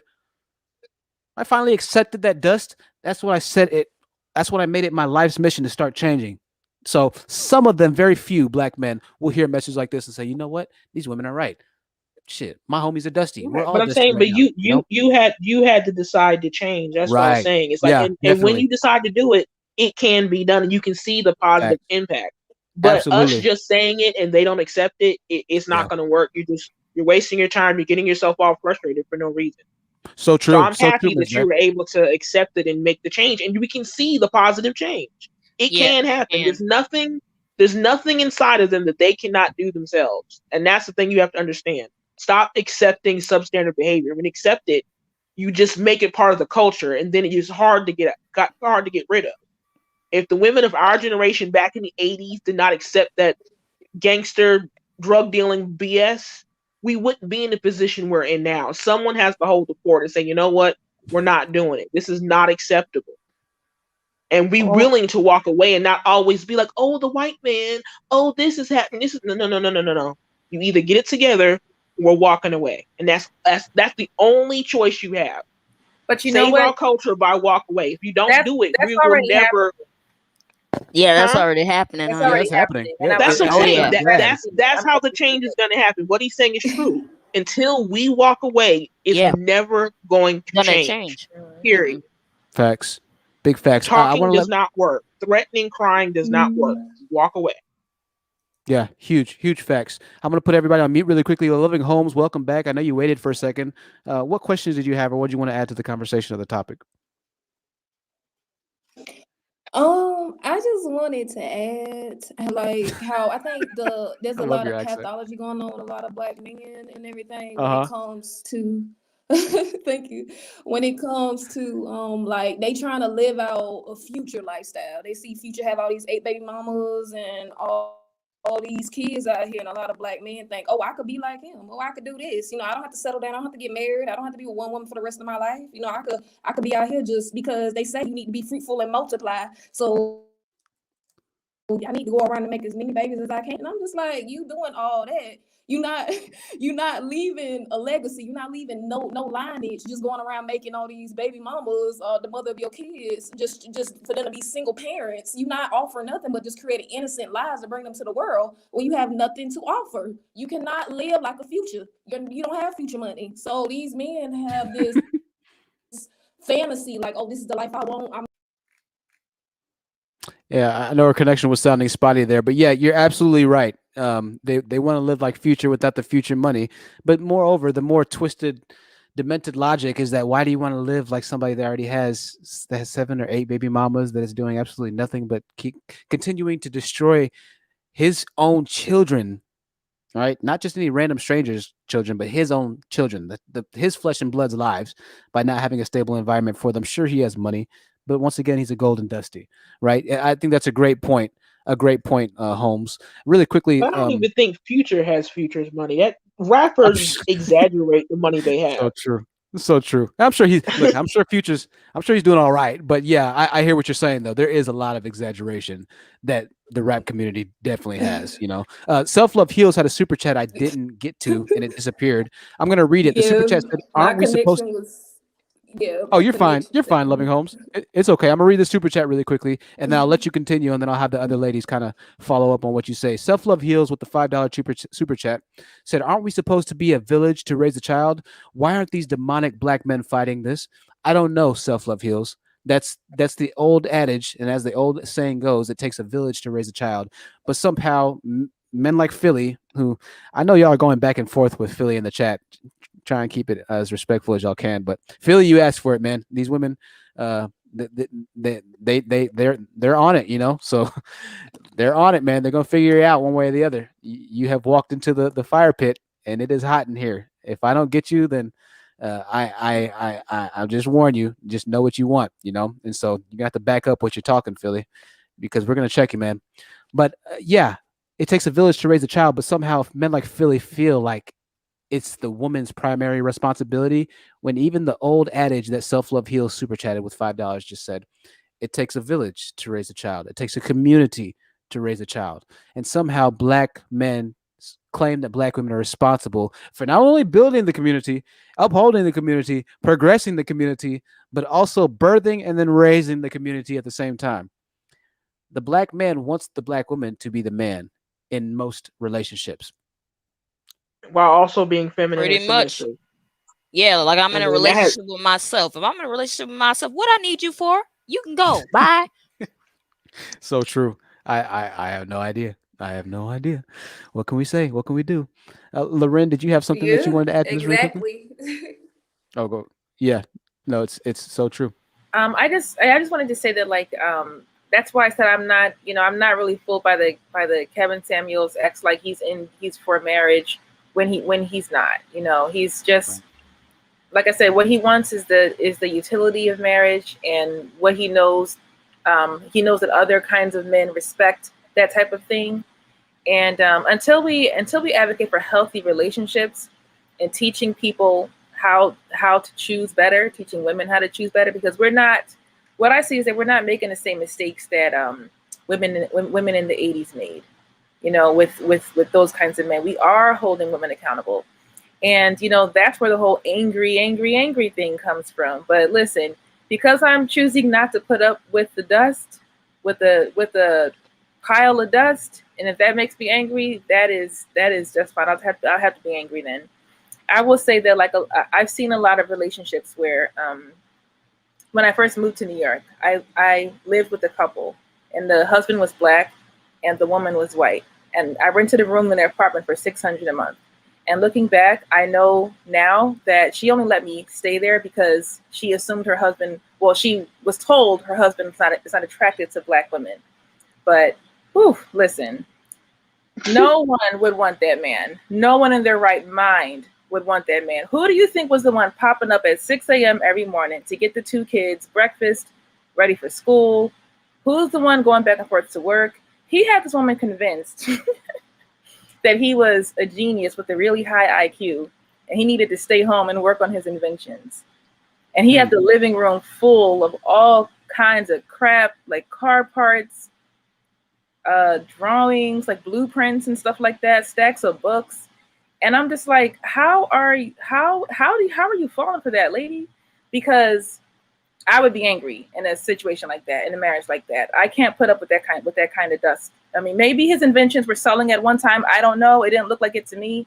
But until women start demanding better of men, then that's the kind of stuff that you'll be stuck with. You'll be the one pulling all the weight, and they're pulling zero. She's doing literally all the work, and he's strolling into the kitchen at 11 a.m. for a cup of coffee. When she's the one running back and forth. And these are the kind of relationships that I'm supposed to be jealous of, because you're exactly.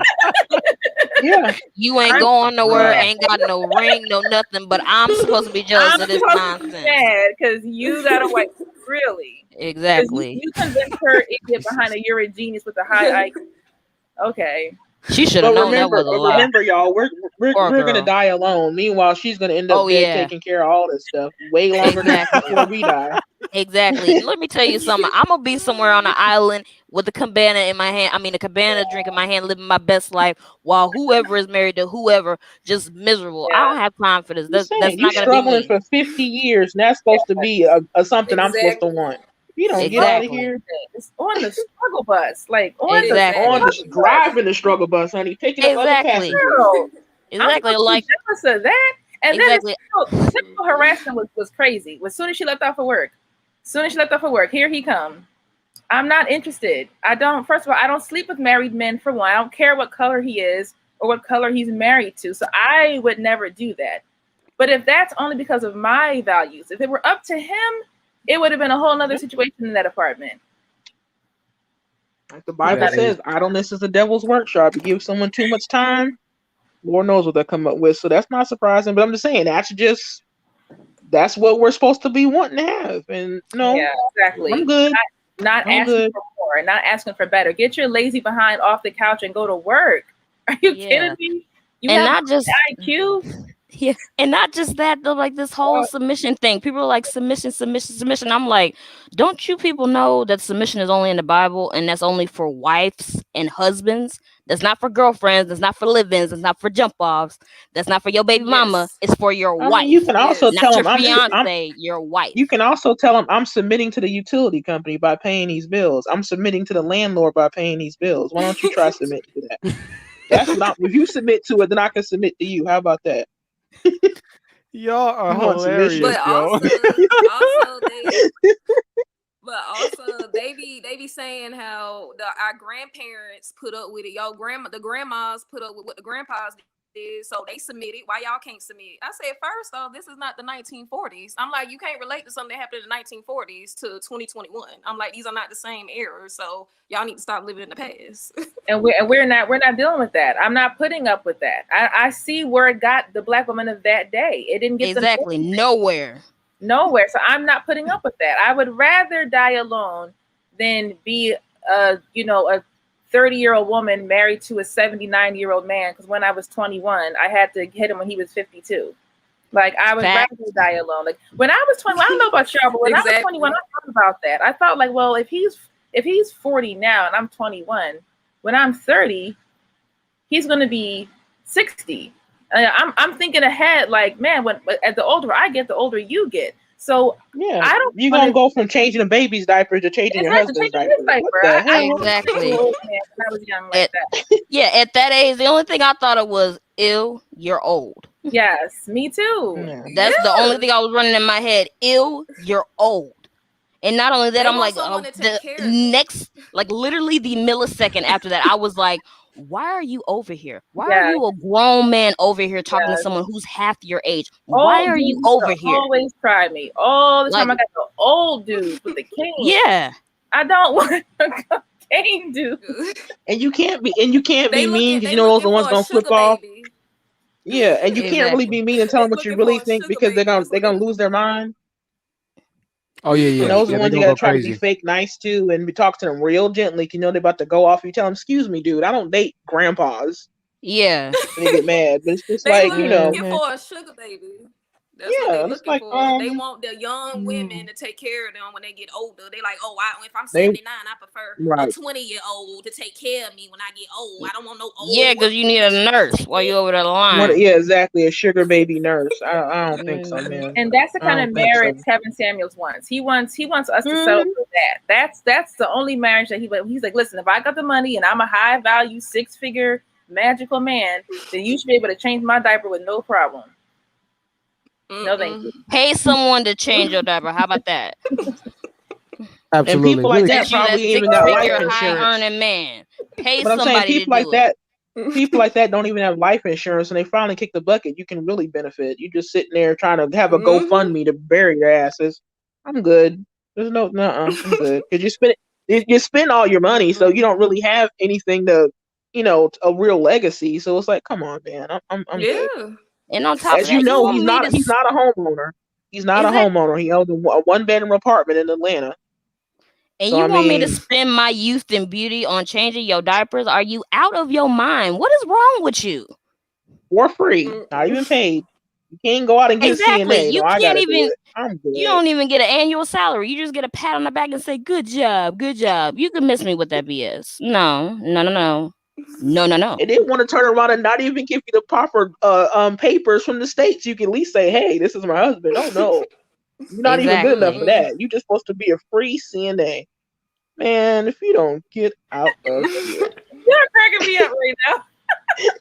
yeah. All they care about too is if they stuff start working as well. They want to be like, oh, my stuff's still gonna be working when I get in my 70s and all that stuff. I'm like, who cares if your stuff gonna be working when you get in your 70s? Like, who gives a fuck? Like, That's what you I worried hope it about. doesn't. I hope it doesn't work, man. I don't need that to work. Really quickly, JD just joined the panel. JD, what do you have to add to our glorious conversation? I just wanted to say, excuse me, I have a list because I just popped my braces in. I'm getting ready to go to bed. Oh, nice. I just wanted to say, I just feel like with these older men, they want girlfriends and wives that are like CNAs or home healthcare aides. I just, even being in my 40s, when older men look at me, I'm like, ew, Exactly. ew, Exactly. We ew. It's tried the to tell you. same. If I get naked, I'm probably gonna kill you because everything is high and perky. Mm, Like just the mere act of stripping is probably gonna give him a heart attack. Like I don't want to be with you. And men that are in my age range, their stuff barely works. So why would I want to be with you? exactly. It's just wild. And here we have guys like KT, like I don't know, these other guys that are getting ready to be timed out. Listen, I put the link in the chat for all you hateful, ignorant black negroids. You're more than welcome to come prove that you are dusty on my live panel. But until you do, if you keep on commenting hateful comments, we let you comment a little bit of hate because we're not just gonna. We believe in freedom of speech here, but you cannot just keep on commenting hateful comments and then not hop on the panel after I provided the links. That's not masculine. All right, that's not even feminine. That's just immature. Like, grow up, bro. All right. I get that you're angry. I get that you don't understand. But come hop on the panel. Let's try and have a dialogue or converse over why you feel the way that you feel. If you keep on commenting, the mods will time you out. And if I see it enough, then I'll just block you from the channel and I'll be on the lookout for you. And I'll keep blocking every other YouTube profile since I know you're just going to go create another YouTube profile, Gmail account, and then come back with the hate as well. If you feel like your life has just come down to you being able to hate on chat panels and that's what gives you happiness, I would gladly tell you that you probably need to go to counseling, such as your father suggests for all of the other women that call into the show, and that you need to really do some soul searching to find out what you're on this earth to do. Because if you have that much hatred for a group of people who you never met in your life, who are truly trying to uplift the black community out of the travesty that you as a black man have led us into, then you have more issues than I could ever address on a live panel. So once again, keep commenting hate. The mods will get to work on you. Mods, you have free reign at this point. I'm seeing the same names pop up in their hatred, and they don't want to join the live panel. JD, I appreciate you joining. We're just having a great conversation here, and I just had to address that really quickly. Yeah, This the same. Go ahead. I think the harsh reality that a lot of these red pill men are not telling the men that are following them. It was something that I wanted to address is that I've been speaking to a lot of healthcare workers. I know a lot of black women in healthcare. Um, there's a pattern that they've been seeing for extended stretch. Red pill is not addressing it, and it's going to get a lot worse because what they're doing, they're painting themselves into a corner. Often when women get older, even if they're not married, they don't die alone. There's usually children, nieces, nephews. The community kind of comes together to make sure she's taken care of.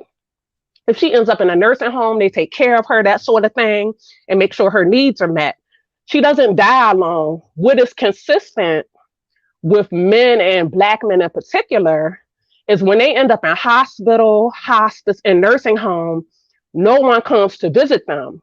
If you are pumping and dumping all of these women, and then you're getting married to young women who become older who then don't want you, and then you're having children all over the place who grow up and they resent you for not being there and paying child support, you're painting yourself into a corner. You're going to die alone. And my best friend, she lives in Virginia and she has a townhome and she pays the HOA fee. And I think a couple weeks ago, she called me and she was like, yeah, she was like, this was a white guy though. She said, this guy, the townhouse that he's in a few doors down from me, they basically found him dead in the townhouse. And he was divorced. He was bitter. He didn't have a good relationship with his children. And I think someone had done a wellness check and they had called the police and the police were like, well, if they don't want to come to the door, there's nothing I can do. And I think they were persistent because, you know, they saw that his car hadn't moved and it had been an extended stretch. And they had to call the ex-wife and the children to come over to verify that it was him. So this whole community of the Manosphere, I think it's a money grab. I think a lot of them don't realize they're being played. And you're going to see an astronomical number of men and especially black men where there's going to be an increase in them dying alone. Even living in New York City, since COVID has happened, there are even more homeless black men on the street than there's normally been. Because what has happened when COVID happened, I think a lot of black women got a wake-up call. and they kicked them out. They were like, you can't be here. Like, my safety is at risk. The children are here. You're not contributing anything. You have to go. And, like, I really think this time of COVID, like I've been seeing in a lot of spaces, Black women are really taking some time to do introspection and reflection. I'm seeing a lot of Black women that are doing shadow work. And finally, a light bulb is going off because they're like, wait a minute, we spent thousands of years being loyal to Black men, and the ROI, return on investment, has been extremely low. So Absolutely. even prior to so-called white supremacy, we were getting burned. And nothing has changed. Like, we have to change the trajectory of what is happening. Clubhouse has an extensive number of rooms of people who are Black women's allies, or Black women that are newly divested, or Black women encouraging people to divest that might be on the fence. I just think a lot of us are waking up, and I'm noticing, especially with like the Gen Z and the Gen Alpha, they just are not having the foolishness, and I'm really proud of them. I really, really am. Absolutely. Such a well said comment. You're right. No woman wants to be with an asshole. And so I don't understand. No. This is why Kevin Samuels is divorced 2 times. The dude's an Right. asshole. All right. So it's like, listen, you can have as much money as you want, Kevin Samuels. You will stay single and keep paying for prostitutes in California like you were in your hotel room for as long as you're alive, because you're an asshole, my man. And Absolutely. Women this is want what to they- be treated well. We don't want to be talked to like we're a dog or like we're trash. Like, Right. women want to be respected. We want to be spoiled. We want to be adored. We want to be adorned. And I really think it's wild to me, because I was in a Clubhouse room last night and Crystalline Carrison was in it initially, and then she left.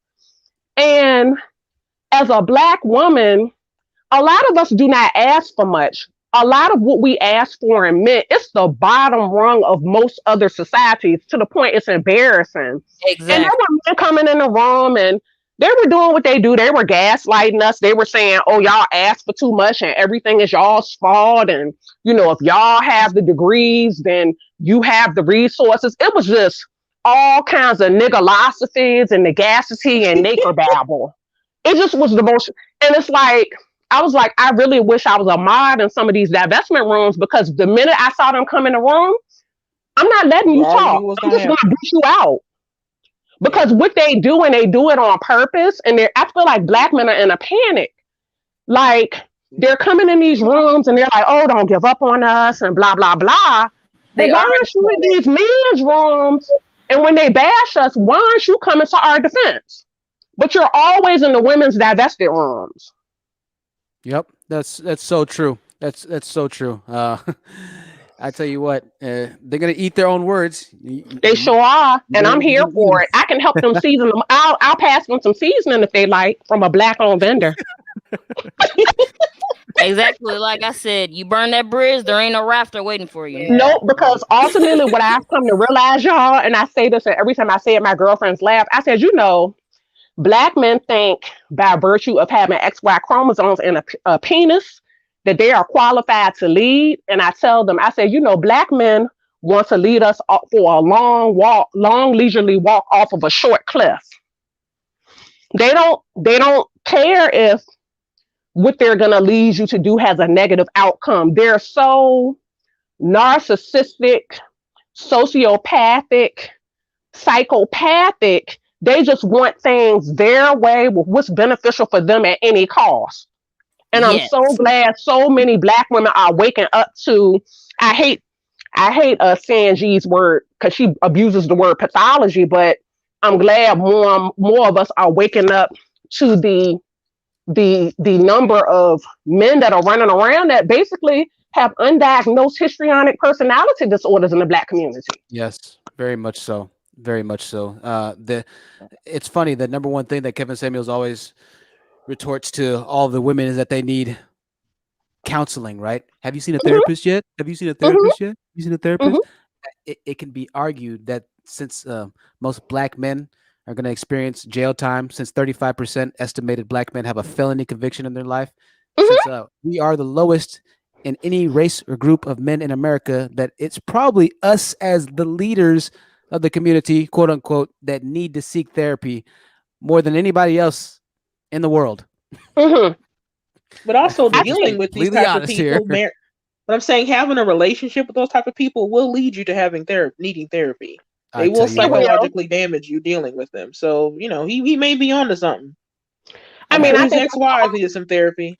well, I you want know, to a address. broken clock is right twice a day. I mean, most of what he says is wrong, but every now and then he gets it right. A broken clock is right twice And a you know day. what I heard? I heard somebody, one of my commenters say this, and I was like, damn, this is deep. Even Satan, even the devil told the truth, right?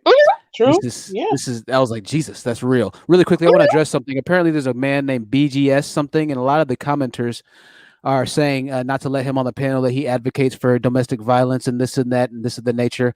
BGS, unfortunately, and Bronze Bird, I see you in the background. And Bronze Bird, if you make it onto the panel, you can wait if you'd like to.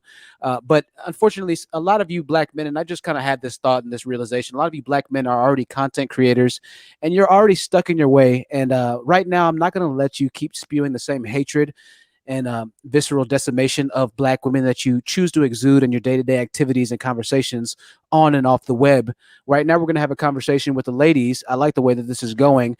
You can call me a panda bear. You can call me whatever you want. But the honest truth is that I probably already heard just about every played out point of contention that you have with my logic and with your illogical reasoning. So once again, Bronze Bird, I see you in the background. Once space does clear, you are more than welcome. Bo Bricks and every other man, maybe on another live stream, you can hop on.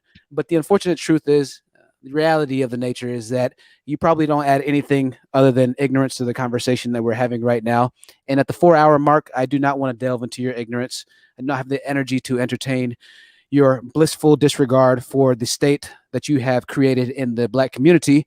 So, as a man of somewhat power over my YouTube channel, the power that I've worked for, and as a man, I have the choice to do what I want to. And so I will not include you in the conversation below. We will continue our conversation. If you want to join next live stream's conversation, make sure you subscribe, turn the notification bell on. If you want to actually talk with me, then you're more than welcome to email me. It's on the About section of my YouTube page. If you are that serious and your convictions do reign that deeply, rooted inside of your heart and soul, I am here to talk with you, my fellow black brethren.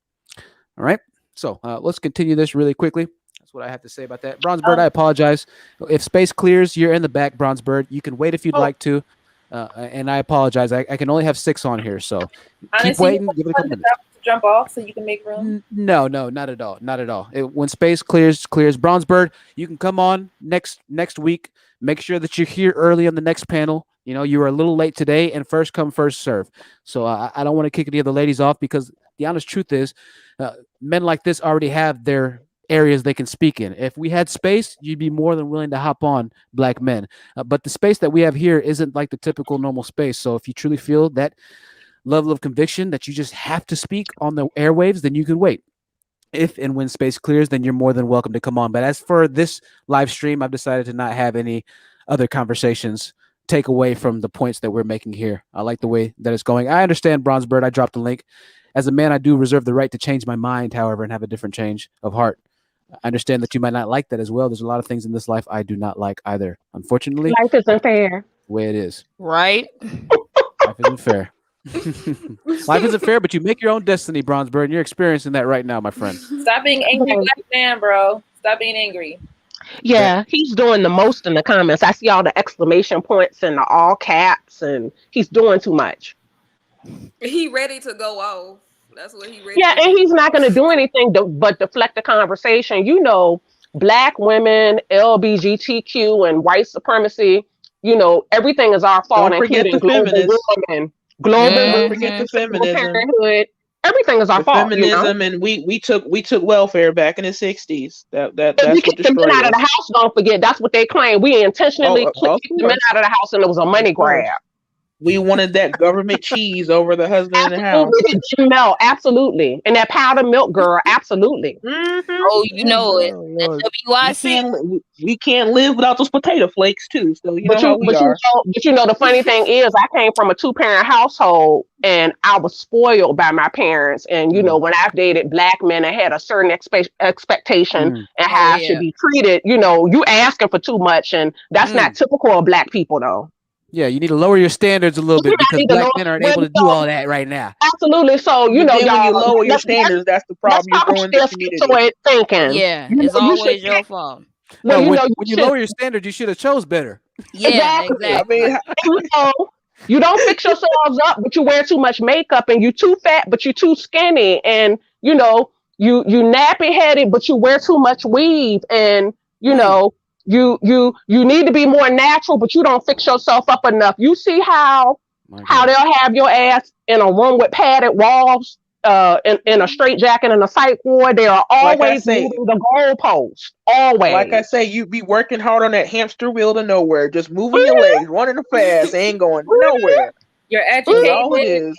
and you don't have nothing going for yourself. You're Yeah. you're a nobody. Yep. We got You're $5, masculine but because we you spent, have because you're spent educated. $700 on the weave. Okay. Mm-hmm. You're masculine because you're educated, and then you're a broke bee when you don't have any money. Oh, absolutely. You a gold digger They could be when you working work at there with nickels with holes. and they think they doing something. They could be working at McDonald's and they think they doing something. I'm like, baby, that ain't gonna do nothing for me. I can work at And you know, McDonald's to that, too. You can work at McDonald's in high school. What you mean? and to that point, this is the argument that they have. I had a conversation with them. And this man actually went on to defend a lot of black women in the comment section. His points are slowly starting to change. He understands that, okay, you know what? He's kind of right. This man named D, he came on. He was like, well, black men only make $10,000 less than the average white man does. So they make on average of $40K a year. Like 40,000? Is that what we're arguing? That black superiority has come down to, that we should be okay with the men making $40,000. You can't raise not a money. family on 40K. You can't raise But the yourself difference on is 40K. Yeah, you really No, but I'm can't. saying when you dig it, but when you dig into the numbers, it is way worse than that. The median Absolutely. income, which is Absolutely. half of them make less than 24K a year. And what makes it worse I is mean, that so it's like, how can we be gold diggers? I've never understood that. Where is our gold? well, you know, according to them, you trying to take their sixpence and their wooden nickels with holes. So as far as they're concerned, that's digging still.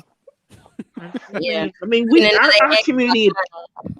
I'm saying our community invented Netflix and chill. We literally popularized that, where you can't even take someone out to McDonald's. And it's First Last says, quit asking for so much and check your attitude. First of all, the bar for black men is already pretty much under the ground. It's 6 feet under right now. They barely want you to do anything. To be breathing. Is They that just- what you they want want? literally You to just want just to be breathe? breathing. Yeah. Well, you can breathe on somebody else. How about that? Jesus, they just want you to they not don't go to even- jail, have gone to jail, and to just have a job where you make a little bit more than the Honey, and average. to be honest with you, black women don't even require that. You just need you to be out of jail. Okay? Yeah, Right. Exactly. My standards were That's so all. low. Just don't currently be That got me inside the jail cell. That's It's even true. then. And you can work Yeah, at it McDonald's really and she'll is. say, oh, at least he got a job. Yeah, Exactly. Yep. That's the first thing your Black friends women will standards tell are too you. low. That's what Especially the if you problem see is. someone. But once So again, this here's whole the idea problem. of how we have these high standards, I really, come on, fam. The reality does not match the talking points. It doesn't. It And, really you know, doesn't. we're the only group of women. I just can't recommend it enough. Everybody needs to read Is Marriage for White People. It's a must. You Oh, must yeah, I've read read that that. book. You must. Because actually, he could do some updates on the stats, but like, black sure women there are the was. only group of women that we consistently marry down. Everybody else marries up or they marry their equal. Mhm. And Yeah. black men will tell you, if you make 100K, you should be with someone that's 40K because you asking for too much if you don't want someone that's closer to your income. Yep. The average at best girl. This girl makes 6 figures They on want Kevin us Samuel's to show, help them. and he downs And her and she tells her she's literally- average at best. And she got torn. I'm saying she got torn to shreds when she said, I tried multiple times to date guys who made less money than me, and all they want to do is live off of me. So maybe you I know should what? move up to someone in my own income. And she got Yep. ripped to shreds. And all she was And doing not was only that, asking, they what can flagged I her do? business. Yeah. And they said, well, all It's she was none of asking your is, what business. can I do to find someone who doesn't want to live off of me? That's all she Yeah, was really asking. and She not, wasn't and you even know what? asking for the world. She wasn't. And I've noticed with, and I have to say this because black men, one of the things they love to deflect to is we lead with our degrees. I've never really heard black women do that.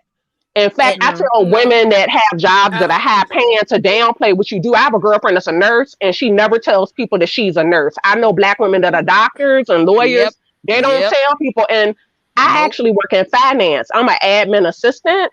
I don't tell them the company I work for. I say, oh, I'm just an admin assistant slash receptionist. And I notice consistently because I date the rainbow. I date the whole rainbow coalition. When I date men that are white and other, where I went to school and what I do for a living, it never, ever, ever comes up. Black men are the first ones to either ask me, what do I do for a living? Or where I went to school, or both, because it's almost like default. They're adding up in their head how I can help them split bills and be a roommate. Mm-hmm. Or how they can help play you. Yeah, Exactly. hey, I want to go Exactly. 50-50. I want to we're supposed to be a team. We gotta be 50-50, Nah, but we you gotta roommates, respect son. everything I say though. Nah, son, I'll be I'm by getting myself tired of paying hearing for this. Or all of a sudden Nah, son. you have to be the business investor to go ahead and put a little seed money to get them off the ground. The Yeah, businesses, because of you know course, they never got go that rhythm anywhere. spoons business, girl. They got that rhythm All the spoons time. business, and All you the gotta time. invest. You gotta build them up. Sell the T-shirts. It used to be the CD, sell the CDs and the DVDs and all. I mean, it's just nonsense. But I I mean, And you had a know, what's guy. Mm. and I if had you a what you guy. gotta notice, deal the with. interesting thing is that these questions that they're asking, you notice that these are the same 1950s questions that women used to ask men. Mhm, What do you do for a living? Oh, where'd you go to Exactly. school? mhm, So it seems like But That's what they're I'm men saying. want to be the Feminism, woman. Wow, great but point. mhm. they cry about They trying to be feminism. women now. Yep. But I'm saying they cry about feminism, but feminism has been its beneficiary to them. Exactly. Exactly, Well, It's the exactly. It reason It's why literally like, you're able to feminism. have sex without being married. You're welcome. Well, it's Mhm. it's it's or it's have a so roof over your hypergamy. It head. I literally mean, it's plays just like, into the man's every man's benefit. It says, listen, if you just yeah, do good in life, if you make the right choices and work your ass off, you'll win. It's so simple. Like the puzzle is already put together in front of black men, and they're like, Mhm. no, no, no, and they just rip it apart. It's like, bruh, it's so simple, bro. Just get your shit together. It's very simple, Yes. and we live in the age of technology. There are no excuses. The white man can't see that you're black when you file for an LLC. The white man can't see when you go on Coursera and Udemy and you take a coding class. I'm so sick of their niggalosophies about white supremacy. I am done. yeah, I'm like, there's so yeah. much stuff with starting businesses on the internet that nobody would even have to know what you look like. That's And why I people go are so pulling hard. 6 figures and high five figures every month from those businesses. That's why I go so hard on all the black men that choose to sweep the floor in the company that I work for, which I haven't even said the company I work for.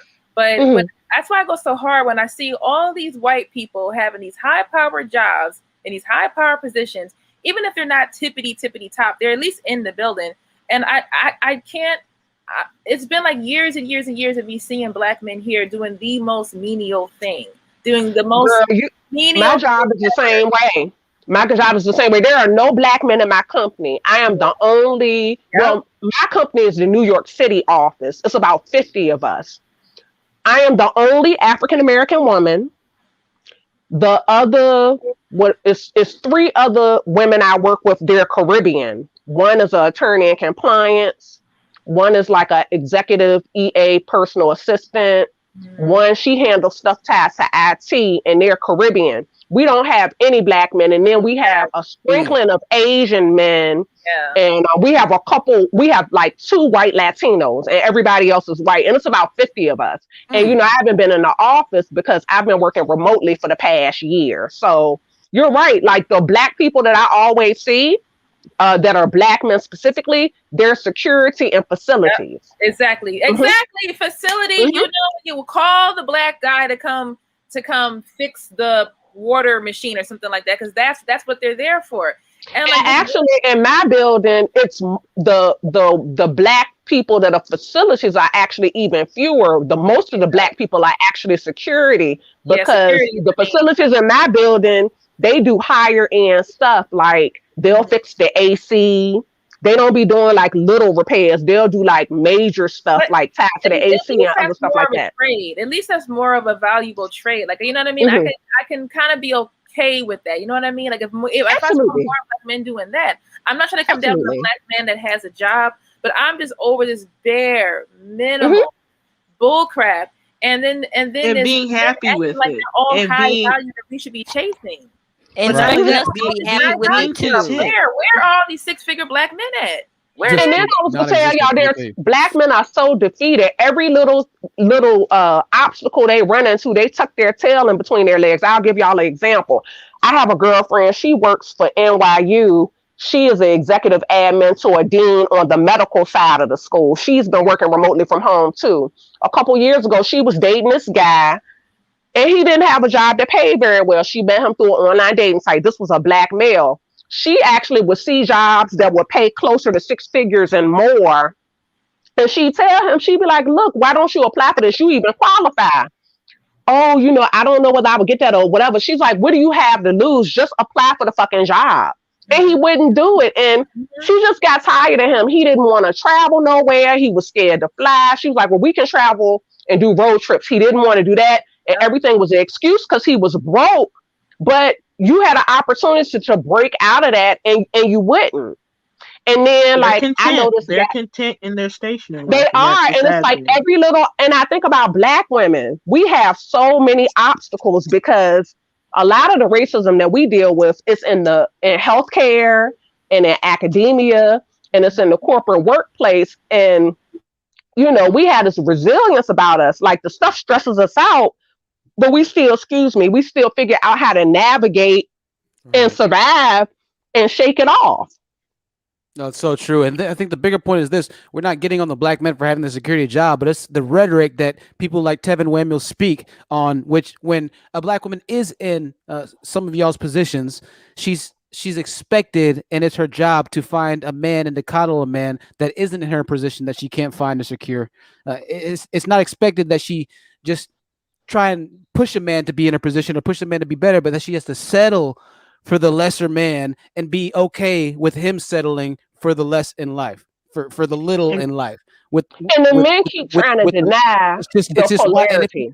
right. And if you don't settle for the black man who doesn't have anything, then you're the problem. Even though you're Mhm. trying to be progressive and to curb the downward spiral on every single earnings gaps of the black community, you're trying to curve it upwards, but you're the one that's hating on the black community.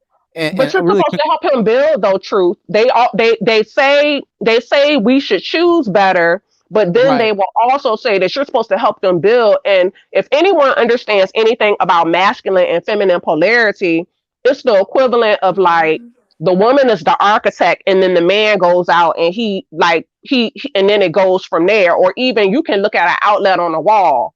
The masculine might be the plug, but the feminine is actually the power that is in the wall. That's why people make the jokes about the head and the neck turning the head and how it works with the masculine and the feminine. Like, it is not our job to be Bob Arena the builder. No, They're I'm saying, but supposed to. you can look at the Exactly. Asian community. I'm saying, but you can look at the Asian community, how far they go. Those women Mhm. push those men so hard and so They fast. The do. suicide rate with them is off the chart. They don't Oh coddle yeah. them, But and they also, still No, date. don't. And they'll but still also date within outside the the race at Asian, a higher rate. Even but how good they do is not good enough. But So I mean, in this the whole Asian community, Chinese men get exactly what they fucking deserve, because for a Mhm. long time when we were little, they had that one child rule, and if it was a girl, they were aborting them and they were getting adopted and abandoned. Or So like killing with the them. Chinese, or they were killing them. So Hmm. like They get what black they women, deserve. y'all have to start looking at other cultures and learning from them. There's a documentary called One. I recommend you look at it, because Chinese women were kind of in the place we were in, and they course corrected quickly. That's why so many of them date out, and why they're having a problem in China now with the dynamic of the ratio of men to women. You do not let men disrespect you, treat you like shit, and continue to support them. You do exactly what they do. You divest. And so now they're learning the hard way. They're whining about it. It's like, I don't feel sorry for you, because you thought for a long time that women and little girls Hmm. had no value. That is Yep. karma. It's karma. You deserve that. What's You the reap age what you sow. girl Lucy Liu? I remember years ago, she gave this interview because there were Asian men asking, why does she never do roles with Asian men? Why is she always in roles with white men? And she kind of went off in the interview saying how I don't owe Asian men anything. I can do whatever I want to do. This is what I'm attracted to. Because in her roles, she's always a love interest and her man is always a white man. And she's never really even been in a role with an Asian man. That's because she doesn't really feel responsible to Asian men, because for whatever she's not beholden to them. No woman on this planet is beholden to the men in her group. Follow suit. We need to follow the same Lucy suit. She went her own way, and then it forced Asian men to change their behaviors because Asian women left Asian men. That's what forced Asian men to change. That's what I was saying. You gotta walk away. If you don't walk away, nothing changes. And you're right. And like black women have to stop talking about that they're going to divest. Do the shit silently. Just don't say nothing. Exactly. Too many of us talk too much. Yes, moving silent. We talk and don't do it. We talk and don't do it. They're getting smarter. They're noticing that with all of us talking, they're trying to change their words and their speaking patterns and stuff to act like they still really want us and they support us. But because we talk too much. Just move. Yeah. But exactly. We talk too much and we don't move. You have to move and not talk. We do the opposite and wonder why we don't get nowhere. Right. Exactly. You're right. You're right. Absolutely. That's a great point. Great point. And really quickly, we have obviously a lot of trolls are coming in and out of the chat room today. I want to read a comment from one Christopher Moore. This is the type of man that wants your submission. He's telling Taylor Beauty, a pretty sweet woman in the chat, to shut the F up and that you're doing too much. Submit to this and shut the F up. This is exactly what we're talking about. Who in their right mind would want to submit to a person? You catch more flies with honey than vinegar. You catch more flies when you can't submit to white supremacy, black women and black children are the easiest of targets. You whine about white supremacy and you don't have all that smoke for the white man. So you pick on black women and black children and terrorize and harass us. Unless you're creating an environment where you're creating jobs for black women and making it where black women don't have to work and raise children there, and you're not wiping us up, there's nothing to submit to. I'm going to submit to my boss. He just gave me a bonus and a raise the other day. I'm going to submit to my landlord. I'm going to submit to all the utility companies. I'm going to submit to Whole Foods and Amazon.com. And, anything else I need, I'm going to submit to. Like, I can't take these men seriously. They had this weird shit with submission because they don't have control over anything else in their life. Ding, so ding, ding. Black women. Exactly. But see, it also is just talk. It's just talk. It's been talk and talk and no talk action. and talk. And women typically do that. And women typically do that. No one wants to hear it no more. We want to see concrete evidence, not theory. You're right. You're right. Our grandmother's generation and our great grandmother's generation went off of that all talk and no action. But it's a new day now because now we had an internet. Exactly. And we've been here for 400 years, fam. Behind 400 years we've been here and we ain't moved up yet. Ain't got nothing.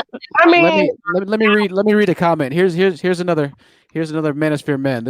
I love when they come in and comment. This is just proving our point. First of all, his name is Valid Plug TV. For those of you who don't know, a plug is direct reference to a man who sells drugs who you can go consistently to acquire drugs from. So that's a plug. Valid Plug TV says, "Why do we have to create jobs for you?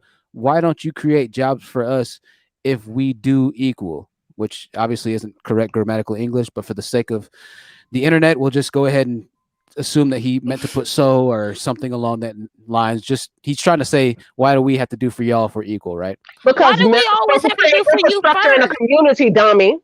Exactly. You want to be the leaders and lead. And you want submission. So how are we going to submit to you? How are we going to submit to someone that has nothing to submit?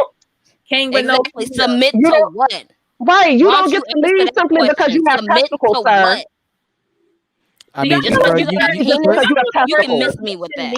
These men know what the word submission means. Submission means under the mission. Get under the mission. What mission am I getting under? Under Valid Plug TV, you're not getting anything because he's not going to create anything for you. As to what I'm getting into, ain't nobody stupid. Right. And he's directly acknowledging that he's not going to create anything for you. So there's nothing for you to submit to. There's nowhere They you're going, just Valid Plug want TV. Exactly. It's just a trick bag. It is. they It's just want moving the us to goalposts. submit. Yeah. It's crazy, They just want crazy, us crazy, to crazy. It's submit moving to the nothing goalposts. because they think black women supposed to just shut up. We the men. Y'all just need to shut up, sit there. Y'all opinion don't matter. So y'all be quiet because all y'all have to offer is just birthing kids. I'm just like, you know what? Well, if And y'all what do feel you that have to way, offer? Not a y'all damn should have a thing. problem with divesting, okay? It's I would just gladly divest and let y'all just go extinct. Okay, that's what I would Me gladly do too. since y'all don't want to get it together. Yeah, and when they ask what you bring to the table, when I see that on online dating sites, I just swipe because I bring absolutely nothing to the table, sir. Nothing. I bring nothing. Yeah, it's supposed to be your table, ain't it? All I bring is my vagina and my boobies. That's it, sir. I have nothing else to bring. I have nothing. well. In response, Valid Plug says, "I didn't mean to disrespect." When obviously it's very It was clear and a very very clear you were disrespectful trying to be comment. disrespectful. It's very clear that you're trying to Right. troll and deflect Of because course. men are supposed to build infrastructure and there's no such thing as 50-50. Women and men are not equal. We are complementary to each other. We are not equal. And I'm tired of hearing that argument. You do not have the ability to have a Exactly. period every month and go through menopause and have endometriosis and birth children and almost die in childbirth. And most of these men, what gets on my nerves, we have such a horrible baby mother morbidity rate in the Black community. Mhm. And it's really, really bad. And it's like, even when we're at our most physically fit, we're in danger. And it's like, Not only that, after you most pop men out the don't even kids, we know. have to go back to work like so And soon. You most can't men even really don't recover know. after giving birth. Right. And most men don't know you are in a danger zone after you have a baby up until about the time that child is 1 year old. So from the time of conception Mm-hmm. up until the time that child is about 1 year old, you literally have 1 foot in the grave. And you got some Black women that within days or 2 weeks of having a baby, they got to go back to work. Mhm. And And not that's those just easy sit down jobs. They be doing them Mm-mm. hard physical Physical labor labor. jobs. And they be working Hard while they're labor pregnant too. jobs. Yeah. Almost till they pop, and then 2 weeks after they pop and drop, they right back to work.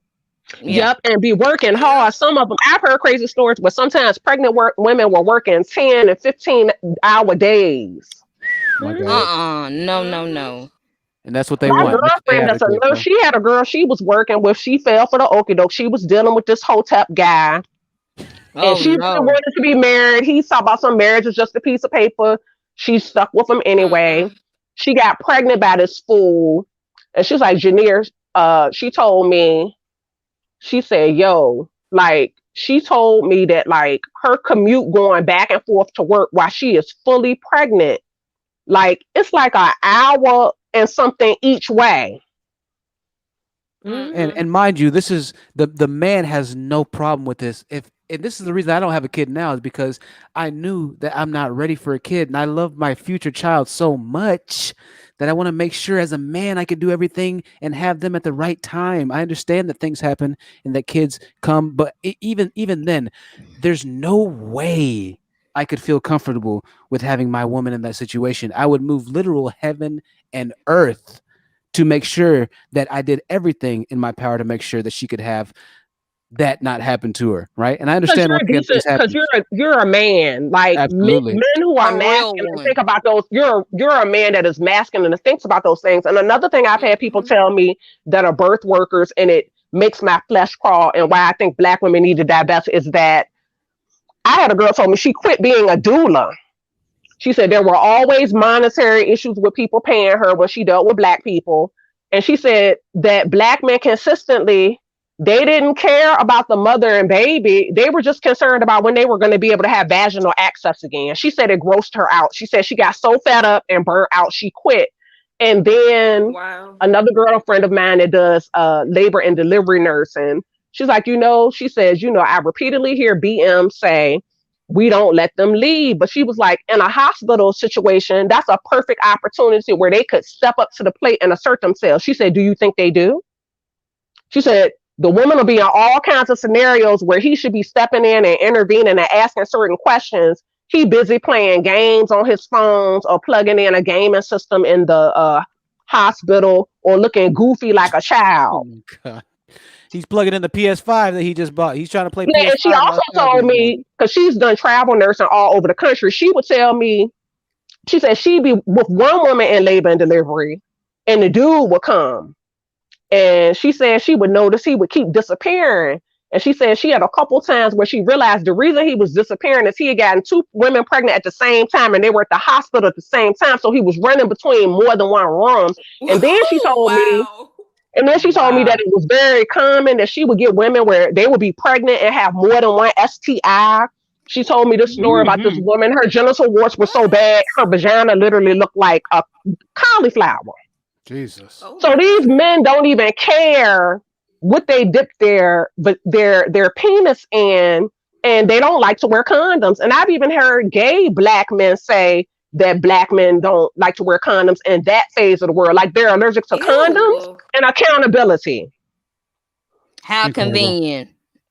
Yeah, she said, how Wow. convenient. And I dated somebody a couple months back, and we stopped seeing each other, and he was talking that mess about not wearing a condom. And I was like, no, sir. No, sir. I was like, I don't want children. I said, and even though I track my ovulation, I said, you need to wear a condom. I said, and I don't do birth control. I track my ovulation.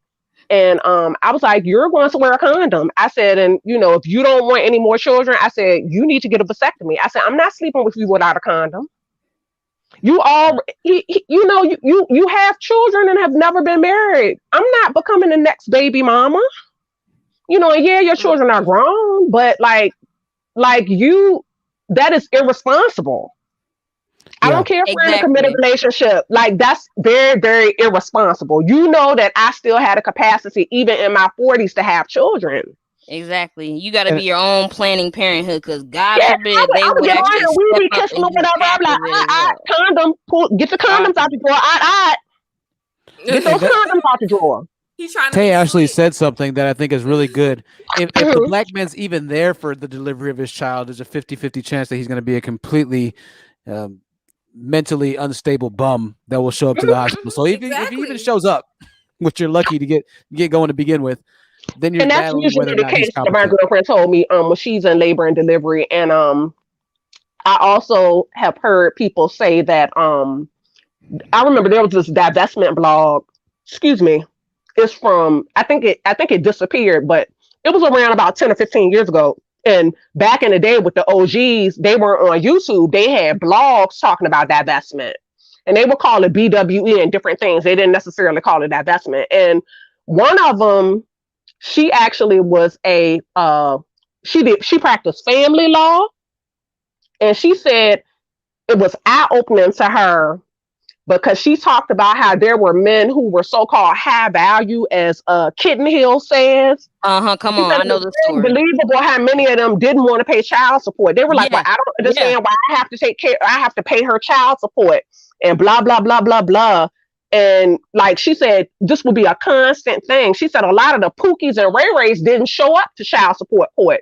She said it would be the dudes that would be blue collar and high value that so-called had their own businesses that did not want to pay the child support. So see, in the black community, even the good ones are still they're more problematic than the Pookie and Ray Ray. Exactly. And then they back up said Pookie and Ray Ray.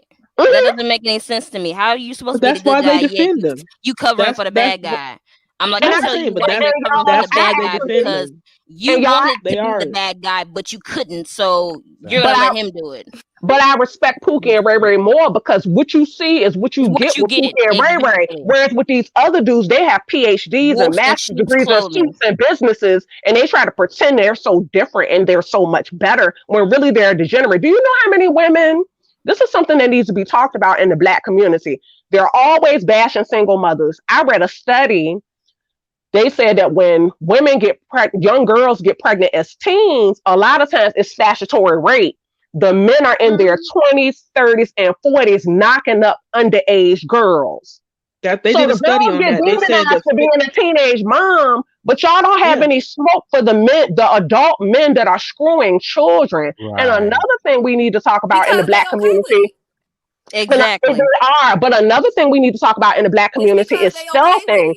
They okay We- with it. That's why. They are, but stealthing is a huge problem in the Black community. There are Oh a lot of yeah. Black men that poke holes in condoms. They slide them off, and I've actually had women in my inbox.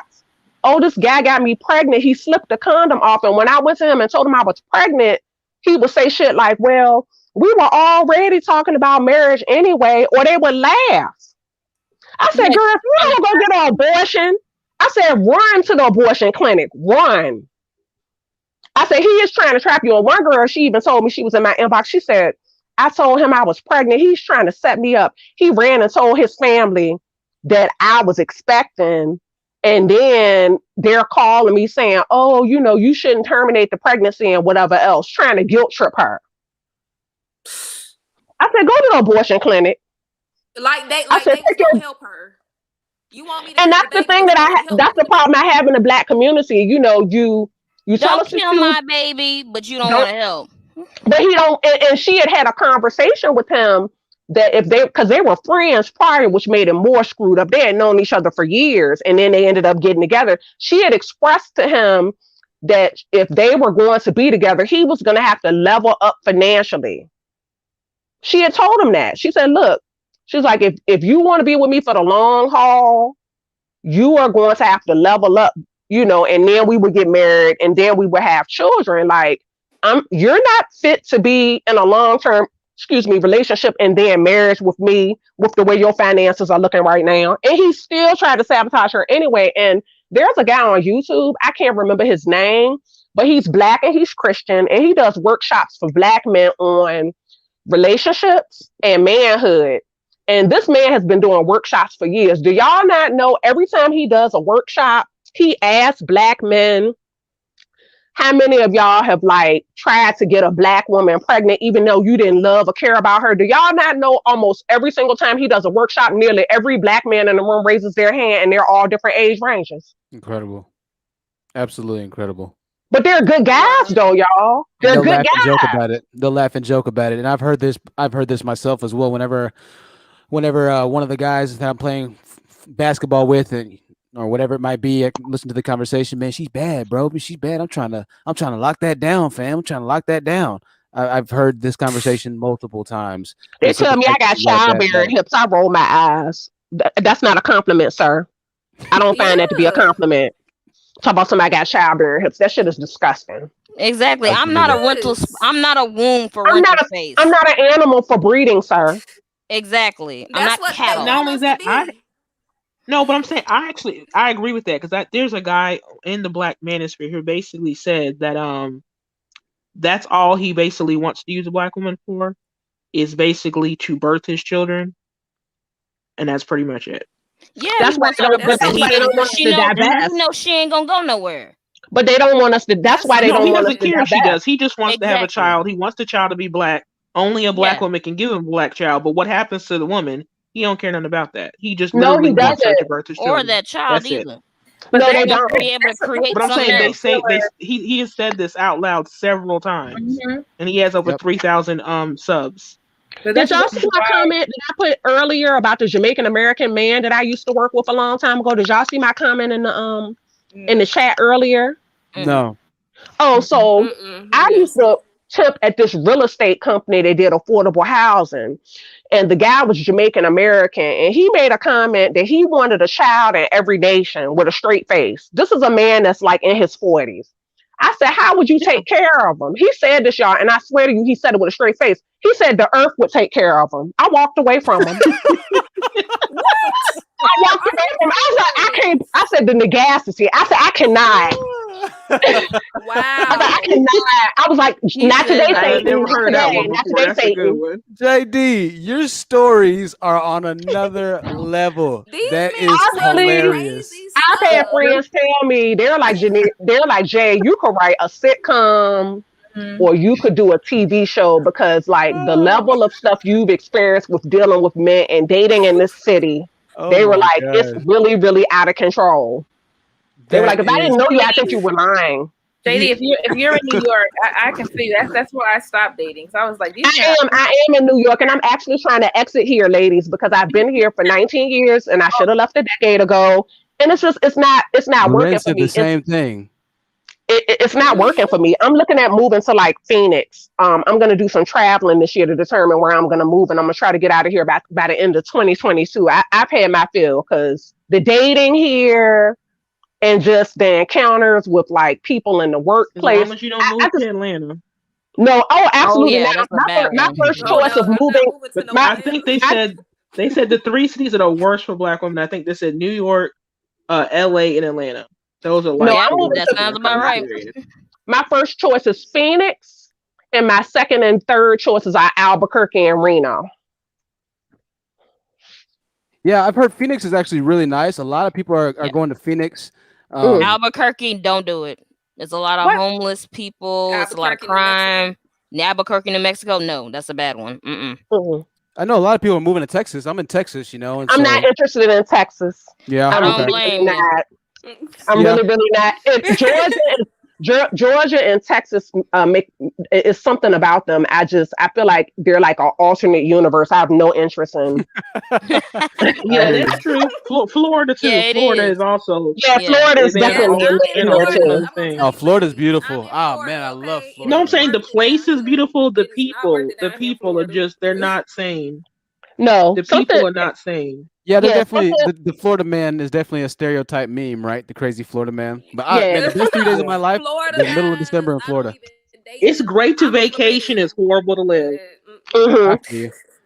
I feel you. I Well, just hey, can't listen, take it. there's not gonna be any perfect place at this point, to be honest. You know, it's kind of Yeah, just Not with with make the humans, most it out ain't of where gonna you can be. get. some type of way, I After guess. I COVID don't gets rid of know. gets rid of us, it's gonna be.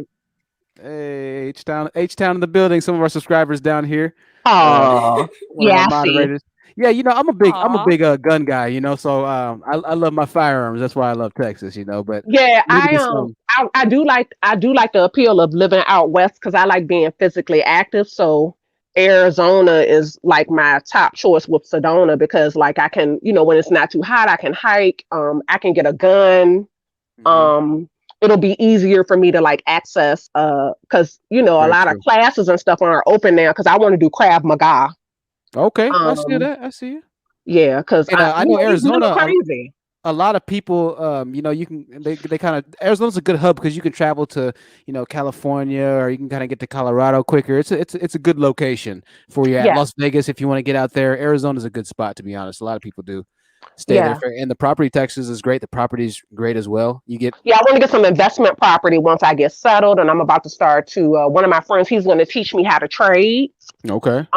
So I can't do a lot of trading with my job because I being in finance, a lot of insider information. So like Mm. I'm limited in being able to trade. Like I can't do ETFs and day trading and stuff like that. And if I buy stock, I kind of have to get approval through the compliance department. But one of my friends, she's like, get a dummy account to learn how to trade so that by the time you get out of here, you'll be prepared that you can jump right into it because you already are familiar with how it works. Because I want to do futures and I want to do crypto and do Forex and stuff like that and maybe do the Asian market where I could get on like in the wee hours of the morning and be done by the early afternoon.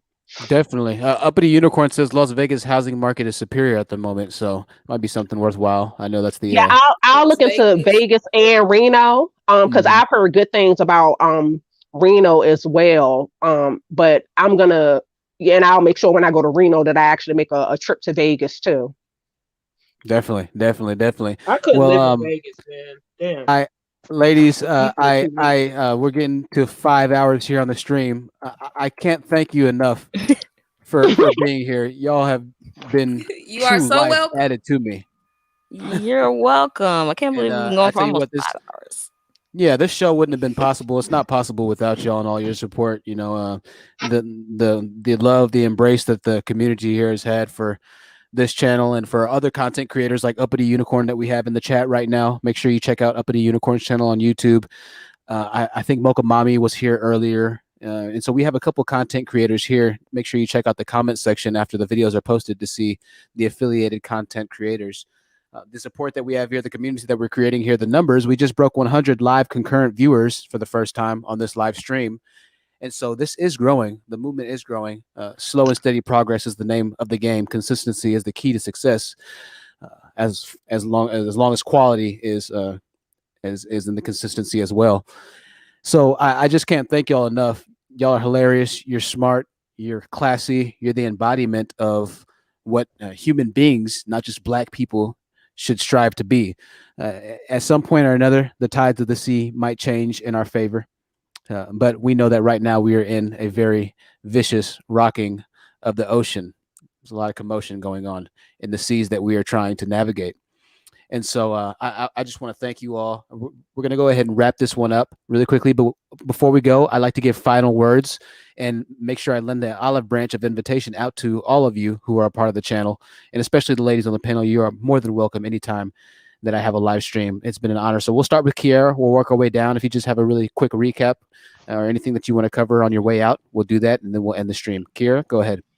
I really don't have anything. This was so much fun. This was my first, and I kind of want to. I hope I get to do this again. Definitely, Kiara. It was an honor having you on. You were wonderful, and I can't wait for you to be on here again. Okay. Thank you. You too. Not a problem, Kiara. Have a good night. We'll take you down. All right, Miss J, you are next.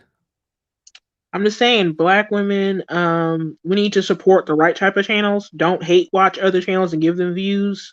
Tell others about this channel, because the only way things are going to change is if we have, people like Honest out here telling the truth. So that's what we need to do. Go ahead and support, and make sure you let everybody know that we have a new voice out here that we need to listen to, because it's the truth. And that's it. Thanks, guys. Absolutely. So good having you on this panel. Thank you, Ms. J, for your time. I don't take that lightly, and I appreciate you being here. So I'll go ahead and take you down. I can't wait to see you on the next one. All right. Okay, thanks. All right, Ms. J. Miss Loren. It's past my bedtime. I'm so tired. Loren, you're a warrior. Every stream that I've had that's gone for hours, Loren is here, and she stays the entire time from beginning to end most of the time. It's really just great to have you on the channel, Loren, as a supporter, as a sponsor of the channel. Once again, I'm going to drop the links. If you're watching this on the replay, then make sure that you check out the links that I type in the chat box and in the description box below. Make sure that you support True Black Excellence and just support excellence in general, because excellence is what levels up the community as a whole. It's always good to have you here, Loren, and I really do appreciate all the support for the channel that you've had. I can't wait to have you on the next one. Yeah. And like you, I'll be going to sleep in the very nigh future. Y'all are some night owls. I'll say that, ladies. Y'all are troopers, man. Y'all are strong. Yeah, I can stay up all night. Well, all I'm gonna say before I go is that there was a lot of trolls in this live. So look, your reach is getting further and further. So I hope one of the trolls or two of the trolls will want to come on the next stream and have something to say for themselves and for their sphere. So I look forward to hearing, their rebuttals. I look forward. Hopefully they make sense.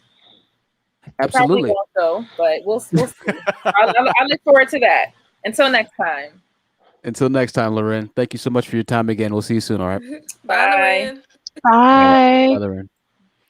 All right. That's Loren, the wonderful Loren. Always love having her on. Loving Homes, you are next.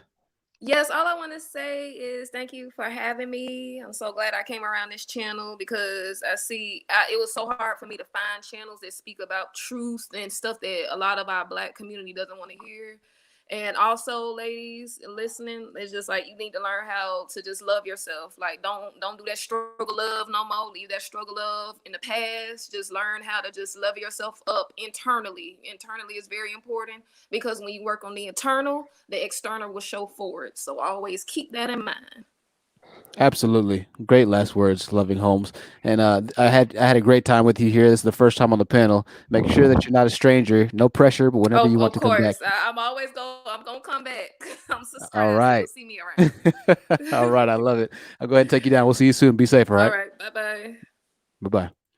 And last but not least, probably the most impactful, funny, JD, I really appreciate. I can't say most impactful. All the ladies on the panel have been extremely impactful, to be honest with you. It was great having this discussion, this dialogue, this cohesion of semblance of thought between all of us on the panel today. This is the first panel I've had, and I think the viewers reflect this. Right, the first time we broke 100, and while that might not seem like a huge accomplishment, the next goal is to get to 500, and then when that happens, the next goal will be 1,000, and then the haters will just start to finally realize and understand the movement. But by that time, the snowball is rolling down the hill. It'll be too late.